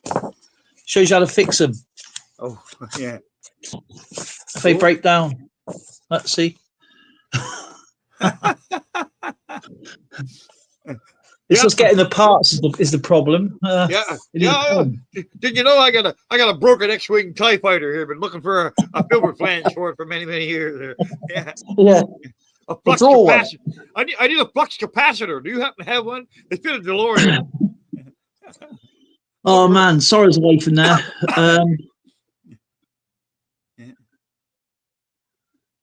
I need 121 gigawatts to run it. Exactly, Alex. That's exactly what I do. If I see something, the thing is, I don't race for anything. I don't have to go and get it. I wait and wait. By the way, I'm a Liverpool fan, so yeah. I actually there's an American Can Collectibles. He's a Liverpool fan. Yeah, I know. I every once in a blue moon when I get into it, I always poke fun at them. Oh, it's just all in fun. Yeah. But I will say this: you guys take your football real serious out there. Let me tell you. I've watched even on television some pretty serious matches. So Not with the players, but with the fans and Newcastle.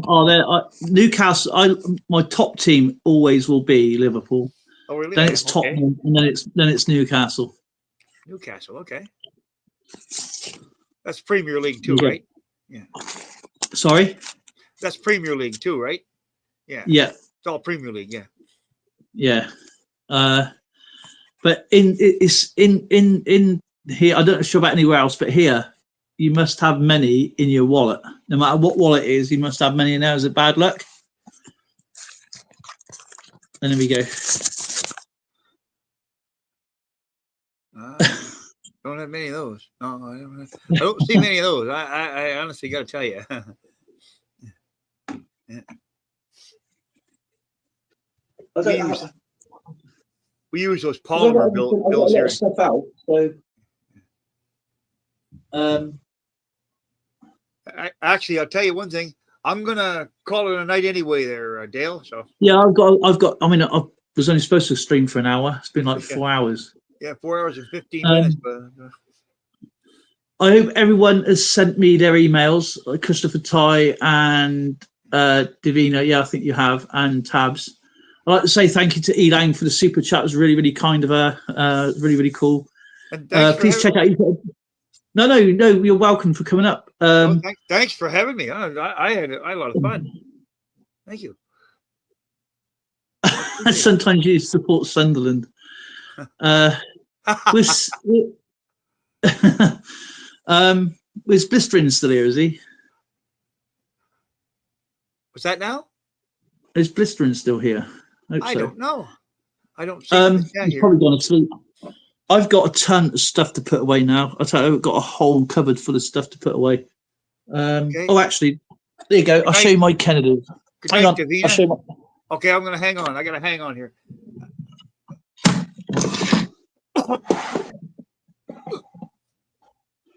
The only one I'm missing is that one but I've got a set, and I'm not going to break the set for that one coin. Oh, yeah.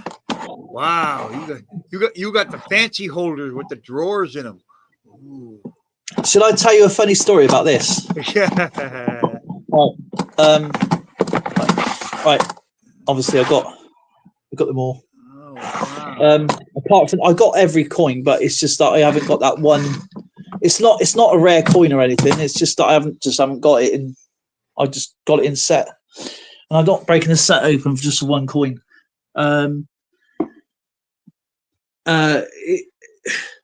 Well, I got that, and then I got that box of some coins, right? And yes. I was paying for some coins, but then my brother lives in America, okay. And I stopped the subscription, kept the box, obviously, and I can't remember who it was. I think it was Bradford Exchange sent me some coins for free and said thank you for buying. Get them in. Yeah, if you, I'll exchange you something for that if you want. Get them in, please. Well,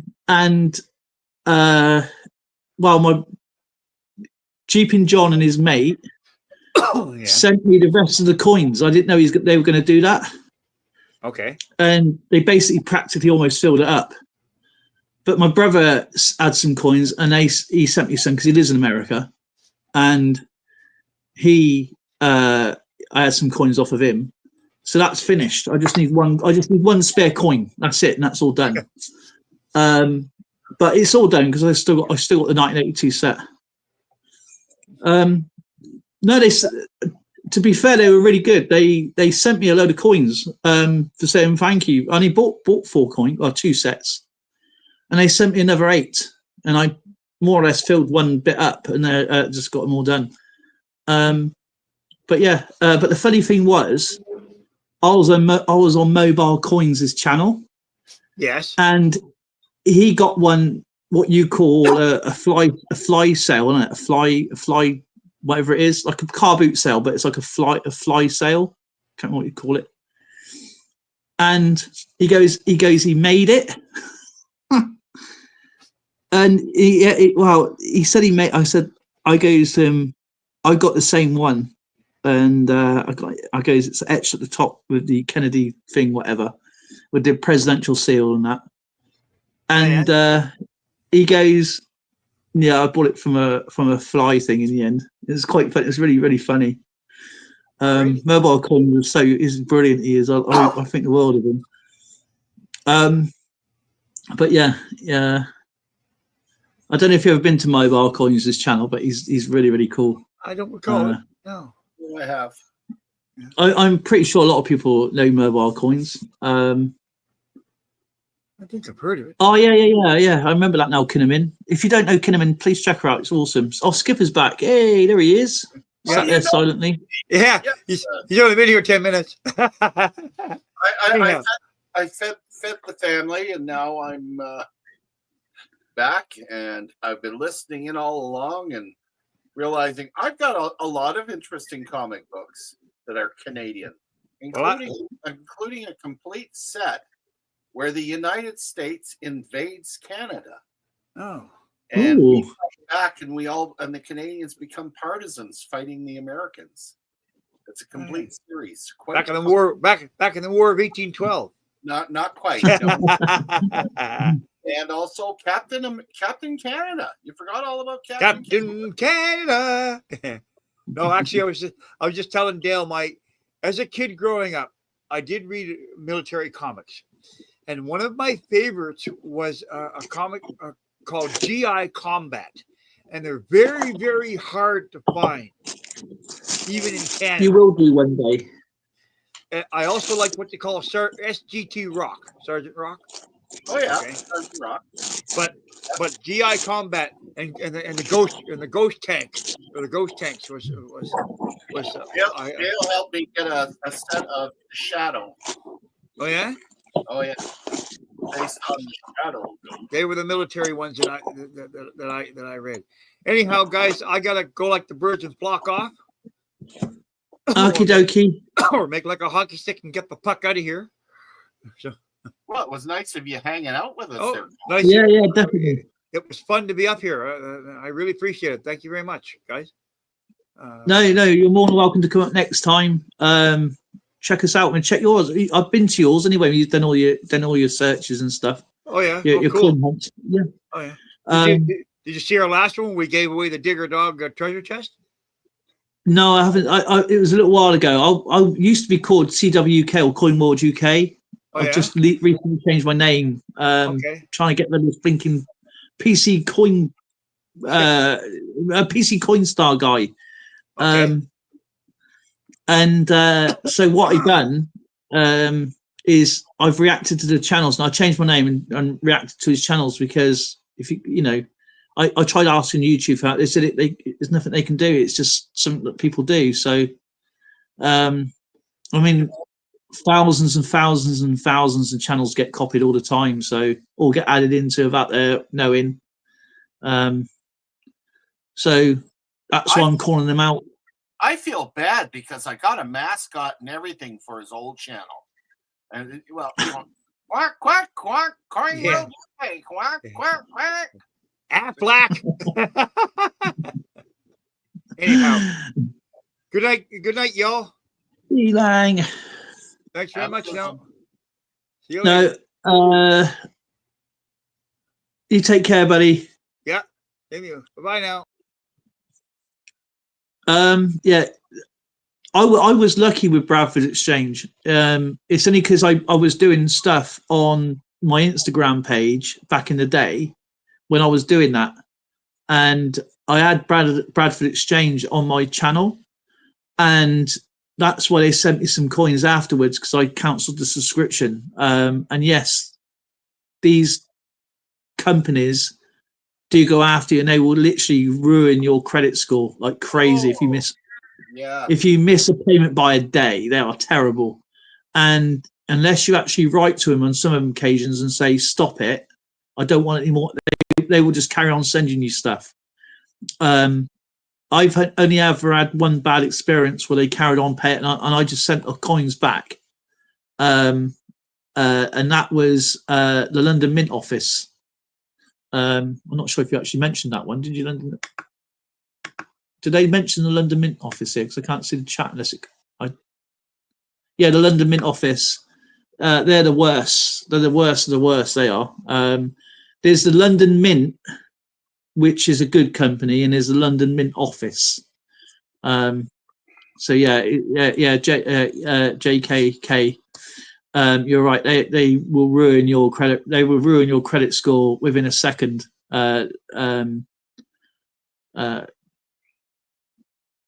Who's the other one? There was Franklin Mint, wasn't there? Yep. Franklin Mint. There was another one. Shoppers Channel or whatever it's called. Yeah, but there's another one. I can't remember the other one. The sad thing is that they get the people who are just getting into collecting, and they'll drive away, and they're overpriced. Yeah, you get the fancy box. I got suckered into 4 complete sets. I spent like it's called Statude, Davina. It's called Statude is the terminology. Oh, is that part of Bradford Exchange? I didn't know that. I just wanted the box. That's all I was after, to be fair. Yeah. The only reason I wanted I was a monarch. I'm still a monarchist, so I wanted stuff with the royal family on it, and they had a D-Day set, and it's genuine 1 crown coins. Yeah, they're freaking they're just gold plated. Yeah, some of these things do really nice stuff, like the soldiers and stuff like that. They do amazing stuff, but it's overpriced. Oh, wait. But when it comes to coins and stuff, I just give them a wide berth. All I wanted, it's Statute. Long if they can't prove a contract, because I know a lot about finance. If you can't prove a contract, and if you have no recollection of signing it, and you can say I want to put it in statute because they have to. But if they can prove Hattons of London, Hattons of London, exactly. Not to be, that's the other one. Not to be accused of London coins. Hattons of London coins. My brother bought a Star Trek chess set, gold and silver, and he thought it was gold. And he said it was actually gold and silver. It wasn't. It was blinking plastic. Gold and silver freaking coating. Yeah, and he's seen sent that back. And he actually bought, because my brother's quite well off, he actually bought himself a real gold and silver Star Trek set.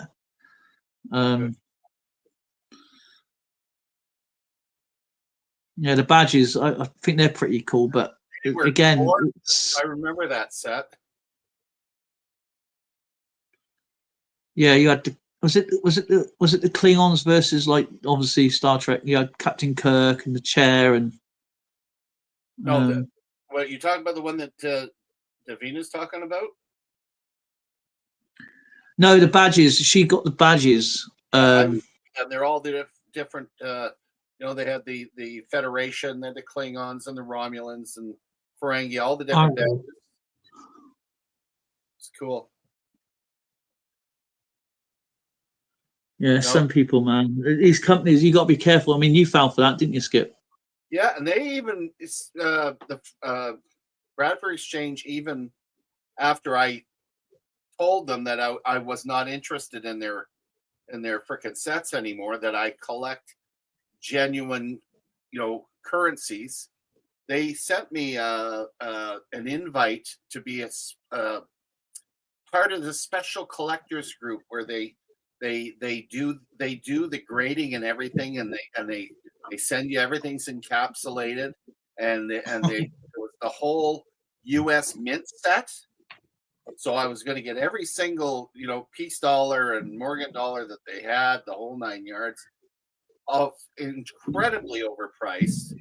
But I got one coin. I ordered one coin, looked at it, It wasn't even proper. It wasn't graded by a recognized grading company. And No. I looked at it and I said, and this is me because you got to understand, I'm an evaluator. I'm trained. So I'm not a grader, but I'm an evaluator. So I can look at a coin and say, yeah, okay, that's, approximately such and such a grade. I looked at it and it was junk. So I sent it back. I said, excuse me, I don't want your crap. And they begged me to get we'll give you special price, all this stuff. No. You guys cannot grade coins. You haven't got a clue what you're doing. And the prices were too high. So yeah, stay away from Franklin and Bradford Exchange. It's garbage. They're not coin stores, they're con stores. Mm-hmm. But no, there was a guy, I think it's from the London Mint office, and it was on TV, and he goes, first of all, he bought some actual gold off of him for his grandkids, I think. And he thought, oh, I know what I'm going to do. And there's some gold coins that come up. And he thought, well, I'll have them as well. So he bought all these gold coins, and they were just 24 karat gold plated. And he lost about £1,700.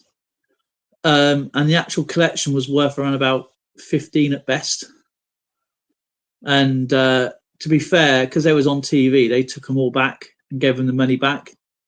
Because they wouldn't have done it otherwise if they wouldn't have called out on TV. Yeah.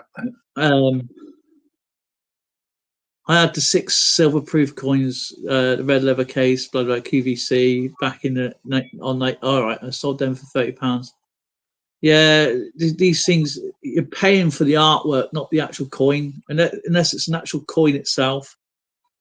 If it's got a value, if it's got a denomination on it, a country on it, and you can search for it, then yeah, it's a coin. Even then, you've still got to search, make sure it's okay to buy. I mean, the coin stores I use are really cool. I've known them for a long time. I've done it for a long time. And if I'm not comfortable, if your gut is saying I'm not comfortable buying this, listen to your gut. Oh yeah. The whole thing is, especially when I talk to a new collector, the first thing I'll say to you is, if you're just getting into the hobby, or you're just a fairly new collector, don't worry about the graded coins. Don't worry about them. Get yourself a decent album, and make sure you know where to look up the information, whether it be online or have some books. I always recommend having the books, by the way. Take the time out to sort out your collection, and always try to focus on getting coins that are a minimum of very good. Anything less than VG, I consider them fillers, especially ones that got holes in them and stuff. Those, if you can avoid those, avoid them. But try to get so that it's the VG is your minimum, and then build on your collection from there. And if you happen to want to move on towards getting graded coins, either make sure that it's from an upper tier company, or if you do have one that's raw, take it to someone that's been in the community, whether you're Dale or me or anybody that has been around for a while, that's used to looking at these coins, and get an idea how much they're worth. And do not spend don't overspend, right? Don't overspend on getting them graded, because if they're not worth spending that money, don't do it. To be fair, though, grading coins is big in America. It's great for presentation and storage and stuff like that. But when you take them to a coin store, they will break them open anyway, because they want to see a real deal. So if they don't want to buy it, you have to get it graded again. I understand it's a big thing. I think America is the biggest thing about that. The U.S. is more than Canada, but I don't think our stores would ever, if it was a proper graded coin, I don't think they'd break the But they've got to get it tested themselves to make sure that they're great. Because I got a few. There's been a few channels who's done PCGS and NGC, and they sent the same coin off. They broke up the coin open, and they sent the coin off to NGC, and it was two separate different grades. It's only an opinion. That's what a grade is. That's a common practice. So that someone will take a look at it and say, no, that can't be that grade. And they will break it open and send it to the other grade company. Very common.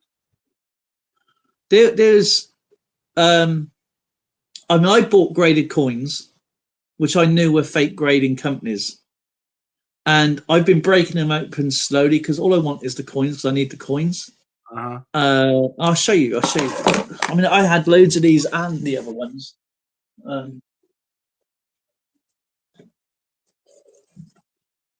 You'd have seen my graded coin in the back there from I think it's NGC or whatever it is, I don't know. But these grading companies, this is a fake grading company. And I bought, all I want is the coins. I don't care about the grade. That's absolutely fake. Right. There's foam inside here. This is foam, by the way. Yeah. So it looks like it's plastic, but it's not. It's actually foam. It's soft foam. It's not even cut right either. It looks like plastic, but it's not. It's actually foam. In Canada, we have a grading company called ICCS, and it's recognized as an upper tier company in Canada. They do not use slabs. They actually put the coins in sleeves and heat seal them with an attribution inside so that it shows the grade and description, etc. of the coins. Those are acceptable here, and they fit. If you happen to have the sheets with the 2x2 flips, they fit in them perfectly. Yeah, some people are so clever at doing these, and I'll tell you something else as well, right? Especially, I think it's PCGS. They've got a font that they use, and it's like this. Okay, when it's not a dash, when they put a dash across, like that, for example. I don't know if you can see that, the little dash with the 1971 dash dime or D. Well, they use a special font. It's their own kind of design. It's like a dash. It's like a backslash, but it's got like a little flip to it. And on the websites, it shows you all the fakes they've had to put up with. And what people do, they go on the coin, they go on their thing, because you can look at the barcode, or you could go on the coin, search a coin, get the barcode, and you can copy the barcode. So when people actually look at the barcode, it will come up on the coin. And you say, oh, it must be the right coin because you got it from PCGS. This looks like PCGS or NGC, and it says this, says that. But when you actually look at their fonts of all the people they've caught doing the thing, they've got a whole library of them, and it show you that it's a fake grade, even though it looks brilliantly how it's done. It's just the fonts they use. You got to be very careful. I mean, I personally won't get none of my coins graded. I don't care. I just enjoy. Yeah, cards.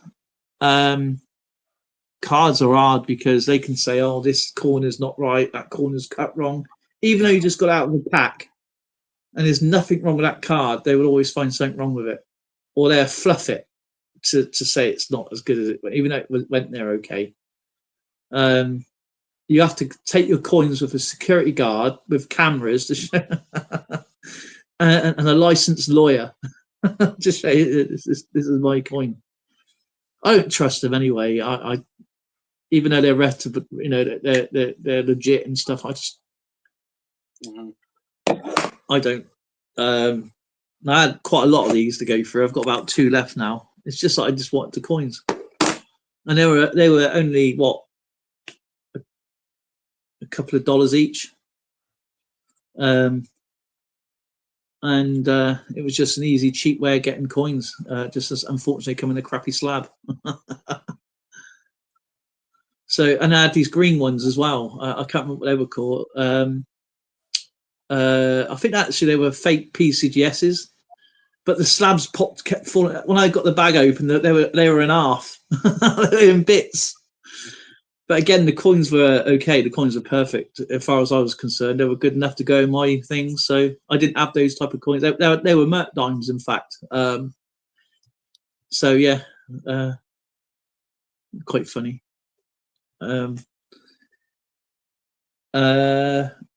If anybody's got any more questions to ask, more than out quickly. Then I got to shut down the stream. I didn't realise the time, to be honest.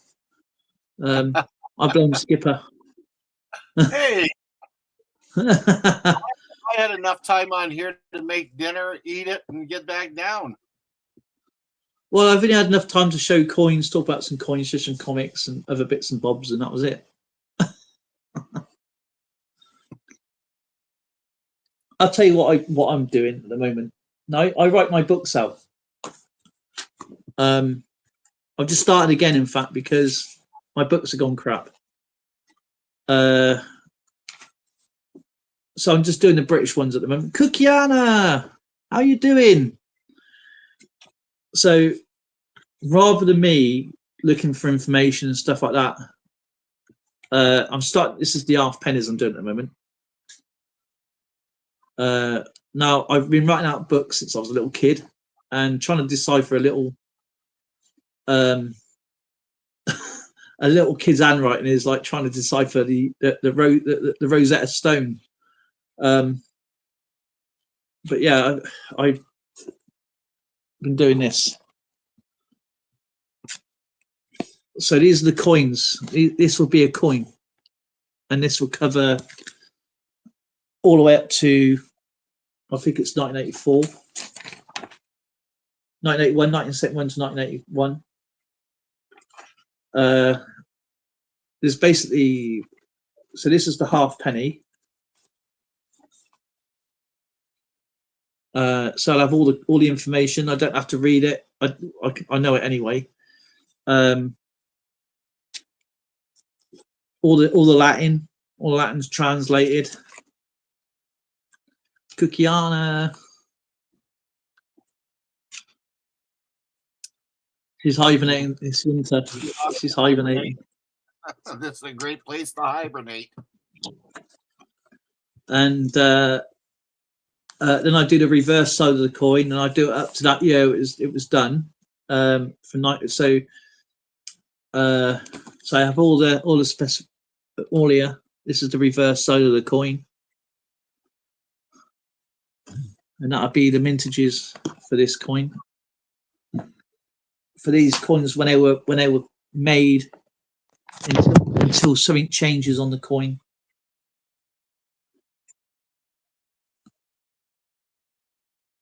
And if you start doing this, you remember a lot of stuff. I tell you, you ain't got to look at anything; it's in your head.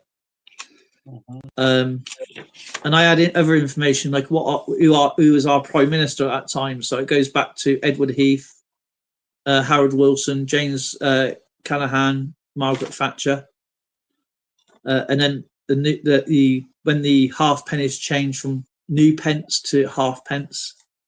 Of course, that's a different coin. They were minted from 1982 to 1984.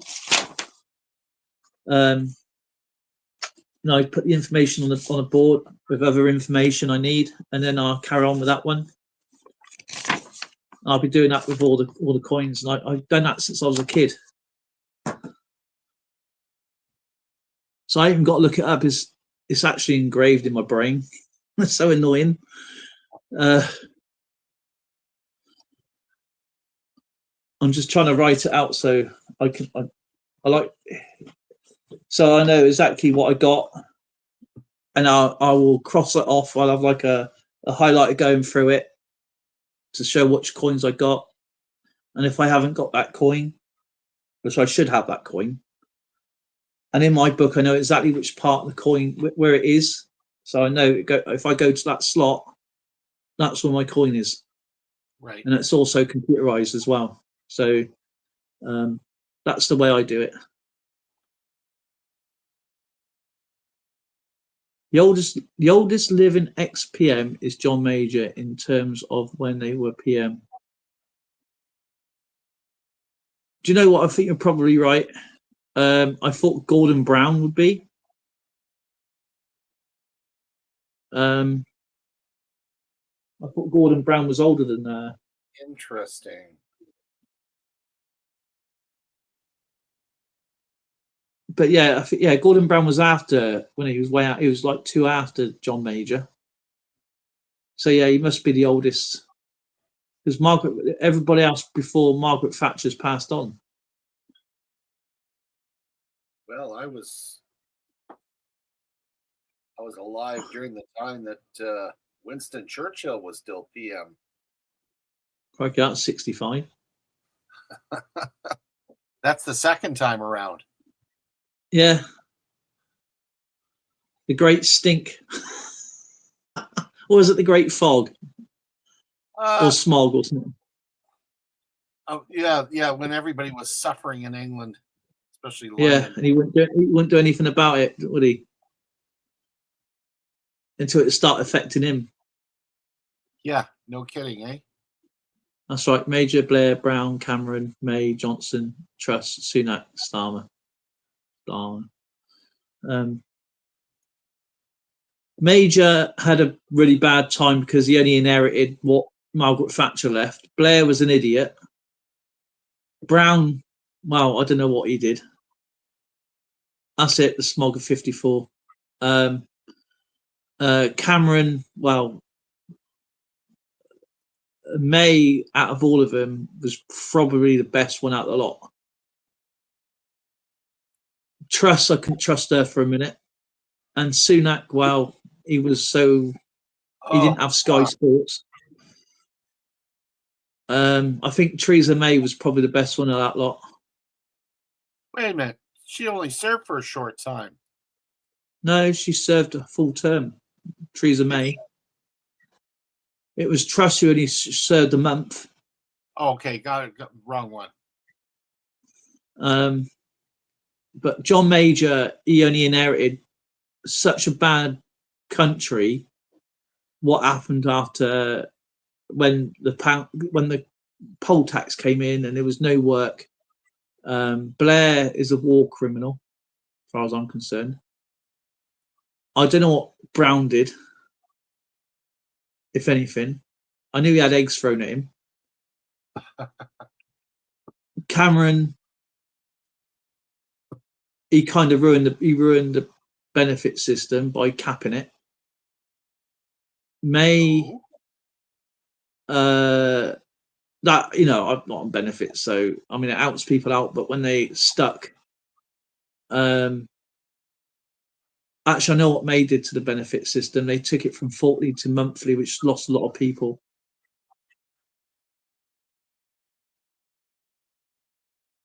Yeah, what happened to Jeffrey Archer, the worst mayor? No, it's the worst mayor in London is blinking Sadiq Khan. Oh, you're watching the ads. Oh, it's ads again. Oh, thinking ads. What happened to Jeffrey Archer? The worst. Ken Livingstone was probably one of the best mayors in London. I keep forgetting that you guys got ads. I feel so bad for you. I feel bad for them because I don't even put it on, to be honest. I think it's just YouTube. Whether you put them on or off, I think they just go on anyway.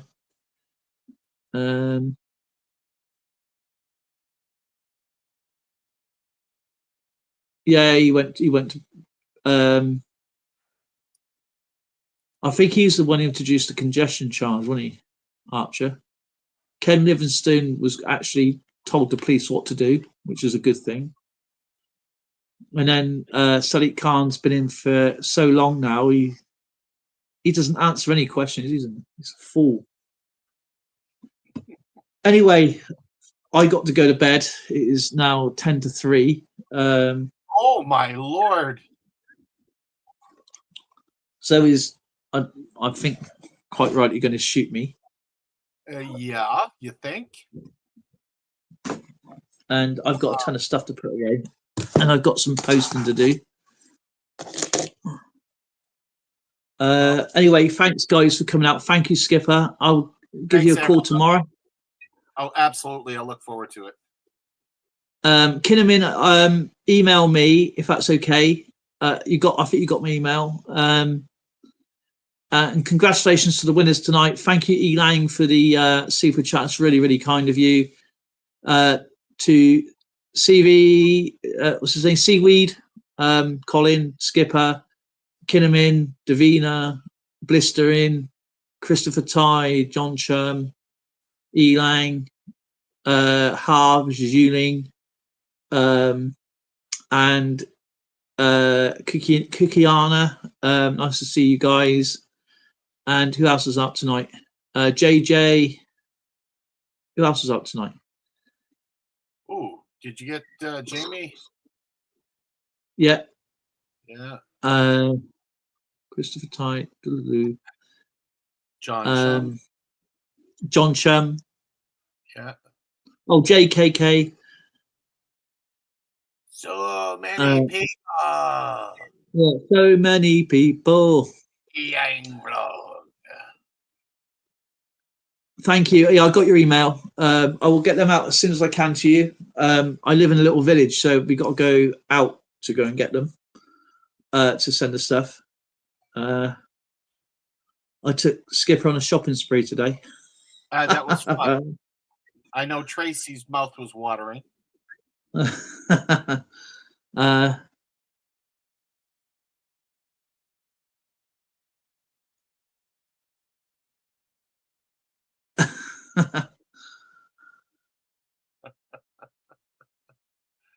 Anyway, guys, take care. Yeah, anyway, thank you for coming out and joining us. That was really, really kind of you guys. Thank you so much. I'll stream again. I'll let you know. I'll let you know when. It's just what I do. It's just spontaneous.